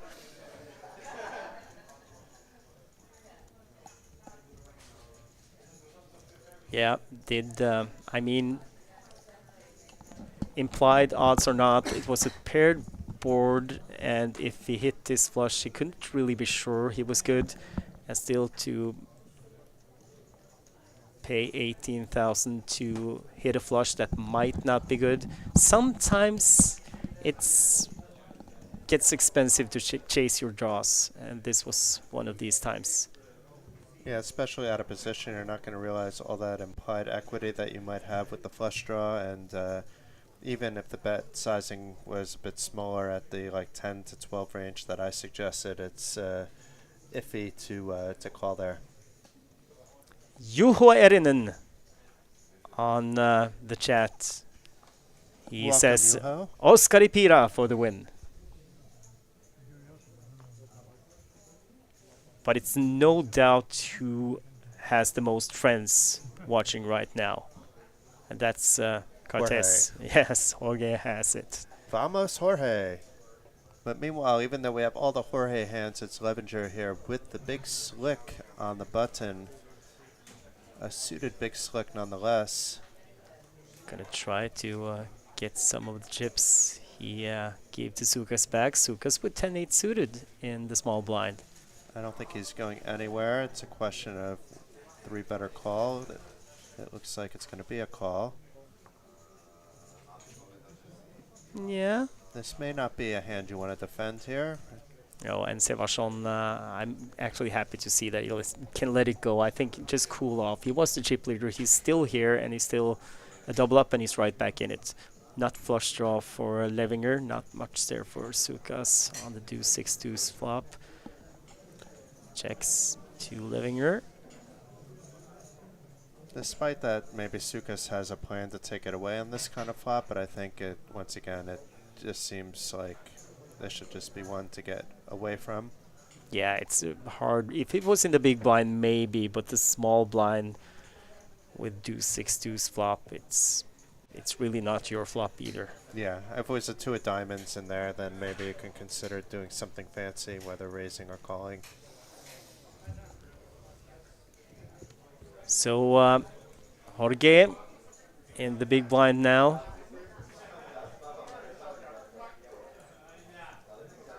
He has a lot of nicknames as well. It's not just Jorge or Cortez. He goes by. He goes by Jorge Cortez, though. Yeah, but what is it? They call him Jorgito, and that means little Jorge.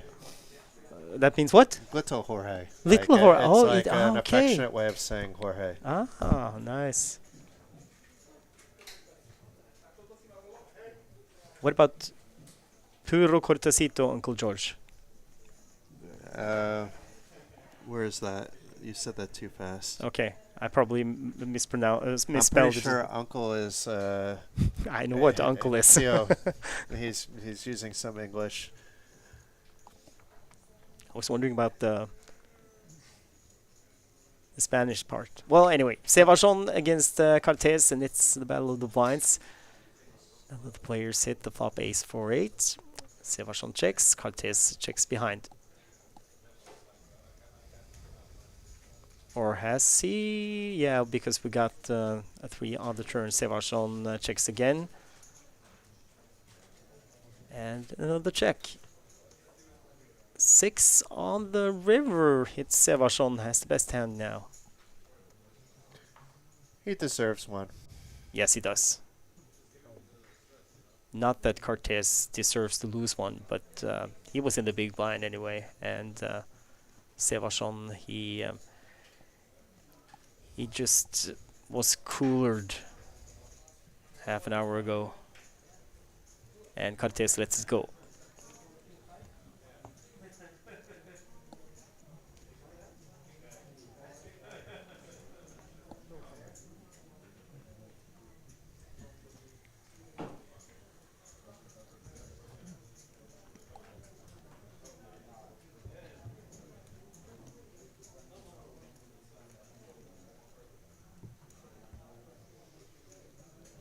close to 10 hours since the day started, and still a long way to go for these players. And I'm sure a lot of them are starting to feel it now. I guess some of them probably have played some of the side events prior to the main event starting today as well, on either Monday or Tuesday, and those have lasted for a while, so I mean, it's easy to lose your concentration a little bit. But Pira, he looks fresh and rested. And it's possible some of these players also late registered and got that rest, but yeah, for most of the players, it's exactly like that. And it looks like the blinds did go up right before this hand. Playing So 1,000, 2,000, 2,400.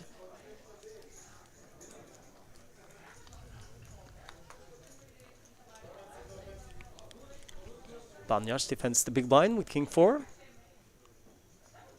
7, ace, queen, top pair for Pira.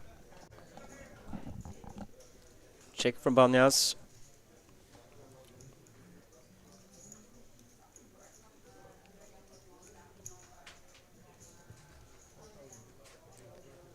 Bet from Pira, and Banyash, he folds. He's never going to get any excitement in that hand.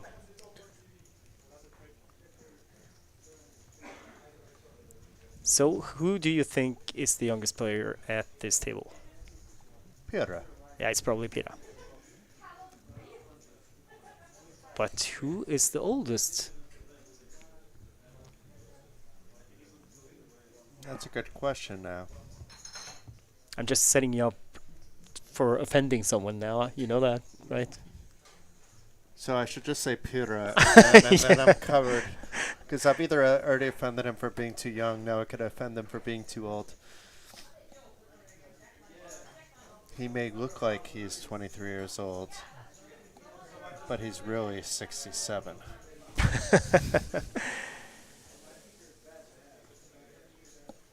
No, I think he actually might be a little older as well. Just young looking. Yeah. Meanwhile, Lipovoy with the 10s and Levinger here. Yeah, with the 6s under That's the gun just plus call. 1. Yeah, just a call. But that's strange. You can't really set mine off this stack, and the position you're in isn't good. But you can't 3-bet fold either. Therefore, I took myself into a fold, but it's we'll see how it works out. He will be actually being able to play this hand in position, so from that aspect, it did work out. And when Jason says he can't, you understand what Jason means. Of course he can, and it's up to him, but from a math perspective, it's probably not lucrative in the long run. If it was deeper, maybe. Still, he doesn't see a 6 on the flop. Instead, it's 4 queen 8. Lipovoy is still best. Pira, who defended the big blind, has second pair. Lipovoy, that's 10.5. Levinger folds his pair of 6s to Pira. It's a nice probing value bet. This is what I like to call this, because even though you're getting those queens to just call behind, you will get a call from 8, some 4s. And as we see, Pira does indeed call, but now And Pira... he hits. I mean, Lipovoy probably won't be going at it again. Even I'd be saying that even if it wasn't a 7 on the turn, any card on the turn, really, other than a 10, he's not going to necessarily feel that good about. No, Pira could easily have a queen here, which he would have played exactly the same way. But look at this. Pira, 39.6 in the middle. No, excuse me, Lipovoy. He bets 16K. So now it's a question of what Pira wants to do here. I mean, I'm not talking about folding, but whether he wants to call or raise. The under the gun player could have those ace of diamonds kind of hands. He shoves on Lipovoy, who has the effective stack. So this is actually for Lipovoy's tournament life. Daniel Melhus Lipovoy. Here not giving away any information here.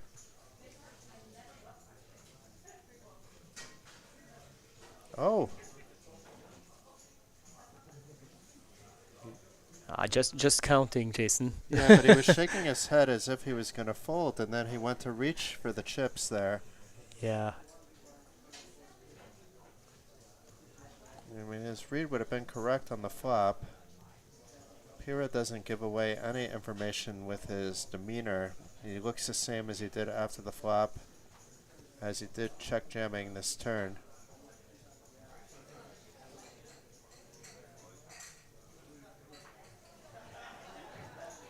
Still has more than 20 big blinds if he finds the fold here.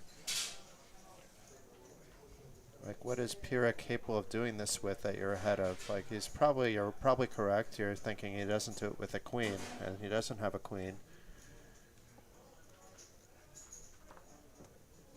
Would he be doing it with just like the bare 9 or an ace 9 a diamond kind of hand? And he finds the fold. So he got there at the end, took his time. Once again, we mentioned this was a massive pot of 167,000. He had his whole tournament life at stake, so take your time, think it out, count your chips like he did, and try to make the best decision that you possibly can. And everything has gone Oscar Pira's way the past few hours. He's gone from being one of the shortest stacks at the table to being the chip leader with a clear margin. I think his luck turned ever since you went and decided to pronounce all 4 of his names. Oh, I wish I could claim that one, but that was actually long before I... But they're in the future. Where are we in the future? Who's in the future? Somebody's in the future here.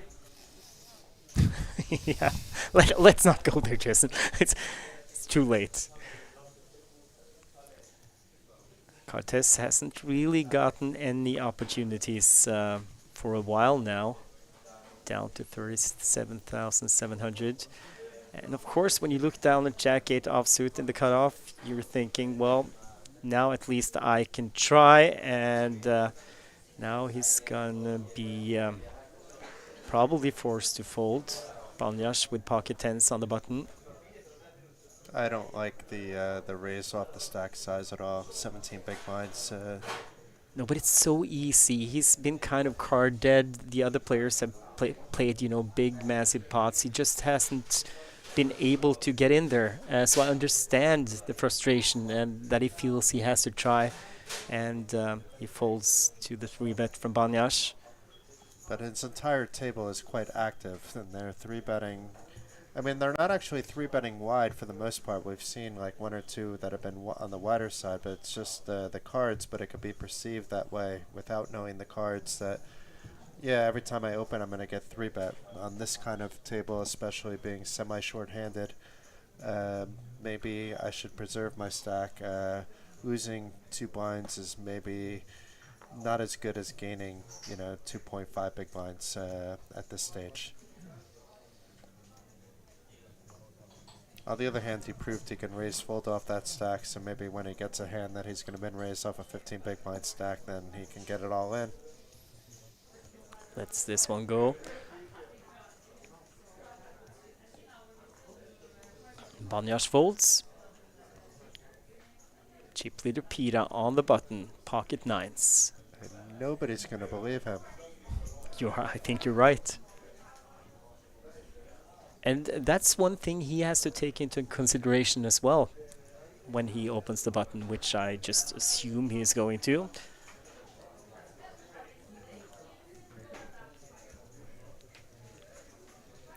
Well, Lipovoy, he's a believer.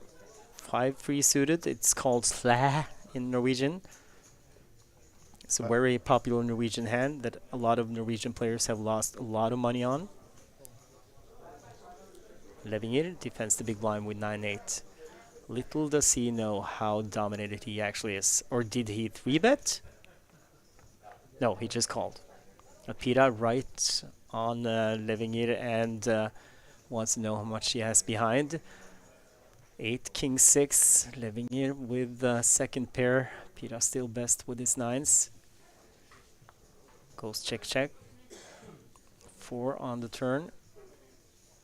Clevenger may actually bet for value here at this stage, thinking after it went check that his 8 is good.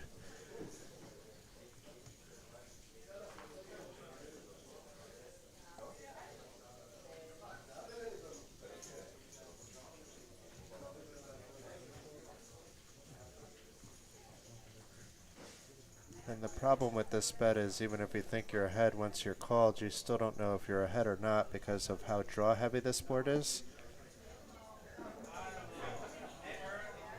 Pira calls. And King pairs the board. Both players with 2 pair. And the thing is, this might... Levinger might think, well, now I'm pretty sure my hand is the best one, even though he has to take into consideration his hands like, well, pocket pairs. Better 8s as well. Yeah, true, and he checks. Let's see if Pira goes for value now. He might put Levinger on a 6 or an 8. Maybe even a stubborn 4. I think once that second king comes on the river and it's checked, you have to feel you're good. And even if you're shoved upon over, you still have to think that you're good. 13,000.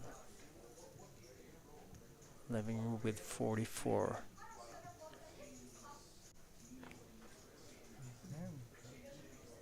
I think maybe he thinks if I don't call here, I'm so open to being exploited in this hand.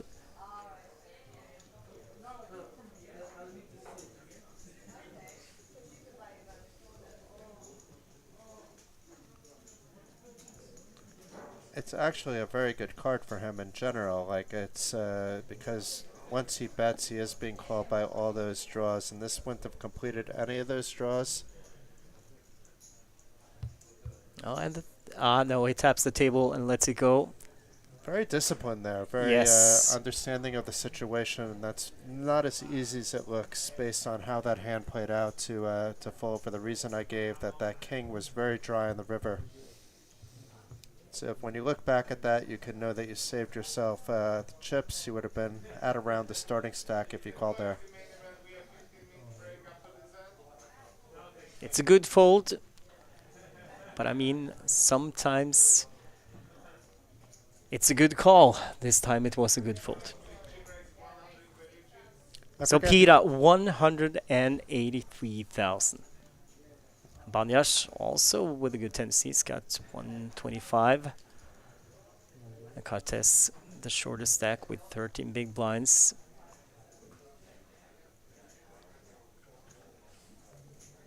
And Sevarsson, he's been very quiet after the cooler against Banyash.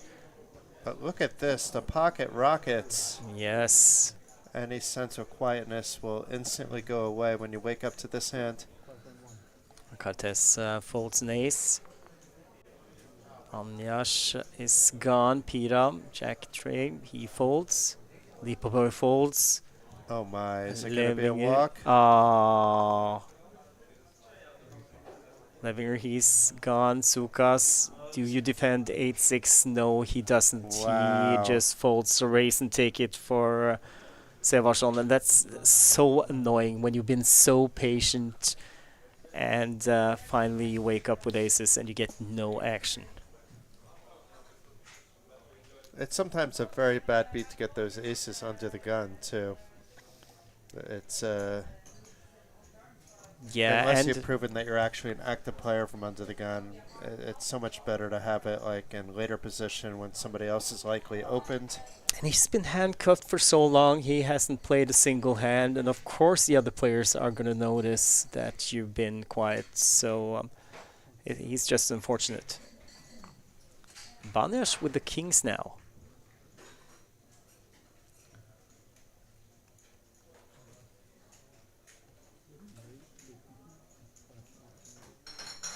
Pira folds. Lipovoy looks like he has a hand. He at least has a suited ace, so he's either thinking about probably 3-betting or folding. Oh, let's go. Levinger with pocket fours on the button. This could spell trouble for him based on his 15 big blind stack. It's either a shove or a fold, and he does fold. Yeah, it's an early position raise from Banyash, and But what's going on here? Everybody waking up with pocket pairs. yes, for nines for Sukas in the small blind, he just calls Sevason with 5-3. Okay, he gets a really good price here, and he decides to defend with well, Sla is actually short for the snake hand in Norwegian. That's what 5-3 is called in Norway. But what a flop here for Banyas. I mean, he's not going to get any love if he bets it, but still, you got to be very happy, and he does need to bet it if it checks over to him now. And it has been checked to Banyash. Even with top set, it's a scary flop with the 2 clubs. The ace-queen is actually ahead of your top set, but... Oh, he goes 7.2, and the other 2 players fold. So exactly half the pot. He could have bet a single bet, and it would have done the same thing. Yeah, against 2 players, it's not unreasonable to go half pot. Against 1 player, maybe you go like a third, or sometimes even less. And of course, depending on the player type you're up against and the tendencies you've noticed, you can of course go bigger as well, but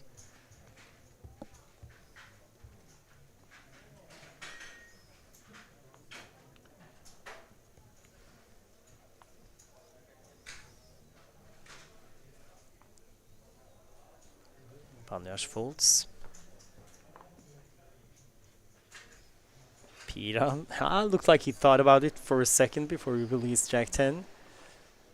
Lipovoy folds. Levinger now in the cutoff. King 10 off with less than 20 big blinds.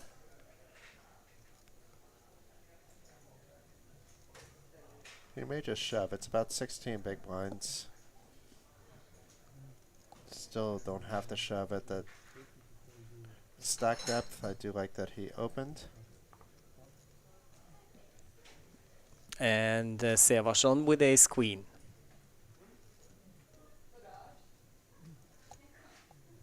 Yeah, it should be a shove here. He's all in. Cartes is gone, I'm assuming, and I think Levinger is probably going to fold as well. And he does. Now, there was a period where, you know, even 20 plus big blind shows wasn't that unusual from late position, because it's unexploitable. You can't be exploited. That's the good thing about it. But I think, well, the last year or 2, people have come to the conclusion that you can still open those stack sizes as well, without just open shoving. Yeah, definitely that's the case, especially when you have like a deeper structure with 45-minute blinds, hour blinds. If it's like a hyper turbo kind of structure, then shove away. If it's a satellite, which usually have faster structures, but that's not the reason why you're doing it, also shove away. And those 20 and under kind of spots. Otherwise, some people start at 15, some people start at 10. For me, that's kind of event table dependent. I'm playing quite a lot these days online again, and really does vary when I do decide to start shoving, but then I try to keep it consistent with the entire range. And now shove away Cartes looks down at King 10 suited from the small blind against Banyash's big line and gets the fold.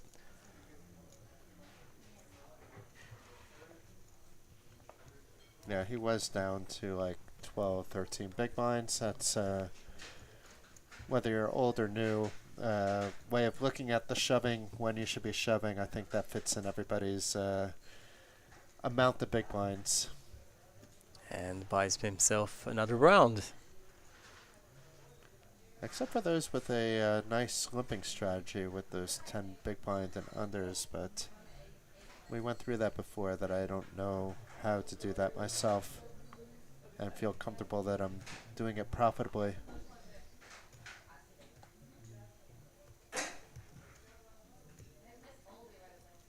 So, in the words of Jason Glatzer, when unsure, shove away. Yeah, shove is can be unexploitable, as they say. It's just maybe not the highest EV move. That's the only thing that you're losing out by going from 15 to 20.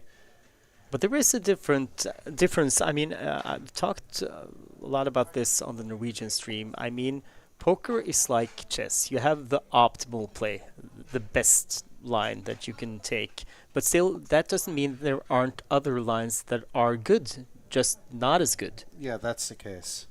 So it's still going to be profitable from a chip EV perspective with certain hand holdings, but it may not be as chip EV positive as it would be to just simply raise and play post flop, or get it in if you're 3-bet, depending on what your holdings are. Banjas and Pira going at it here. Banjas, who has the flush draw, and now he has a pair when the turn comes 3 of clubs. Pira, who called a small c-bet with queen high, or not c-bet because this is a battle of the blinds.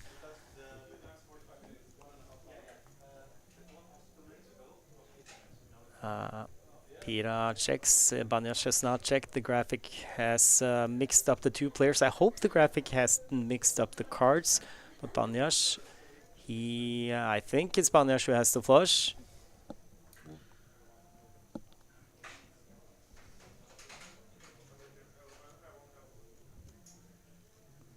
This is actually not correct positions either. It's cut off against buttons, so it kind of changes everything.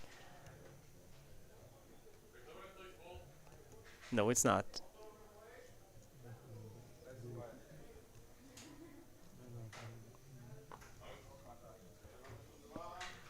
Assuming the cards are correct, Pira is not giving up on his queen high, thinking if my opponent is just bluffing me with something like a 5-6, then I'm ahead of anything. He's not probably doing this with an ace, so either he has something or he doesn't. In this case, we see he has quite a lot.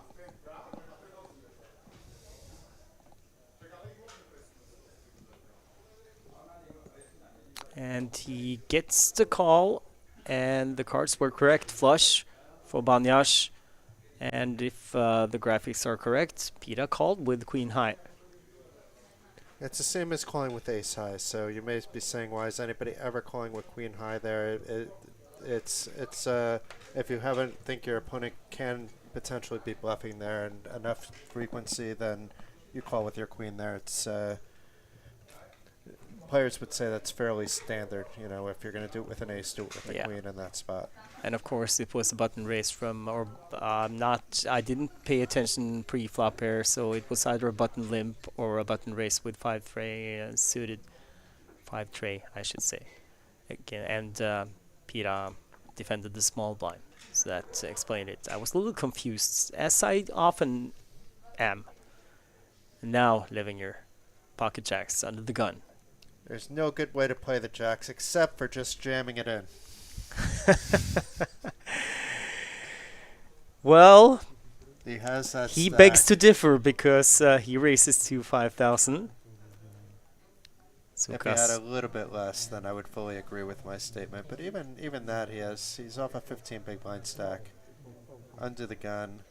Oh, Cortez with the aces. It wouldn't have mattered how we played this. The stacks are just getting in. It has to be 3-bet. We still have players behind. Cortez is all in. Wow, Mochile. Folded quickly around. We wait because Lipovoy has ace-queen. And he has 44,200. This is sick. This may actually save Levinger if Lipovoy gets into the mix here. And he's all in. And it's a snap call from Levinger. So Cortez can triple up.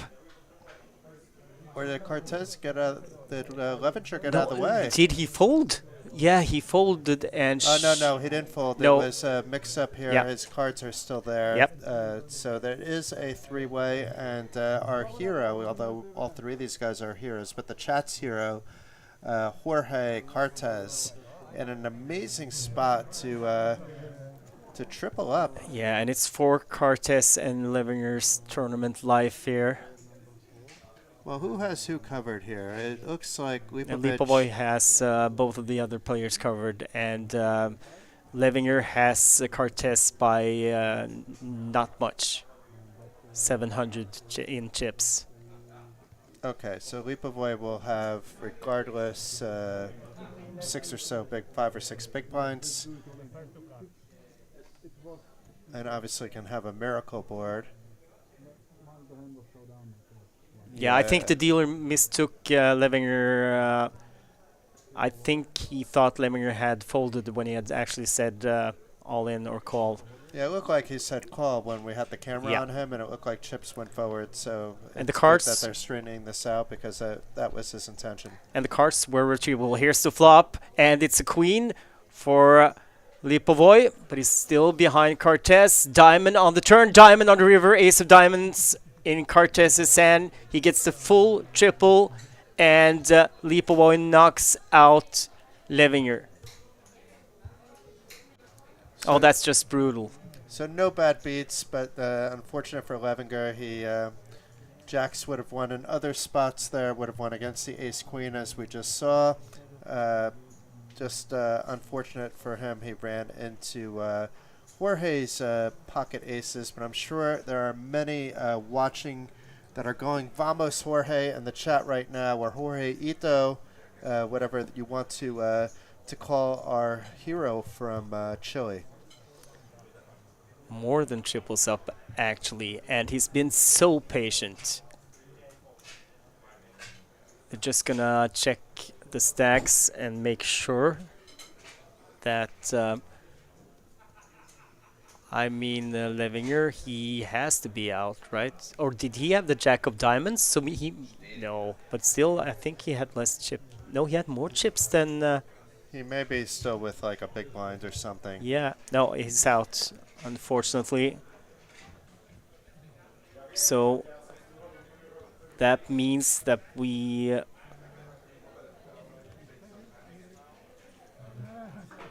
lose Shahar Levinger,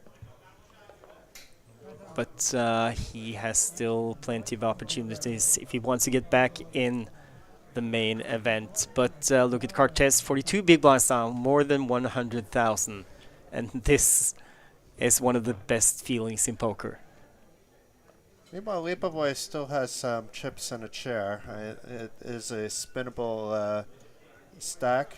He doesn't have to just jam the first 2 cards that he sees. Even though it is a re-entry, they can still even re-enter now if they want, although players that are doing that are more likely to hop into the day 1B or wait till tomorrow's day 1C. We haven't seen that 94 number move in quite some time. It's still basically 2/3 of 550 that you're throwing away by not playing your short stack correctly. Pira on the button with Jack 8. He has to take into consideration that Lipovoy is in the small blind with 8 big blinds. But that does not stop the chip leader. And if you reverse that thought, you can think, well, he might want to wait, but he does not wait. He gets it in with King 5, Sukas with Ace 9. So a little bit wide there by Lipovoy, but it's very understandable, especially when you have re-entries possible. Sukas, though. And Sukas, this is risky because it looks like he's just gonna call. And, well, we know that Pira is not gonna raise here, probably, with the Jack 8 suited. But it's an interesting call. I like it better than raising, obviously, but it's even if you're ahead, you know, you're going to be far ahead of anything. But Piro also feeling he's priced in and makes the call as well. No, he folded. No, sorry. he folded. He's still in, I think, and he flops a pair, goes check check. Turn is I apologize for the graphics. Goes. The turn is another queen, which, by the way, is a heart. But that doesn't really matter.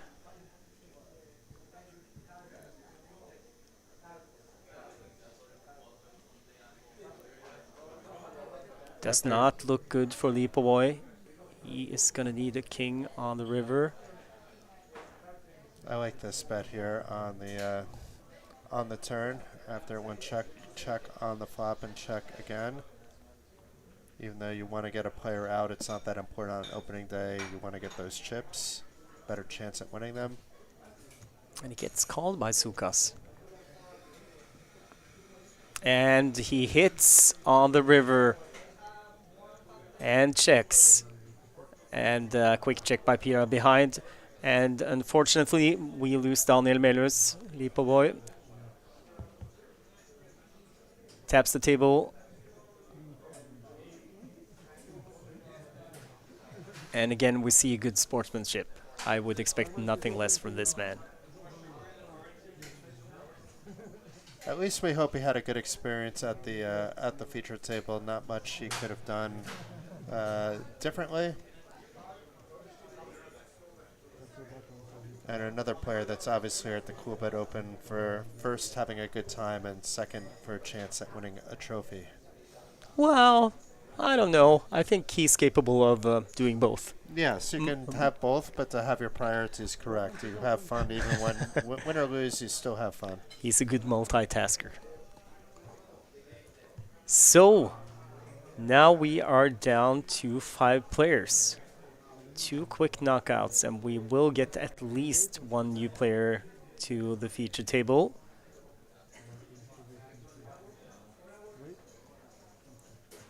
Oh wow, a lot of action the last few minutes now. Down to just 25 players, actually, so 4 tables in action.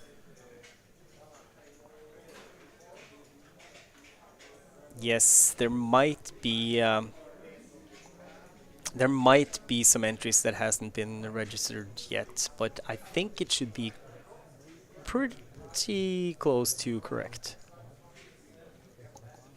It was at 94 for a long time, so where it looked like you had a chance for your 110, and it looked like my 100 was going to be okay. We just players not entering on level 11 and 12 with so many other options on the final day.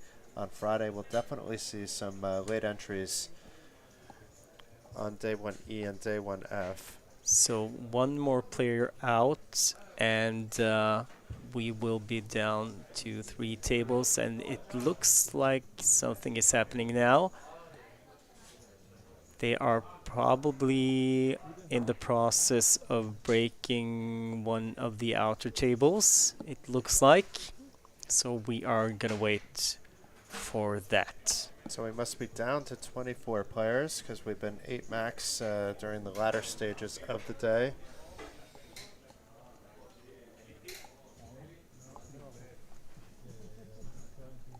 And it doesn't look like we're getting any new players coming in.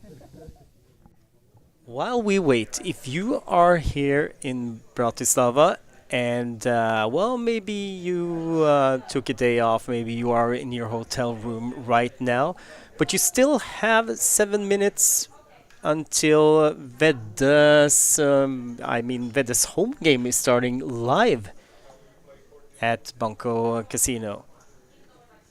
Starts at 11 o'clock. There's, I think, 6 levels of late reg on that one as well. And it's 100 and...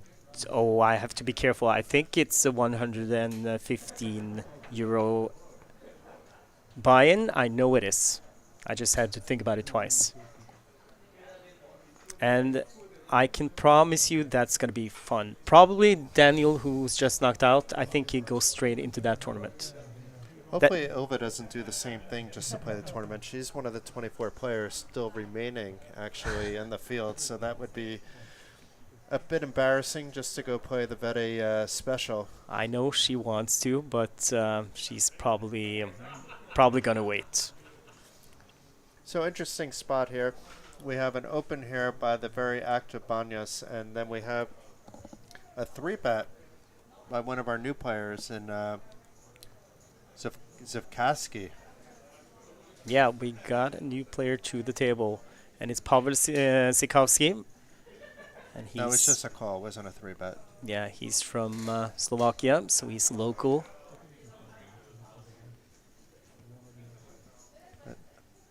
Pretty decent flop for both players, if I'm reading the cards correctly. It's Queen 9. Okay.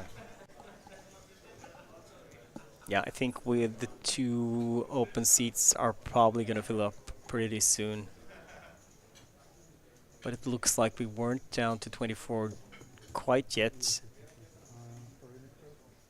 And Anu is still in as well, so another familiar name. Joel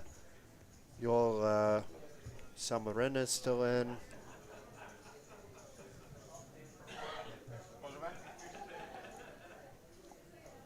I'm looking for former Coolbet Open main event winners, and none of them are still in, but I'm not sure if we got any of them to enter. Finland's Aki Nevalainen is still in as well.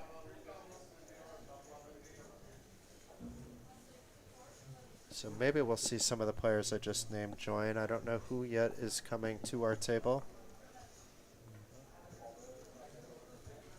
In the meantime, Sinowski introduces himself to the table by opening ace-10. Cortez in the small blind looks down at ace-queen suited. And this shortly after he tripled up. Decides just to call. Banyash in the big blind with jack 3 offsuit. He folds. So heads up to the flop.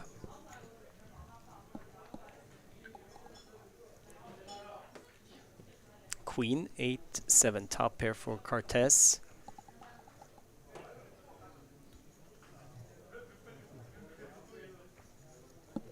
Who checks to Sikowski.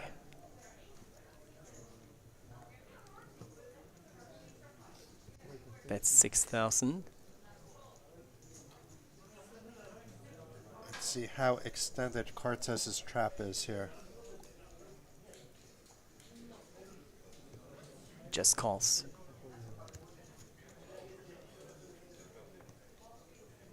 Another queen on the turn.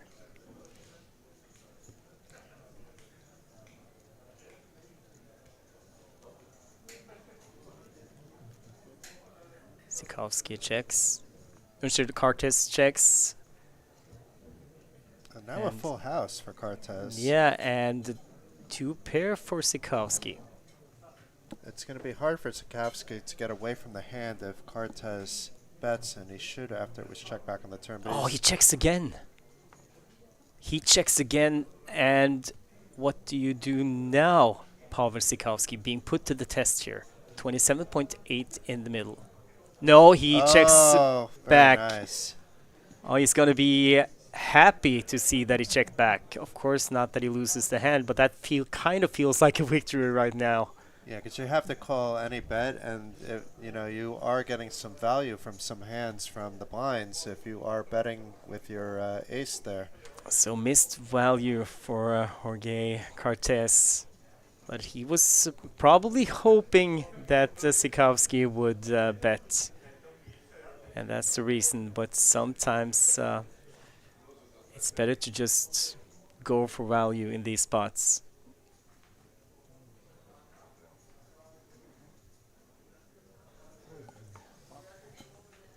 And I mean, ideally, you want to try to stack your opponent with a full house like that. And that's hard to do when you check. I like that he checked the turn because he got the continuation bet by his opponent on the flop. You hope that he has another barrel on the turn, but then I know a lot of players have a stop and go strategy, but typically once the turn is checked, then you should try for that value on the river. Yeah, he kind of has to check the turn, so it would be very strange to lead out. But not, what's the English word? Implausible? Is that a word? No. Not impossible? No, okay, so implausible is not a word. Improbable? No, that's, no, forget it. Should I just start listing every word that starts with I until we get there? It's not an igloo. Yeah, we have time. Come on. We're going to be here for a couple of more hours until we're done for the day, and then we'll be back tomorrow, and on Thursday, and on Friday, and Saturday, and Sunday. Tomorrow's going to be a lot of fun, actually. We haven't really talked too much about that, but that's going to be a lot of different nationalities for a special final table, which you know a little bit more about than I do. You had the sneak peek as far as who is on that, but you did share before that there were 3 players from South America coming out all the way to Bratislava to play in this. Yeah, that's true. We have, they have so many names, but it's Javier Guerrero, it's Luis Arenada, and it is Sebastian Olvares. Those are the 3 South American players. I believe, I'm not 100% sure, but I think all 3 of them are from Chile. And then we also have Hjörtur Davidsson. I'm guessing he's from Iceland. We have Stig Solskjær Johansen from Norway. We have Tavi Valsson from, I think, either Estonia or Finland. No, I think he's Estonian. And then we have Jaakko Hakan from Finland, I guess. And we also will have another Swedish player, which is, it might be decided already. I'm not sure. I think they were going to play their qualification today. Meanwhile, it's Cartes and Sikowski once again. Once again, Cartes with the best ace. Has the exact same hand as last hand here, Cartes. 26.6 in the middle. Goes check, check again. And 7 on the river. 4 to a straight. Sikowski checks. Cartes checks behind. Very interesting there. I mean, Cartes was the aggressor pre-flop. I guess he's worried with the straight potentially being completed there in the river, but strange not to go for it on the turn more than the river.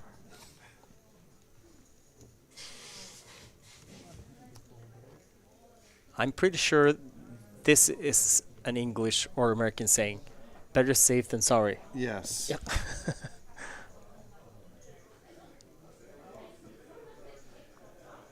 And I can understand it, because he got the triple up from being short.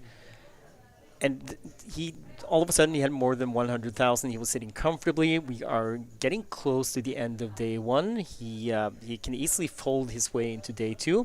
He hasn't done that. He's played a couple of hands a little carefully, on the careful side, but at least with minimum risk.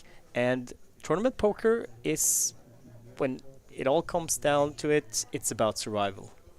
But you can't really fold your way into day 2 either. Like, it's well, now he can. He can, but it would cost quite a lot, because the next blind level, each orbit's 7,500, so figure you have 3 orbits per blind level, and then the following one is going to be 10,000, so it's going to cost you half your stack. I'm not saying he should. I'm just saying he can if he Physically, wants he to. can get away with I'm not it. saying he has, because he has played these hands where he had ace queen. But we are on a break. We'll be back in 15 minutes for the last couple of levels of Coolbet Open Main Event Day 1A.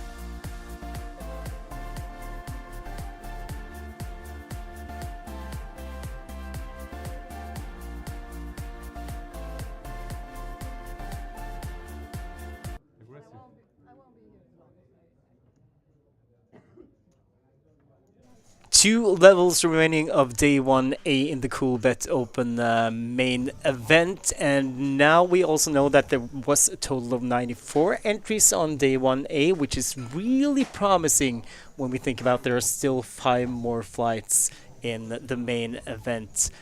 So it could be a record number, Jason. This is Wednesday. We always know that the numbers on the later flights, when we're getting close to the weekend, those are bigger than the first one. So this was kind of even more than I had hoped for, even though I said 110 players or entries.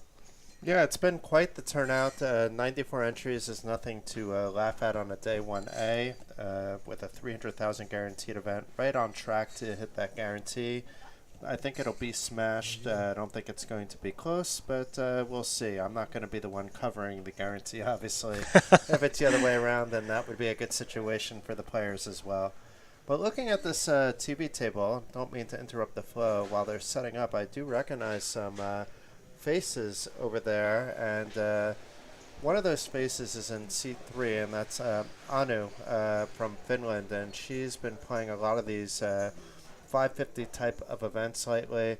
Very strong mind. Has been playing quite a bit of PLO as well. And then we see Brandon sitting down 2 seats over. We saw him earlier on the feature table, showing up with the Malta flag, but really a man of the world.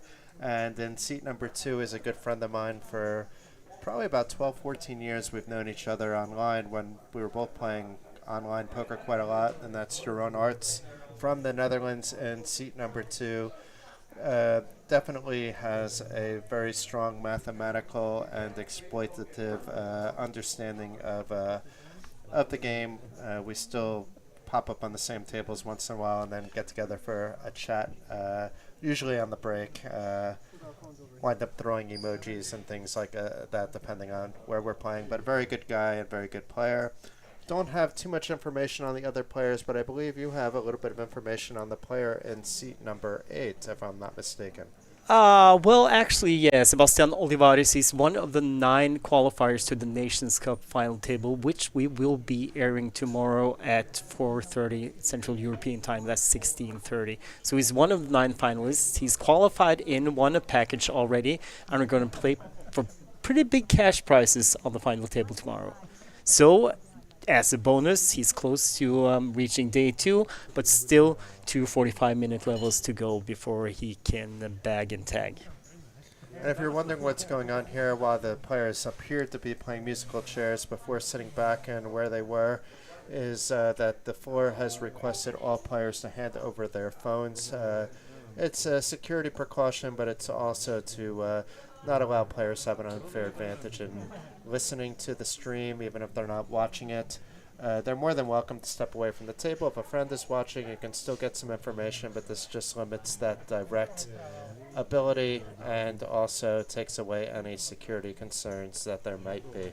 Also at the table, we have 2 Icelandic players, Hjörtur Davidsson in seat 4, and we have Kjartan Savarsson in seat 6. We are not 100% sure, but Kjartan Savarsson might be related to the Savarsson we had at the feature table just a few minutes ago.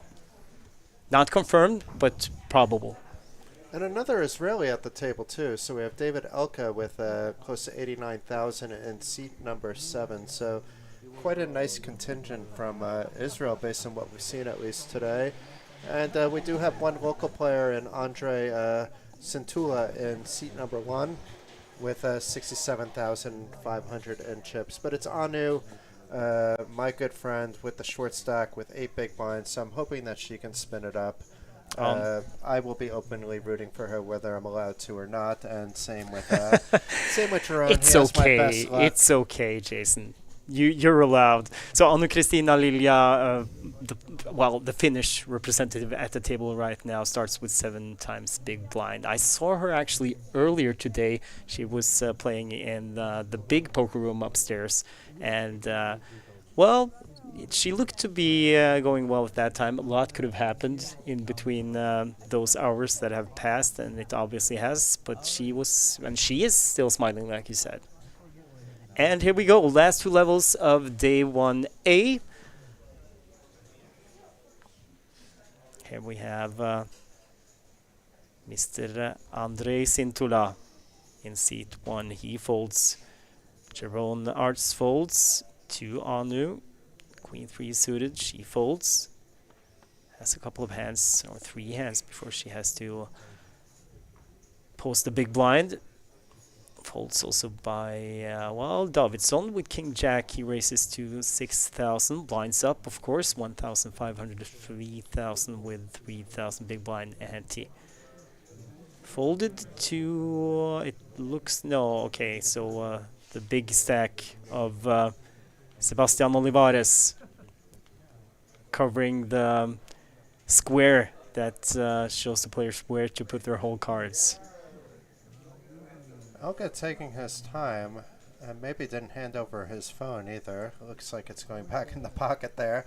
But it's very interesting here. Like, it could be one of those leveling wars with King Jack against King Jack. And it looks like he already did something, so I don't know if it was a call or a 3-bet. Now I think David Elka called from the small blind, and Olivares, he folded the big blind. Jack high flop, so King Jack against King Jack, both with top pair. Davidson with a spade. And here we just get it in. Wow. Here we just push. I was not expecting this kind of leveling war. Once the jack came on the flop, I'm figuring it's going to be a chop pot most of the time, but this time maybe not. That's a huge overbet. Bets 82,000 into, and he gets called by top pair. There must have been this kind of move before by Elka, Oh, wow. because he didn't waste very much time in calling there. Look at the reaction of the other players. So no spade on the turn, and this is not going to get any more exciting than it was. But still, that's like, wow. Yeah, what is Elka ever getting called with there? I mean, I'm surprised the Jack King, like, he should be getting, with that kind of bet, some of the hands that are beating him to fold. Not queens, kings, or aces, but maybe a Jack Ace. I don't even think that's folding there, so maybe you're getting Jack Queen to call if you're getting Jack King to call. I don't know. Am I mistaken? There was just an open and a call, right? There was no 3-bet or 4-bet before the flop. It was just a regular open and a call, and then just bomb in front Yeah, craziness. and call. It's wow. I've commented poker for a while. I actually don't think I've ever seen anything like that. Okay, we are gonna go to our friend Brandon Mifsud. Wakes up with pocket kings. He had a really good appearance earlier today on our feature table, and he's not even maintained, even built his stack the last 3-4 hours. And he's the chip leader at the table, probably somewhere on top 5 in the tournament, maybe even higher. Yeah, it has to be higher with Yeah. 20-something players left. You never know, but still, there are not that many super short stacks, so we assume that he's probably at least top 3. Cintula with ace 9. He's thinking about it after we'd called with king queen off. 3-bets it. Oh, wow. A good portion of his stack, but it's more than a third of his stack in with that 3-bet as well. Only 36,500 behind. Back to Mifsud. Does he just jam it? Yeah, He does. he goes all in, and Cintula put in a big portion of his stack. I mean, he kind of needs to call once he does that, unfortunately, but maybe he folds. It's very close mathematically, actually. Yeah, he still has 12 big blinds behind here. So, I mean, the message is, I mean, how clear can it be? You're up against the monsters. The question is my ace good if I hit it? And he decides to fold. So, I mean, instead of 3-betting, I know it seems tempting to squeeze there with an open and a call. but still ace-9 and your stack size. That I think the stack size is important factor here. That's you put in so much of your stack and you feel forced to fold to the 4-bet all-in, and now he's down to 12 big blinds. But meanwhile, Brandon over 100 big blinds, having 300,000 at this stage in the tournament is something special. So I'd be surprised if not only he wasn't in top 5, but if he wasn't overall chip leader. Yeah, he's got 10 times starting stack, and I agree.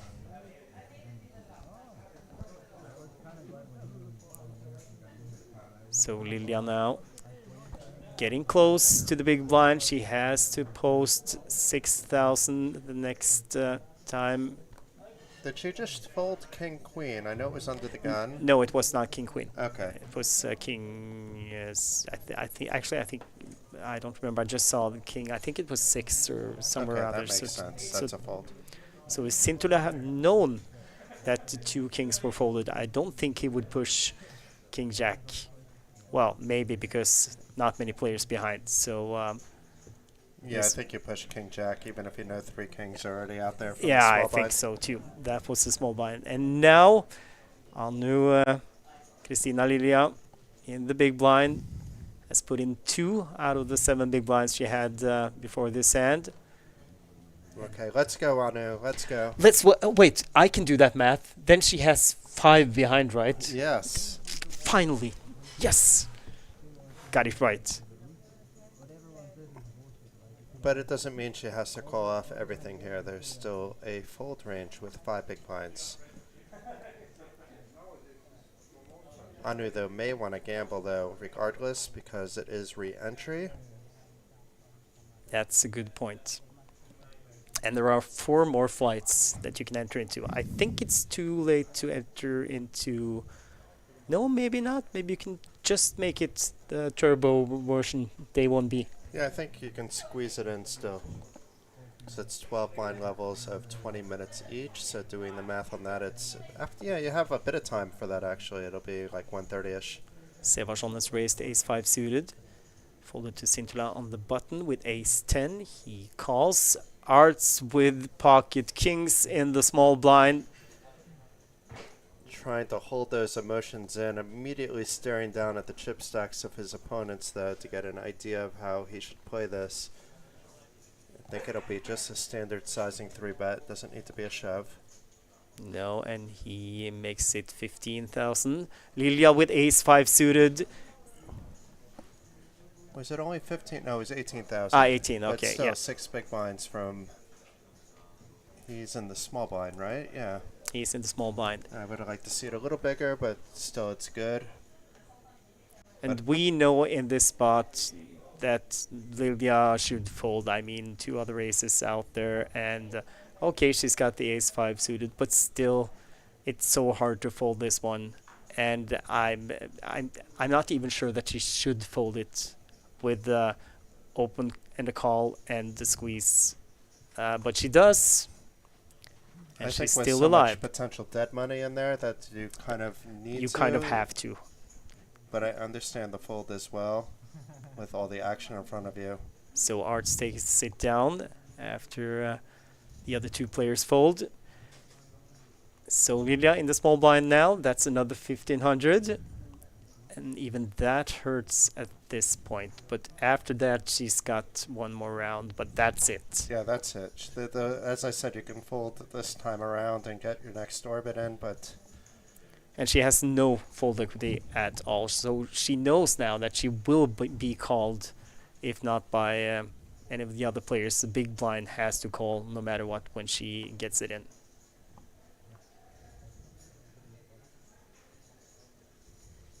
Folded quickly around. Every table we've had has been good with that pre-flop. We were getting the quick folds when there's something to think about. And that makes me really happy to see them play fast. Not, you know, this unnecessary tanking, stalling, you know. They kind of have, it seems like everyone kind of has a thought of what they are going to do, and they follow that plan and just play it like it's supposed to be played. So much more effective. So back-to-back pre-flop pots for Jerome. This one was a little cheaper, just taking it with the ace rag. No resistance, taking the 2.5 extra big blinds into his stack. So Anu is still here, And having fun. still smiling. She's met Jerome before too, so it's not that they've just met at this table. No, They've been at the same events recently. I think even here at this casino they were at the same event recently. yeah. I talked to her late last night. She had a wonderful day yesterday. She decided not to play poker. She went to Budapest for the first time and spent the day there. Took a train. It was like an hour and a half, she told me, and had 3 hours in Budapest, had lunch, saw all the sights, and came back here in the evening. And what did we do yesterday? I mean, I did play cash games, but I should have gone to visit Budapest for the first time. Yeah. That would have been a better use of my day. Yes, she spoke warmly of it, so that made me think, all these places we travel to and how little we actually see outside of the card room. I mean, it's actually a shame.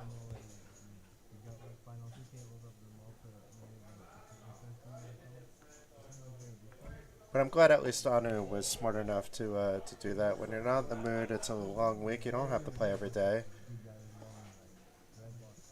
Elka opens ace 10.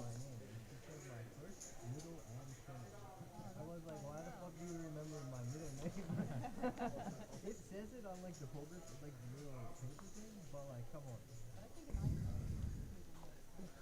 Players are definitely visibly having the most fun at this table. Which is kind of funny considering we're near the end of the day where things can be a little bit tenser. Sintula calls. Lilja folds. Davidsson folds. So does Brandon. Sud, and now we have, Kjartan Sæversson defends the big blind with 7-6 suited. First to act on the flop for Jack 7. Second pair. Sintola with top pair. Sæversson checks. Elka just jams 84,500 What's going on with here? ace 5 into Sintula's top pair. Sintula has 36,000. He just saw Elka do the same with the top pair a few hands ago. King Jack against King Jack. This would answer whether he would And- get a call from King Jack. King And he Jack. calls, Sæversson is gone, and this is a great spot for Sintula to more than double up. But Elka is not drawing dead. An ace would do it. He has runner. 3. Back doors are now closed. Safe for Sintula, and the deuce on the river. And he triples up almost. Well, I'm exaggerating, but he got some extra money as well, and it's up to 97,500. A lot more comfortable now. I'm not sure what was going on there, but it does answer a question about the previous hand with the King Jack. Could he be getting any value out of something that might call? And we just saw Queen Jack call on a similar flop, so that answers that question. But do not get it at all with the Ace 10. But I think if we try to figure out what David Elka is doing here, I think it's the end of day 1. I think he's just going for it. I think he wants a big stack to day 2. And seeing as this is a re-entry tournament with several flights, you have a lot of options. I think he decided, okay, last 2 levels, I'm going to go for it. I'm going to either have a big stack into day 2, or I'm going to try again one of the other flights. But then shouldn't he potentially be just shoving a hand like Ace 10 pre-flop, let's say, or that King Jack if he's going to be shove happy to do it then? Yeah, I think you have to ask Elka that question. So I'll be right back. I'm going to go 30 minutes in the past and go to my time machine and ask David, what exactly is your shoving strategy like here? Yeah, I'm afraid it's going to be hard to get an answer that you actually understand. Nifsud with pocket tens on the button. He was a master at smashing flops when we had him at our feature table earlier today. He just limps in on Elka's big blind. I have a feeling that he was trying to induce. And I said he was a master of smashing flops. Flops a set. Not much there for Elka, who checks. And tries to make it as small as possible, 3,000, and snap fold from Elka. We've only really seen one miscue in the two feature tables that Brandon has been at, and it's not only that he's hitting flops. I mean, he is playing speculative hands at times and getting away with it, but he's also getting a lot of premium hands. So it's, even though he's very active, it's really hard to put him on a particular hand. Obviously, he was on a different table before, probably not playing with these players as often, but they're probably getting the same sense that we do seeing the cards than anything else. He's playing a lot of cards, but every time he shows down, he has something. Yeah, you're absolutely right. And still, he is active, and that also means that he gets action. And when he gets big hands, like you say, then that's how you take more than 10 times starting stack to day 2. And now, Lilia with ace jack, all in, 16,000. Not much. She will get called by. No, she got a fold from Vidma Olivares. And I think that is probably, without knowing all of these players, that probably one of the few players that she would get folds from with that race. It's actually a correct fold, believe it or not, that because the very, very bottom of the range should be a fold to a 5 big blind shove. So it's not, I mean, you can call there. It's not going to be minus EV by a large amount to call anything with a 5 big blind shove. But unless it's a bounty tournament, it doesn't have to, you don't have to call there. Sintula, who got moved to another table. This means there are 22 players left on day 1A. I guess there's 21 left if, well, Yeah, it's possible it's 22 if two bus sets might at be. one table, yeah. I think it's updated.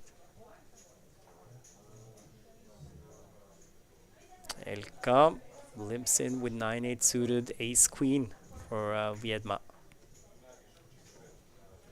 I won't be surprised to just see something close to a jam, if not a jam, you know, just because of Elka's stack.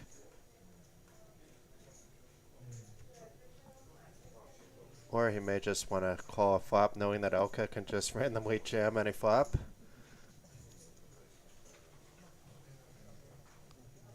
Yeah. And he puts Elka, well, not all in, but A big because we portion have of the players stack. behind a big portion of his stack, yes. Probably just to ensure himself that he wasn't going to get free bets by Arts. And Elka, he makes the call. And if we see diamonds, we could see problems. I think if we see an 8, we're going to see problems. Oh, if we yeah. see, okay, well, Is Elka gonna jam? well, he can't jam in front, but Viedma gives him a possibility to do so. He does not jam, and he fills a straight on the turn. Now if he jams, it looks so fishy, and it's like he can take advantage of his image. Viedma first to act again. Are we going to see delayed C-bet? 34,000 in the middle.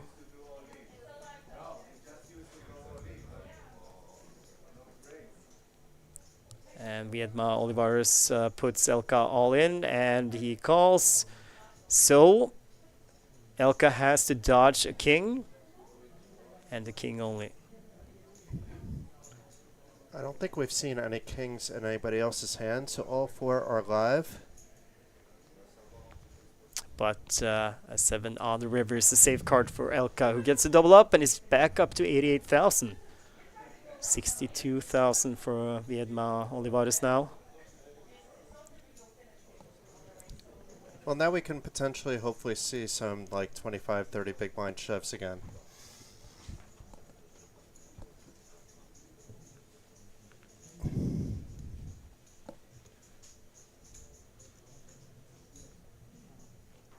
Yeah, I think the possibility is strong. It's not something you would bet me on, I'm pretty sure. No, I would not.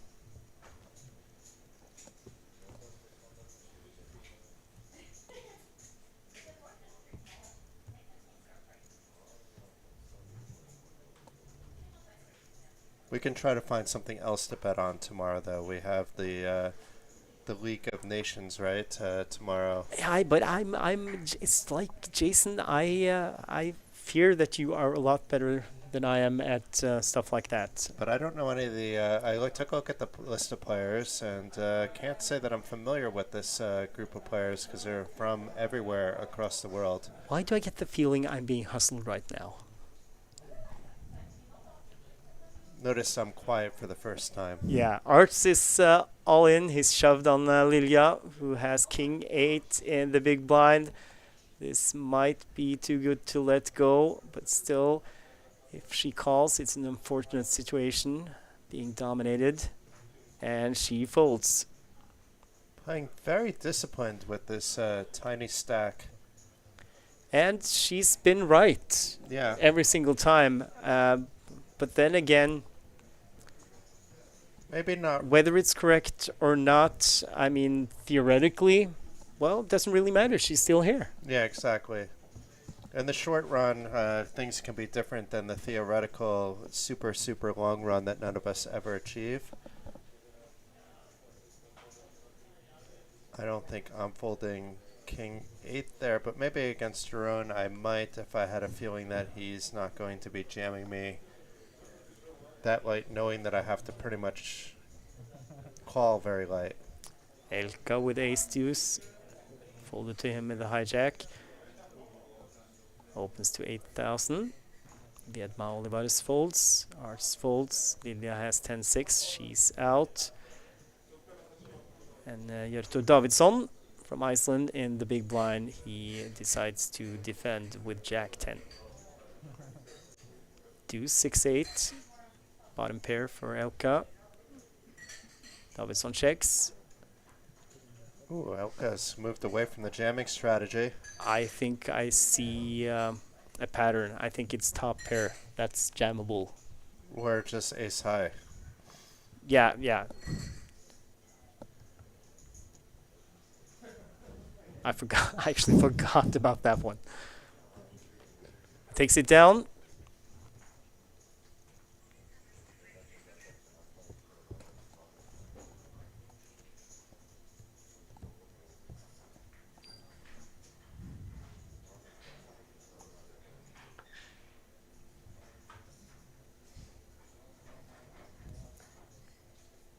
Kjartan Sæversson and the gun, ace-2 suited, he folds. Elka is out, Viedma folds. So does Arts. And now Lilia Queen-Jack on the button. She's all in, and Davidsson with the ace-king. He's all in, he isolates, Mifsud folds. So Lilia has 2 live cards, but she needs to hit something. Let's go, Anu. Come on. I don't think. Well, you are allowed, actually, Jason. I gave you permission. Yeah, so just with Anu. Yeah, but still, for Davidsson's,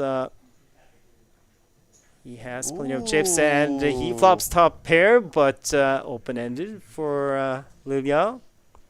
3 on the turn, and the river. She needs a 9 or an ace. A 4 means we lose Anu Lilia late on day 1A, but I know she is gonna stay here in Bratislava for the next few days as well, so we'll probably see her again. Yeah, hopefully she hops back into the main event, and just unfortunate she was very, very patient on unopened pot, late position, Queen Jack, perfect shoving spot. She even had live cards, but even flopped an open-ended straight draw. But no love, and that's it for Anu. Hjelte Davidsson up to 138,000, second chippy on the featured table. And you know that if you had any friends in Iceland, Jason, you have none left now. None. No, you were rooting for Anu, and I mean, I know people from Iceland. They are. But if like Inga from Iceland was on there, she would be getting the same love. Then I would have like no like real choice, you know. Then I would have to figure things out. It was nothing against the people of Iceland or the people or for the people of Finland. I have much love for poker players in both countries. I love the disclaimer. I'll look at Brandon Mifsud. He hasn't gotten to play a hand in a while, and now he gets the opportunity from the small blind against Mr. Saversson's big blind and gets the fold. Brandon is loving the fact that it's six-handed at the moment because he's going to have a lot of opportunities to do this with his stack, knowing that players now do want a bag. They want a bag, obviously something reasonable, but they just grinded already for nearly 12 hours, and it's tough to go out like Anu just did after putting in the long day, and it could be tough to to come back the next day to try it again. And he was kind of, handcuffed with Anu being so short. He couldn't be too creative, but now he actually can when I think it's Widma who has the smallest stack with 30 big blinds. No, 20 big blinds, sorry. But he can put a lot of pressure on the other guys. Like Davidsson, who opens ace-9. Folds to Elka, who wakes up with ace-queen. Is he jamming it? No, he is racing it, I think. 23,000, and Davidsson with a quick fold. So different gears here by Elka, actually. Yeah, but those two big jams were post-flop, I believe. Yeah, he has pre-flop though. This is the first time I think he's actually 3-bet. He's only called before. Something I believe a player of Hjertor Davidsson's caliber is able to suss out. Looks like a guy who pays attention. So does our friend from the Netherlands, Jeroen Arts. He folds. Davidsson folds. Sud. No, he doesn't take the chance. Didn't really have cards for it either. Saversson with ace-9. He opens. Elka folds. And Vidma with the same hand. Different suits. Or suit. He has the spade. And the diamond. Saversson with the heart. And he jam. shoves. And Seversson folds. The same hand. The power of aggression coming through there. These are the spots I love, as I mentioned. When it's the same hand and then one player beats another, just with their betting tactics, whether it's pre-flop or post-flop.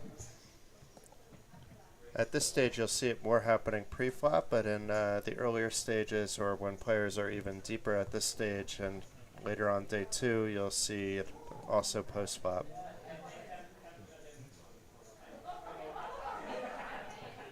So a nice one for Olivares.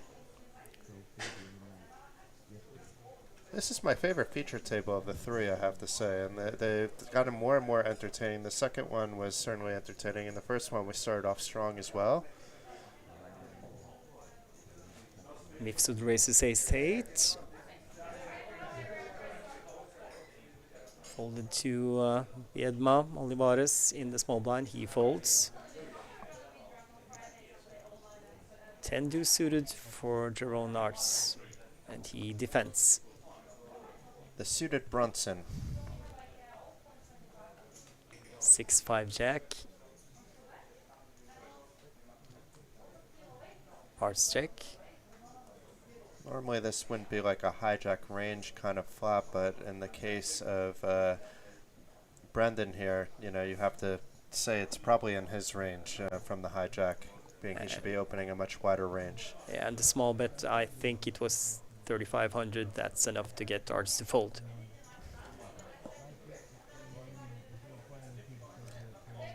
So if that graphic is correct, they're just dropping like flies now. We went from 22 to 19 in the snap of a finger. I mean, we saw Anu be one of those players, but then means two players in the outer tables also hit the rail. So it's not going to be a lot of players advancing to day 2 out of this field. We'll have to see if these percentages play out over time, but it'll be under 20% going through today.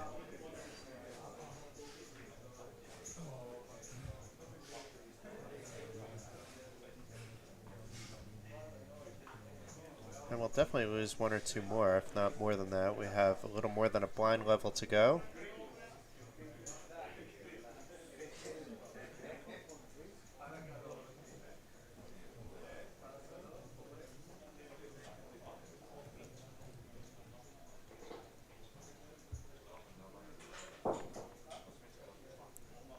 And okay, Arts and Davidsson sees the flop.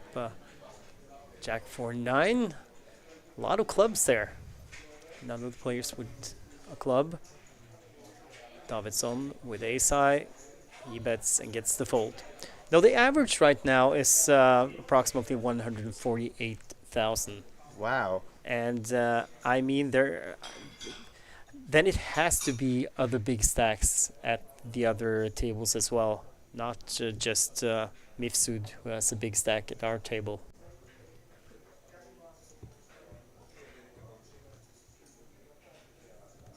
Yeah, I'm very curious to see the end of the day chip counts. It'll be, there have to be a few stacks that are big at this point.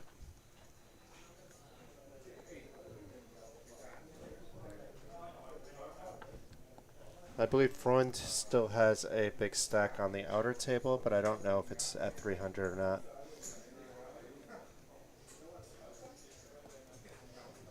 Well, before the last break, Thomas Grabic was one of the biggest stacks with 260,000.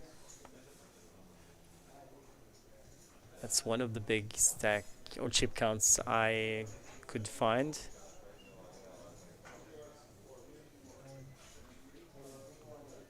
In the meantime, Mitsud is all, well, he's not all in. He puts 2 players all in there.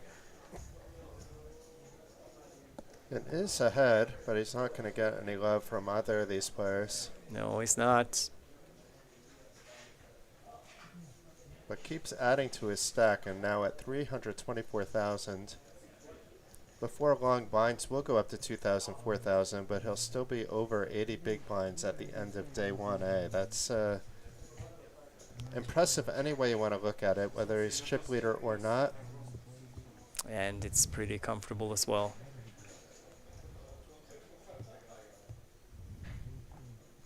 We'll see if he can keep adding chips to his pile. He entered the TV table with 264,000, so it's been a 60,000 chip increase already, 20 big blinds. And the thing is, even though the average stack right now is 148,000, it doesn't mean it doesn't necessarily mean that that's approximately what it's going to be when day 2 starts with so many flights left to go.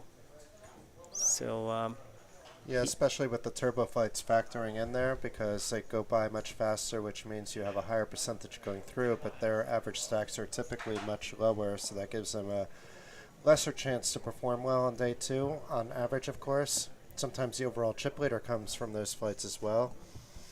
So it does go both ways, but mostly in the way that the bigger stacks will come with the flights with the longer blind levels.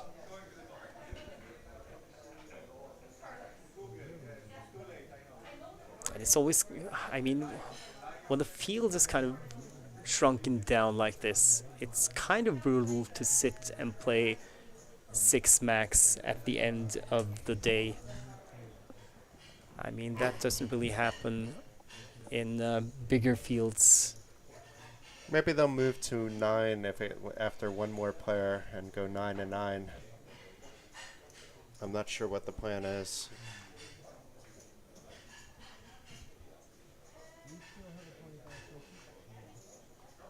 Well, I don't think they can do it, as the other flights are also going to be played 8 max, and then they kind of, to be fair, it's like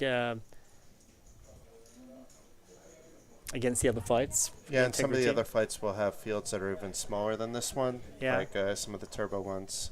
Yeah. Like day 1B is not going to get 94 entries. Anyway, 3 players to the flop, 4-10-4, top pair for Vietnam. Let's check to him. 2 pocket pairs as well.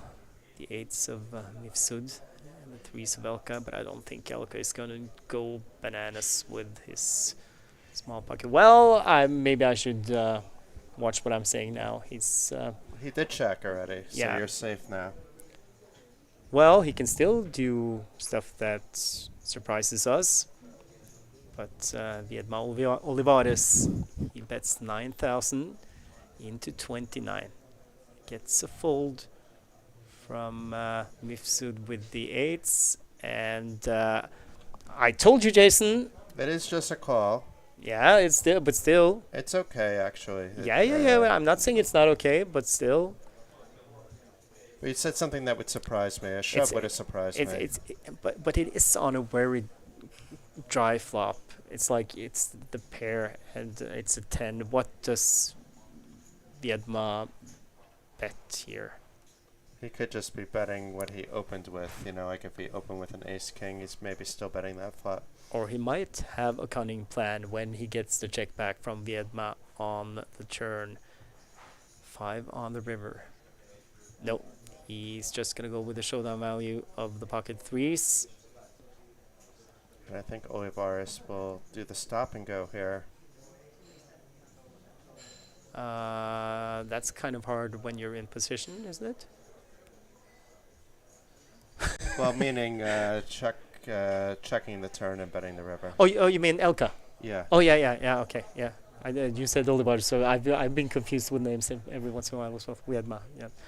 But he decides to fold Elka.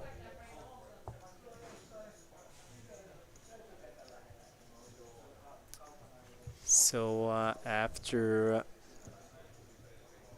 Mifsud has as many chips as the next 3 players all put together. I mean, the dynamic here, if it was like a final table, would be bully, bully, bully. You're not going to get away with all that on a day 1A.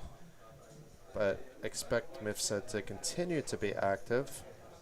Not necessarily to play every single pot, but increase what he'll be opening with. And Viedma has climbed up to 4th place on the chip count. It's kind of a close between 4th and 3rd.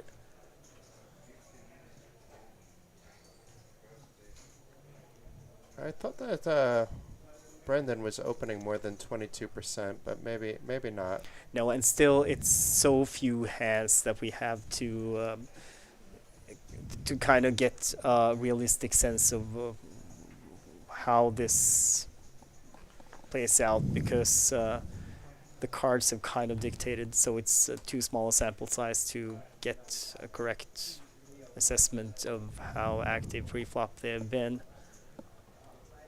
But I think Mifsud, what the tendency is that he's not gonna try to bully them too much. I think it's safe to say. I think he is happy with his stack. He's of course gonna take the spots he gets, but it looks like he's not gonna get out of line, and that kind of gives him a stronger image as well. And that's something that I'm sure he's aware of, that okay, every once in a while when he's been passive, he can actually try to steal 1 or 2. So I think that's what we're gonna see.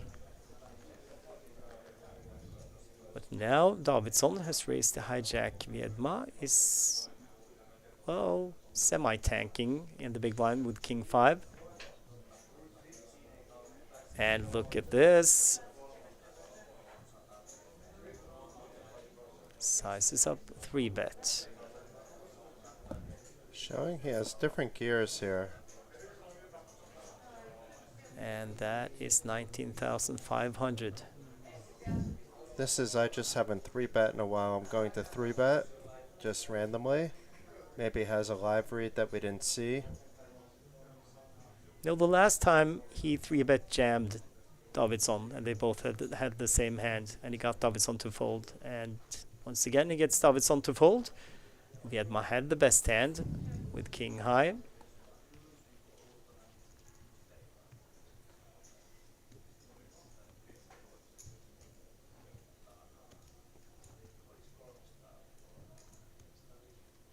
I had the pleasure of play with to play with Viedma yesterday.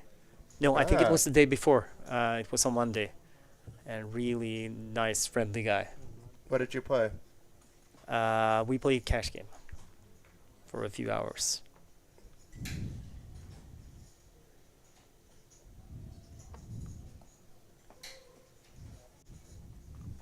Quiet, doesn't say much, but smiles a lot. It might be also hard for him to chat in English. He may understand a lot and not, be able to process it enough to say in English. And unless you know Spanish, it's maybe going to be harder. Yeah, I think so too. Not that my Spanish is amazing, but at least I can understand probably more than I understand the Lithuanian, which is sad. Viedma limps in with 9-8, and Arts, he raises queen 4 in the big blind. And look at this, Viedma calls. It just wasn't that big a raise from the big blind. No, it wasn't. Ace, Jack 4. Arts actually has had the best hand all the way. Bottom pair, he can represent the ace. And he decides to do so. Go small again. 8,000 and a fold from Viedma.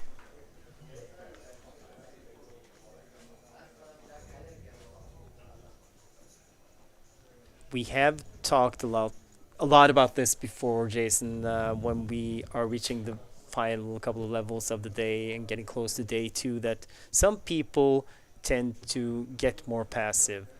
But I think those two players who, well, had a small confrontation right now, they kind of seem like the ones who are most interested in trying to pick up dead money.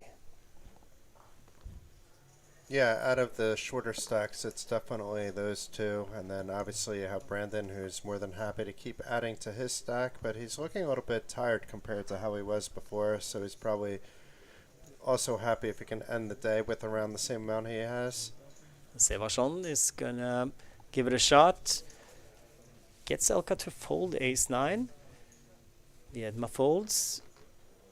Arts with king-jack suited in the small blind. May get him to fold too. Severson, as we saw, had like a single-digit VPIP. With Jerome going nowhere. He calls. Davidsson folds king 6. So 2 players to the flop.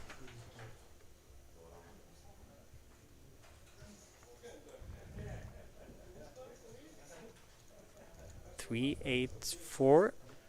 Got shot and backdoor flush for Sevarsson, who still has the best hand.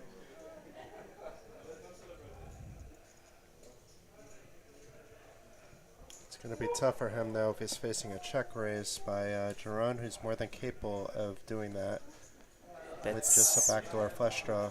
Quarter of the pot was at 5,000. Yes, it was.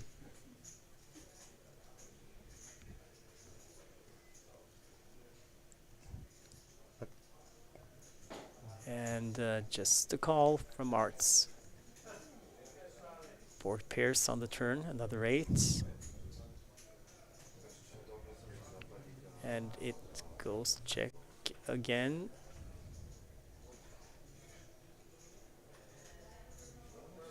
And another bullet, 11,000 this time, and that makes Arts fold.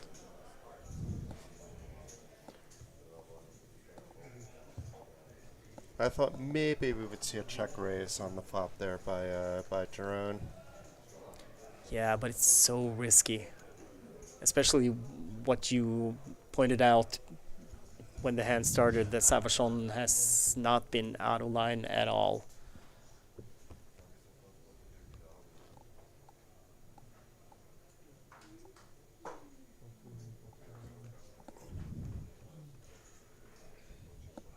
After dropping like flies for a little time, it looks like we're stuck at that 19 number for a little while. We're not sure. We'll find out for tomorrow whether that's updated in live time or whether it needs to be done manually, in which case it's possible that we have a few less, because they wouldn't be doing it every second if it has to be manually done.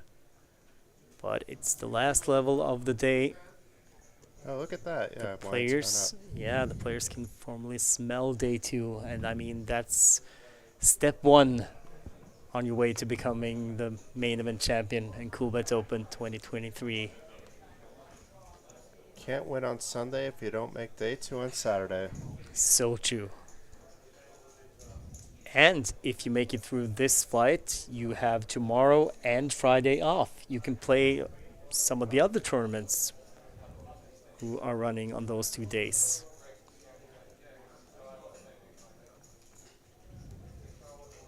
It's also a lovely city, so you can combine a little poker. It could be even cash game days for you, which are perfect to combine with checking out Bratislava.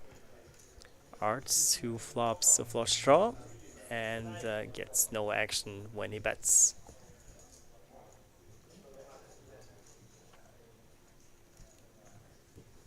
$2,000, $4,000. And they're playing 6 max. Yeah, I'm surprised that we're not seeing anybody really slow it down at all. It seems like all the players at the table are comfortable with the 6 max format. Sometimes you'll see that just waiting for a player or two to bust and then be ready to play at normal speed. But at the same time, it costs you 10,000 every round.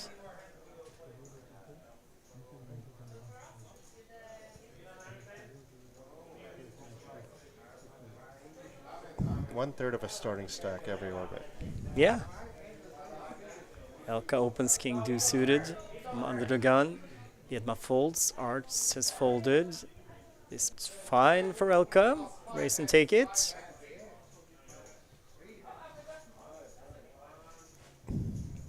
And that's so important to do at this stage. To try to pick up the blinds. Of course, I might not do it with. And we have lost another player. We're down to 18 players on day 1A. Let's see who we lost. We lost Pavel Sikovsky, who we had at the feature table right before this one. Before him, we lost Thomas Grabix, who I don't believe we had today. Anu, we did have. Aki Nevalinen, who I mentioned earlier, but we didn't have 22nd. Marcin Huslowski in 24th. So and now, Hogni Gunnarsson in 23rd, who I skipped over. so now all 3 tables are being played 6-handed.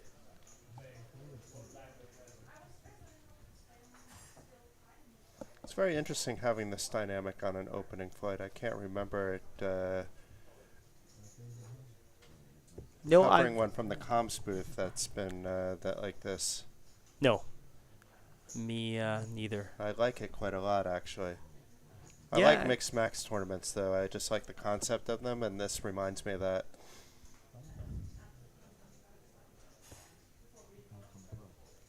I'm sure you've played in a mixed max tournament or two over the years. Absolutely. They've kind of gone out of vogue, but maybe one day they'll come back in style. Who knows? I mean, trends come and go. Right now, it's, well, the mystery bounties are huge right now.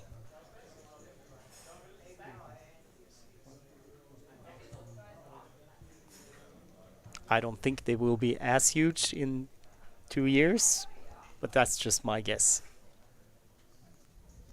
Arts, who opens 8-7 suited. I mean, don't get me wrong, they are fun, but I mean, kind of gambly. Vietma defends the big blind with 10-8 off. Deuce, ace, 3. Or tray. Check, bet, and a fold. So Jerome picking up a few cheapies and chipping up quite nicely in the last orbit or two. he needed to be a little bit more timid with Anu right next to him, and after Anu went out, Jerome got busy and straight to work. Yeah, I think he has picked up on the same thing that you did, Jason. That the chip leader at the table doesn't seem as interested in going to work to accumulate chips at this stage. He looks a little worn. It's been a long day, though. I mean, I've seen him around, obviously, and know that he's capable of playing even longer days. But And still, it's a 12-hour day. Who knows if he got straight off a plane? You know what the story is there. and on cue, he opens 8-6 suited from the hijack, just to prove me wrong. Runs straight into ace king.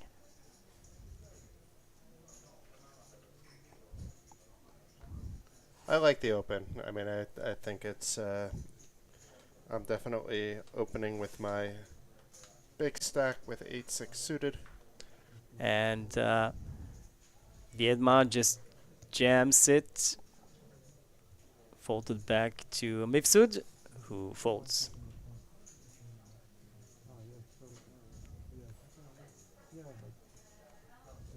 How much is the jam by Olivares there? It's 80. Oh, hold on.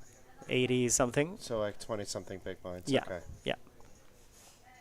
At the 3K level, that would have been too much, I think, to jam, but it seems like appropriate here.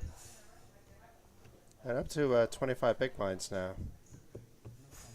It's a Varson that may want to get something moving. I mean, he does have double an opening stack, but is down to 16.5 big blinds.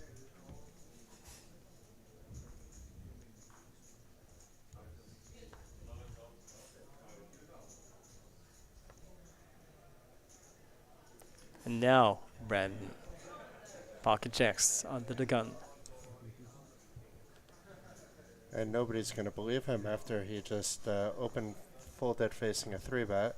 No, they're probably gonna think, well, he tries again. I'm not gonna let myself be pushed around, but Davidson in the big blind, he has queen free, so he folds.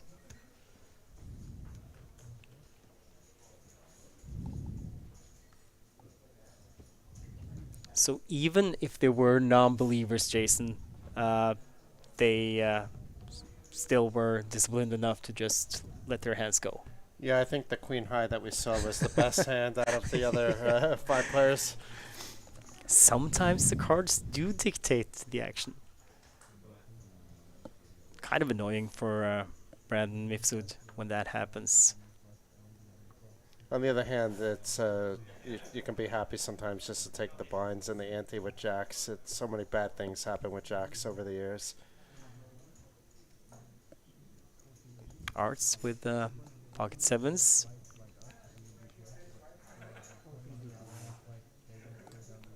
On the button he opens Davidson, defends the small blind with king jack, and Mifsud with ace 2 suited in the big blind. And 296,000 behind. Just a call there. Yeah.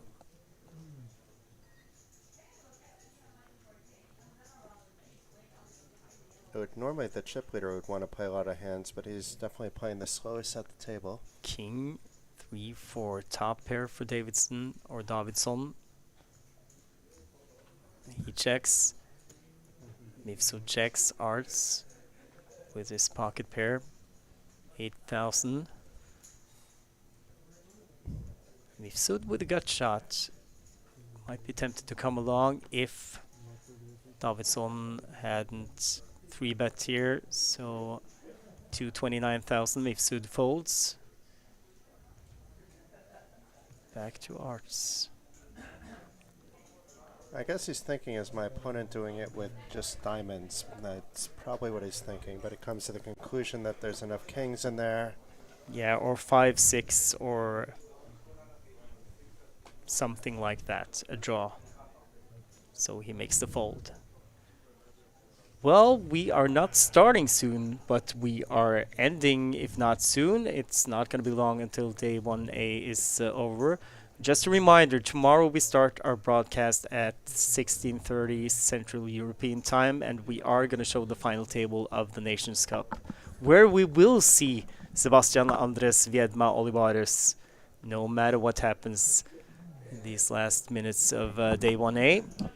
And as a reminder, we are also going to broadcast on Friday, Saturday, and Sunday. And we'll try to get some guests in for you. It won't all just be Stig and myself. You'll have a little bit of a break from me at times, a little bit of break with Stig. But there's many interesting people we have lined up. I think Ilva will join us. We'll try to get some of the Chilean ambassadors to join us.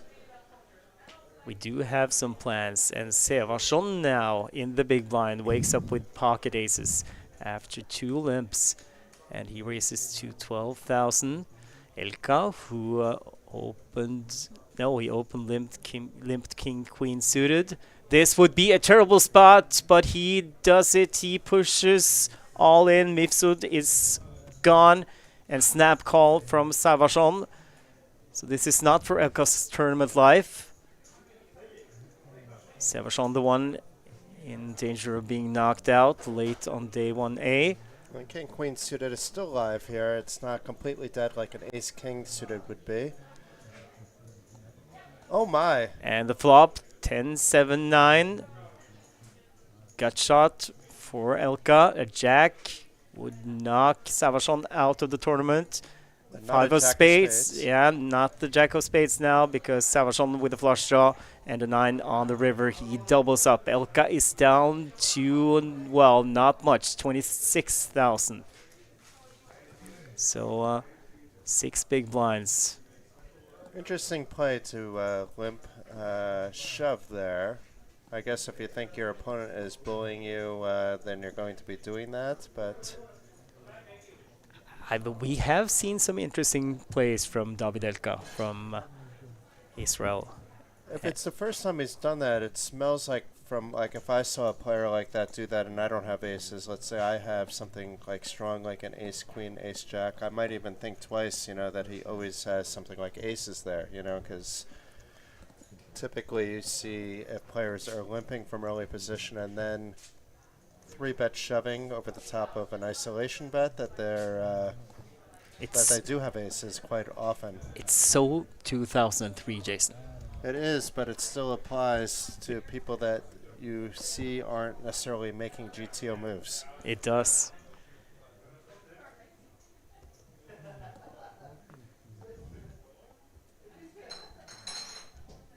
And it has actually made a little comeback in the past year or two. Hearts with ace deuce. He opens from the hijack. Mifsud on the button with ace 4 suited. 3 bets. And this with the short stacked Elka in the big blind. Sevarsson has folded. Elka has jack 7 suited. Lots of extra money in the middle. He goes all in. Back to Arts. The thing is, yeah, okay, so Mifsud can't go over here, so Arts would have been... He was kind of priced in there, but I don't blame him. And it turns out that Elka is very live, especially with one of those aces dead. Both his jack and 7 are live, and now there's 2 diamonds here. Oh, and 2 diamonds for Elka, has the flush draw, top pair from Mifsud. Jack on the turn gives him more outs. Jack now or a diamond, but the 10 of spades no good. And we lose David Elka late on day 1A. So close, making day 2, but he might have plans for another flight, or maybe even 2. Maybe he'll hop right into day 1B, but showing a lot of heart, David Elka. We're going to miss you. The dynamic of the table may even changed to some degree with his departure, but it looks like also we're on a quick pause because perhaps we're down to 16 players is my guess, because it would be, if it was 17, it would still be 5-6-6. Play moves on. They're not going to do a redraw on a day 1A. It's not the same as when we're down to the final two tables on either late Saturday or early Sunday. Yeah, and the thing is, what might happen when we are nearing the end of this level is that they'll stop the clock and draw for how many hands they are going to play at the end of the day.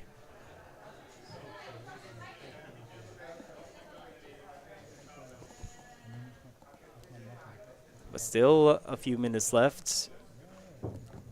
Yeah, we did lose a player on one of the outer tables around the same time, so I think they have to play this hand out, and then I'll announce who hit the rail in 17th place 30 minutes ago in real time. Savarsson opens King Jack. Viedma defends the big blind with ace-6 suited. Flops top pair, but straight for Savarsson. Holy Broadway. Holy Broadway, that's correct. Viedma checks. And it's totally natural for Savarsson to continuation bet here.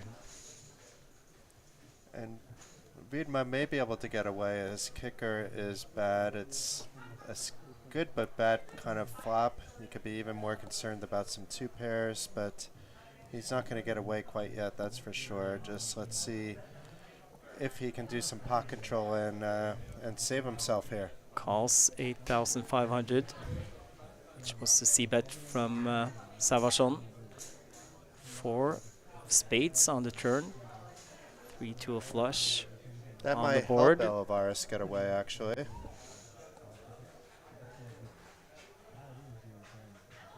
Viedma has checked. Savarsson is gonna bet again. Still has the nuts.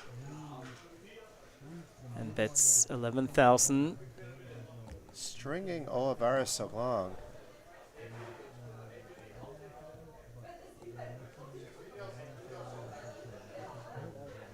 This is one of those times you're screaming in my head that I should maybe fold my top pair, but then in real time making it very hard to do so. And he calls 60,000 in the middle.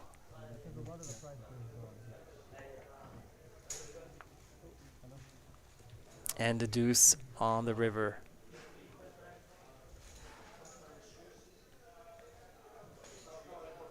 Might even see a shove here by Severson. There's about one pot-sized bet left in Olivares' stack. No, it goes check, check. I think Savarsson was kind of a little worried about the third spade on the turn and just decided to make sure that Viedma wasn't slow playing. And so I think Viedma, our friend from Chile, he lost the minimum. And now we have a full table. So we did lose one of our heroes in Jorge Cartes, who we had earlier, the one of the Chilean players that's here, alongside of Olivares, who did just lose that falling pot with the top pair. And it looks like we have a few new players too. Yeah, we do. In seat 3, we have Frode Hol from Norway. In seat 1, we have Savar Ingi Savarsson, which we have a slight suspicion that he is related to Kjartan Savarsson. It might be father and son. We are not completely sure, but they are both from Iceland and they are both sons of Savar. So Kjartan might be Savar's son. Yeah, well, anyway. And we also have Miklos Banjas in seat 7, who we had at the feature table earlier on today. We're quite impressed with his play as well. I expect now some really good competitive poker with this crew based on what we've learned about them today. We do need to find out, though, before the next stream whether the Saversons are indeed related to each other. That should be easy. Challenge accepted. And you have to fly to Iceland to find out that information before tomorrow. Mifsud raises king 9 suited. Folded to Viedma, king jack. He calls in the from the small blind. Savachon, I don't dare to say senior, but it was so tempting. He has 10-9 suited in the big blind and he defends.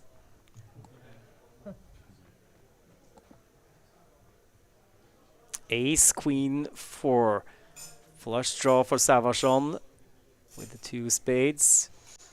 Got shot for Viedma. He checks.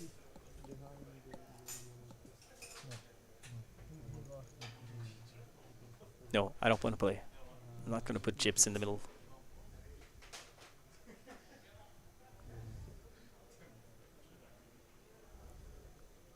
And check to Mifsud.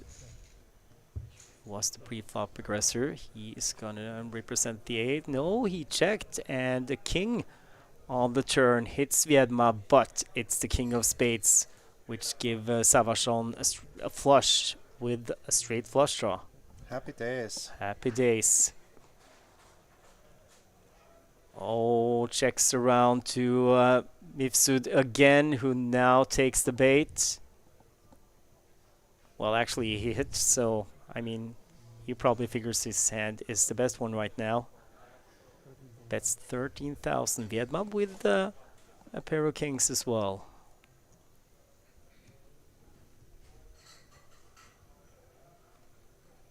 Thinking things over.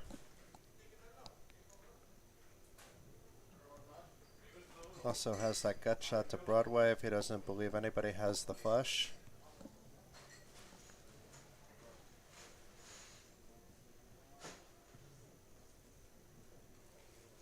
But just 15 big blinds behind here. And he calls the 13,000. Now what do you do if you're Syverson? Do you start jacking it up even more?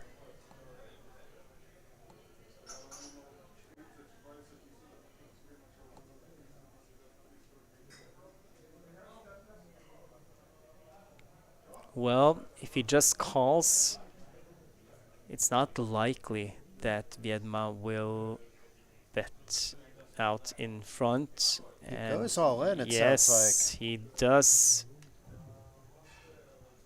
Overbets the pot and gets snap folds from both the other players. I mean, we could see that his opponents didn't have a spade, but I do like that he's protecting his hand to some degree. I'm not sure a jam is what you needed to do there, but it still would have worked out the same even if he just put in a standard raise. Nobody with a strong enough hand to continue along at that point. 163,000 for Savachon. As we see, Mifsud still the chip leader, 304,000. We also see that Banyas has protected his stack and done that well, playing more than 200,000. Would the son of Syverson be Syverson's son? It should be. Logically, it should be. But, I mean, it's kind of hard already with all these sons that they have in Iceland.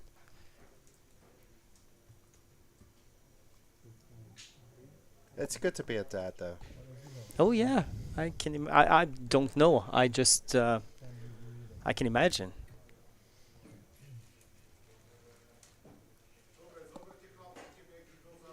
Could see Olivares. I mean, he's down to 12 big blinds. It's actually a fairly good squeeze hand. Better if it's suited. Better if it's a little bit stronger. But I don't blame him if he shoves. And he indeed gets his stack in. And he might be unlucky here. Savachon with ace queen. If you're going to be called, better by ace queen than by ace king or ace jack. And he still has arts behind.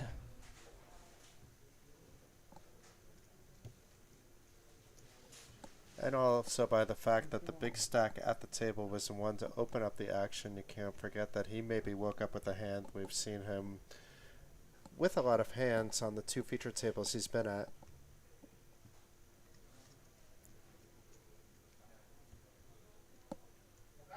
I think ace queen is too strong of a hand to fold, especially short-handed on day 1A.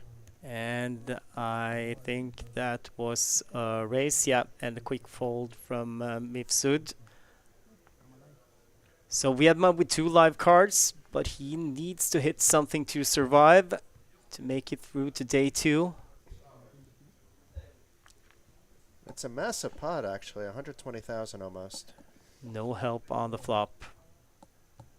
In fact, a flush draw for Savachon takes away some of Viedma's outs. He can now not win with a jack or king of clubs. And the club on the turn seals it. We lose Viedma Olivares late on day 1A, but we will guaranteed see him tomorrow on the final table of the Nations Cup together with 8 other players who are going to fight it out for the prize money and bragging rights of winning the Nations Cup. So best of luck to Viedma in that. I'm quite excited to be looking at that tomorrow just because of the diversity of the players that are guaranteed to be at the table.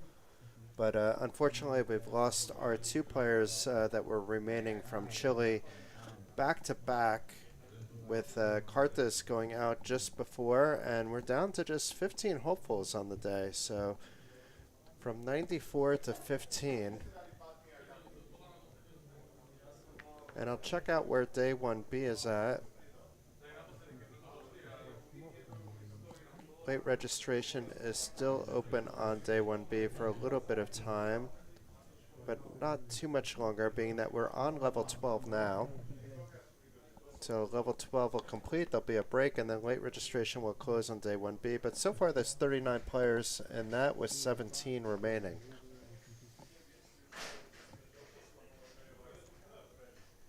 Mifsud raises king 10 suited, gets called by Savachon, the younger of the Savachons. The older of the Savachons folds ace 9 suited.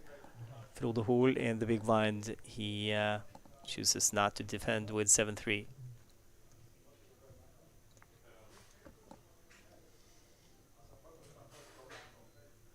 Flop comes king high top pair for Mifsud. He was dominated. Now it's he who has the dominating hand. But 3 hearts though, so not flush draw for Savachon. 8,000 from Mifsud. Savachon, we know he's not going anywhere. Is he gonna go for a hat trick now? 3 in a row? There's an argument to be made to raise that bet as well, but call is the safer route.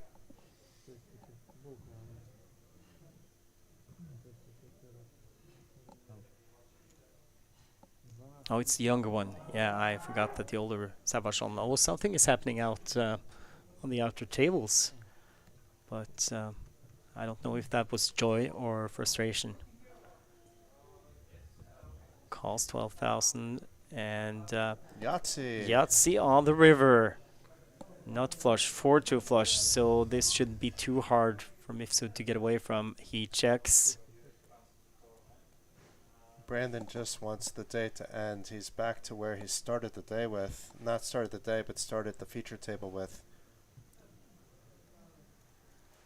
66,000 in the middle, and he goes 25.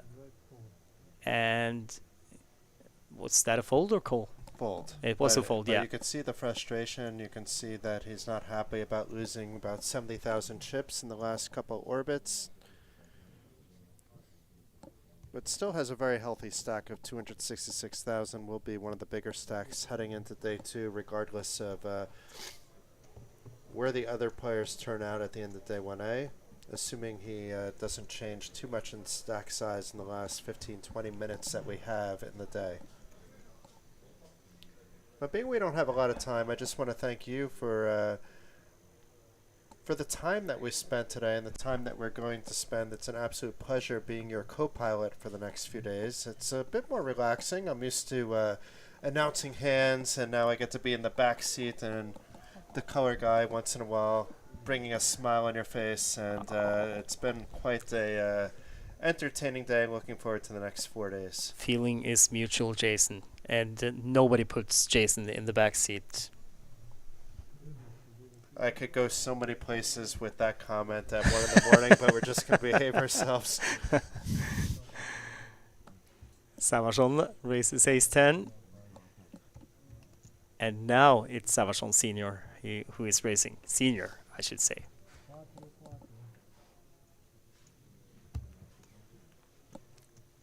Race and take it. Which often is very nice at this stage of a tournament when you open ace-10 and everybody just folds. I'm not sure who's going to get in more trouble with the Icelandic community, me for my earlier comment when I was rooting for Anu in a short stack double up situation, or you calling one senior and one junior when we don't know. We could have a junior come and say, I'm 45 years old, I'm not junior, and the senior come over. No, I'm not a dad. I'm no, I not necessarily father and son, but age-wise, it's senior and junior. I mean, Kjartan is younger than Savaringi. It might be just Ingi Savarsson as well. It might just be a typo in on the chip counts, but that's what we have to work with. And I'm allowed to say that he's senior because I'm even older than he is, so I think it's okay. I think we're both older than everybody at the table.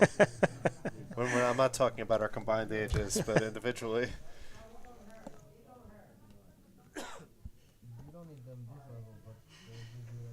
So we have, I think I heard 5 hands at the end of the day. Okay, I thought that's what we were waiting for, but wasn't sure. But 5 is a nice number, so we'll have a little bit of time left with y'all. Watch that these 5, though, they're going to play like 10-minute hands each, so we'll probably be with you for another hour. But no, based on the pace of play, unfortunately, we won't be with you too much longer today. But we'll be back tomorrow at 4:30, as Stig has mentioned. Looking forward to that. We'll see 1 or 2 of the players that we saw today in that event. By the way, I can tell that Frode Hol, in the right of the picture, he is wearing a patch, and that is for one of Coolbet streamers' stream. It's Jevakim's stream. Much love to Ilva. Yeah, and look here, I mean, other players have gotten it too. Kjartan Savarsson is playing with Jevakim patch. You know who's probably playing with the Jevakim patch that's still in? And Milos Spanish. Ilva. Ilva is still in on the side table. Yes, she is. So she's probably, I hope she's wearing a Jevakim patch. And she's distributing those patches to other players, and not just Norwegian players, as we can see. Also, Banyash. Look at my laptop here, Stig. Oh, you are as well? Yes. Ah, that's great. It's in prime position, too, in the #1 spot. Twitch.tv/Jevakim, that's your Twitch channel. My Stigmund fan club batch, though, has a special place at home. I meant to bring it with me, but you'll see it tomorrow. That's soon enough. Banyash opens Jack 10. I believe this is the second hand out of the 5. If I heard correctly, might be less than 5 as well, but I think that was what the TD said. Folded all the way around to Mifsud in the small blind, and he folds. Savarsson folds 7-6. I think it's at the stage where players are happy with what they have and they don't want to make any fancy plays at this stage of the game and rather make a slightly less chip EV move that might be safer. We saw some good hands folding in there that wouldn't have folded 20 minutes ago. So hand number 3. Then again, we're also 7-handed now, and we're 6 and then 5-handed for a little bit of time.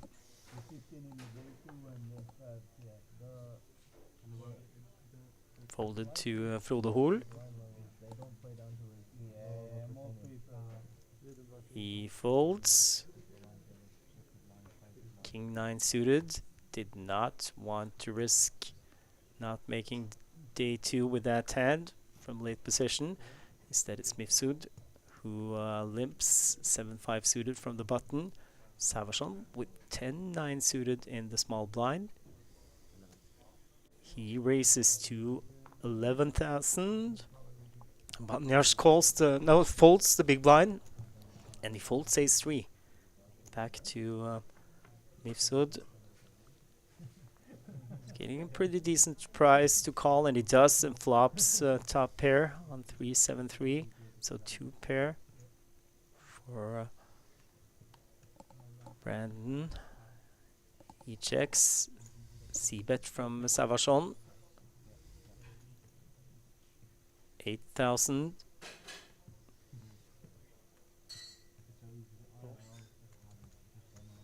And Mifsud calls. It's very hard to raise there, even though you do have a strong hand Deuce on the river. on the turn. Turn, I mean, yeah, I'm ahead of myself. So I'm predicting there's going to be another deuce in the river. But we may never know. Check and bet 12,000 this time. Mifsud with a quick call. By now, Syverson must know his opponent has something. 5 of diamonds on the river.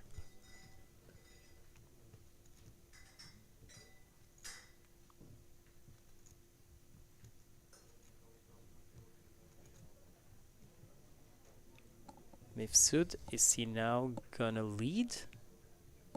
No, he's in possession. So the thing is Savachon gonna bet again? He knows that if he is to win this one, he has to bet. On the other hand, you just got called on a very dry flop, and then again, not afraid on the turn. But look at this. Oh, that's 35,000, half, a little more. No, it was 35. Really trying to rep that overpair. Yes. Doesn't get away with it, but understand what he did there, it just didn't work out. Oh, look at the Mifsud. He didn't just call. He went all in. Put Savachon all in. And that like few second pause was just what did he show? Showing Oh, he both of them. shows both. You could do that at the end of a day, I suppose, but now he's giving away information when he sees these guys on day 2 potentially, but everybody will have that information anyway, being that I'm pretty sure at least half these players will be watching the stream tonight or tomorrow. And I agree with Savachon when he said, wow, when he saw Mifsud's hands, or hand, I should say, cards. Wow. That was a wow, because that's one of those situations where you might just run straight into a monster. And this time I was really surprised. Why did he go all in? He has a pair, and what do you get called by that's worse than a pair of sevens? Maybe an ace-7, like, because you have the 7-5, so you Yeah. had the top 2. Yeah, you but know. still. But if you're targeting that, you're a genius. Yeah, and there's a lot of overpairs that aren't folding. Remember that the board was paired. Yeah, but there's not too many 3s that you're limp calling from the button, right? You know, so you're not really concerned about that. Whereas I think Mifsud should have been concerned that he was raised and isolated with like pocket 8s or better. Certainly he should be doing that with pocket 8s or better. Yeah, the way Savachon played it, fired all streets. Well, anyway, I think this is the second to last hand of the day.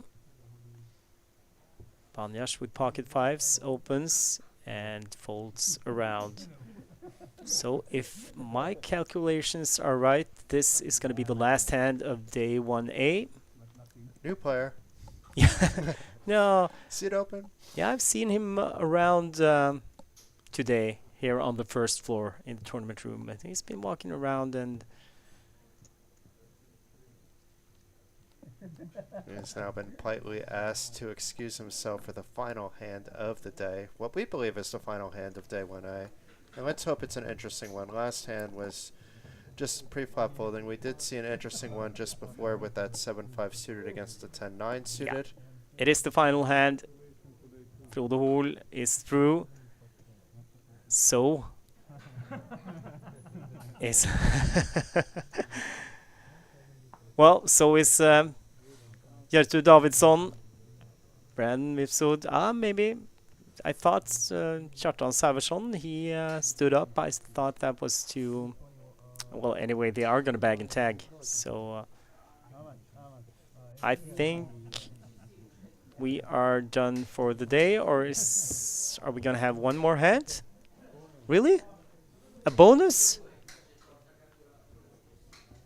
It looks like No, it looks like we are done. So I have 5,000. Sæversson up to 235,000. Banyas 236. and Brandon with the 324,000, at least the chip leader at this table. It was an up and down affair for him. He started with about 260 and change, got up to around 340, 350, then went down to 260, and here we go. Yeah. We are going to have one more hand. Is that what you're saying? I'm not sure. I'm waiting before we say goodbye. No, it looks like they are counting out Yeah, chips. they're coloring So, up. yeah. So this is the end of the night. All of these 7 players are through to day 2. There are going to be 4 more flights of day 1, 2 tomorrow, 2 on Friday until we go to day 2 of the main event. But tomorrow is the final table of the Nations Cup, and we'll be back to the main event on Friday. Just to make sure we are not getting any more hands. No, we are not. So from me and Jason, I mean, I don't think we have anything more to say than good night and see you tomorrow, 16:30 Central European Time. Thank you very much, everybody, for tuning in, and echo everything Stig said, and good night.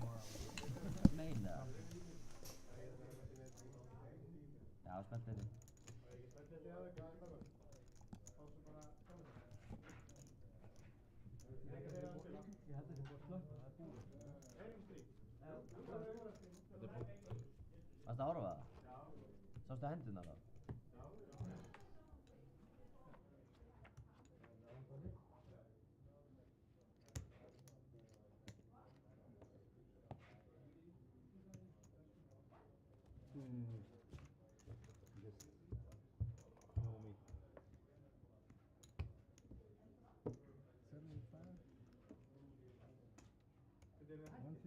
Já, búið.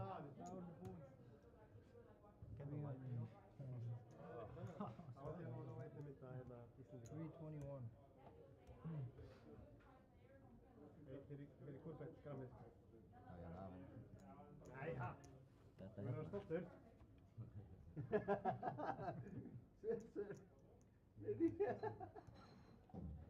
Skal vi sette inn og se om det er gøy da?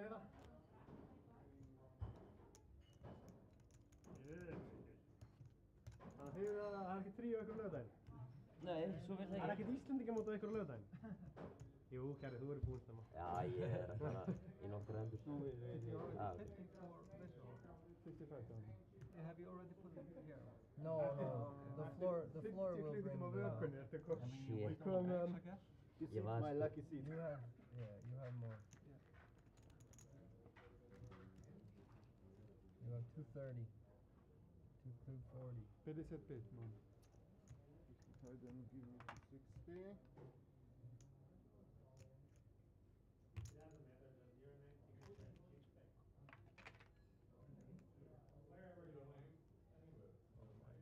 Where are the bets?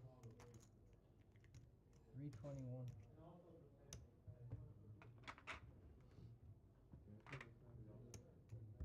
So 2 more days until.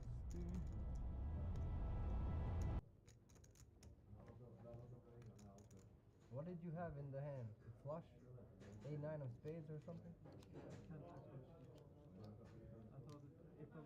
I didn't have much. You have nuts. I have ace of spades. Spade of spades. You had, yeah. Yeah. Yeah, I did not want to raise and you call and hit your ace high flush. 64 cheapers, and we may go for some colorable guys. Yeah. I take you 40k. Me?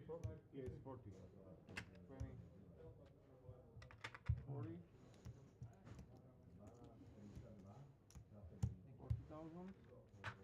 50. 50? Yes. 50k. Thank you. 575 Here.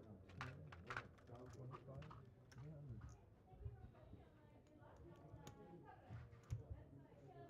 How much you have? 300. 321. Then gentlemen, on the back, just name chip count, that's it, yeah? Put also ticket if you have inside. You need to put our player ID or no? Just put ticket inside, that's it. And the name? On the back, Yeah, just on the back, just write name and chip count, that's it. Yeah, because He wants to all his friends. Be first, yeah.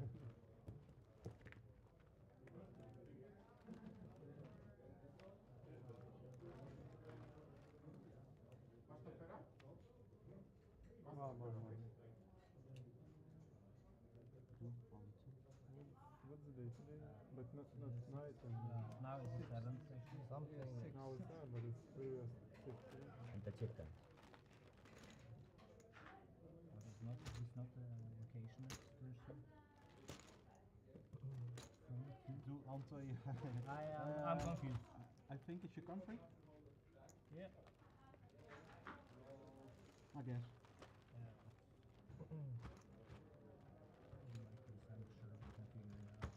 It doesn't matter that much.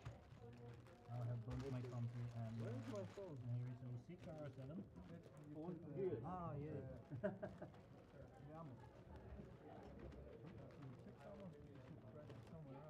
Don't forget Yeah, to you- put your tickets You inside. actually count it, and you cannot put it over. How can I count? Nej, jag Ah, vet yeah, inte. I'll do like this. Just to try kita där. No. That should be it. Should be good enough.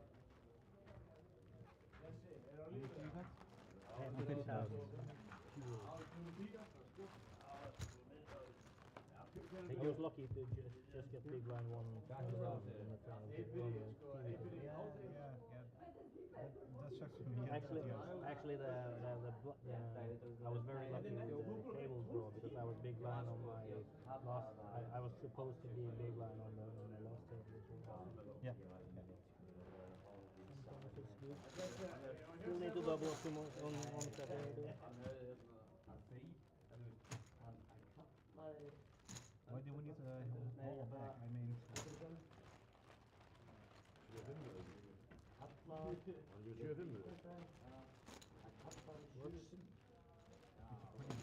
big back for nothing. We could ask for smaller bags, maybe. Sorry, do you have something smaller? No, but two game guys and look forward to playing you again. Yeah, the same. You take a behind. Like,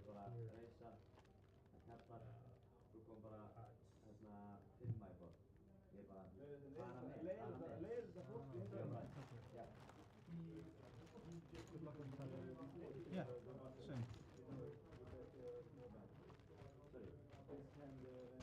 Yeah, he called. That he opened YouTube. Yeah. I raised three. Yeah. But I know you have sometimes it's ace and then I am the very You don't need this? Ticket in. Oh, Oh, really? Okay. it's okay. Don't worry. It's okay. We just fix it.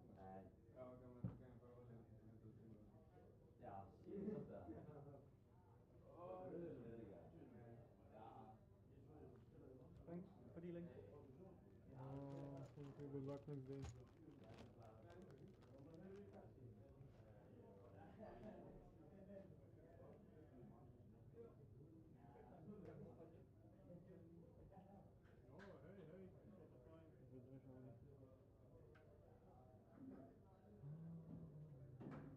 Skoro to ještě zimší, jako u nás. U nás, ty vole. 300 km ďaleko.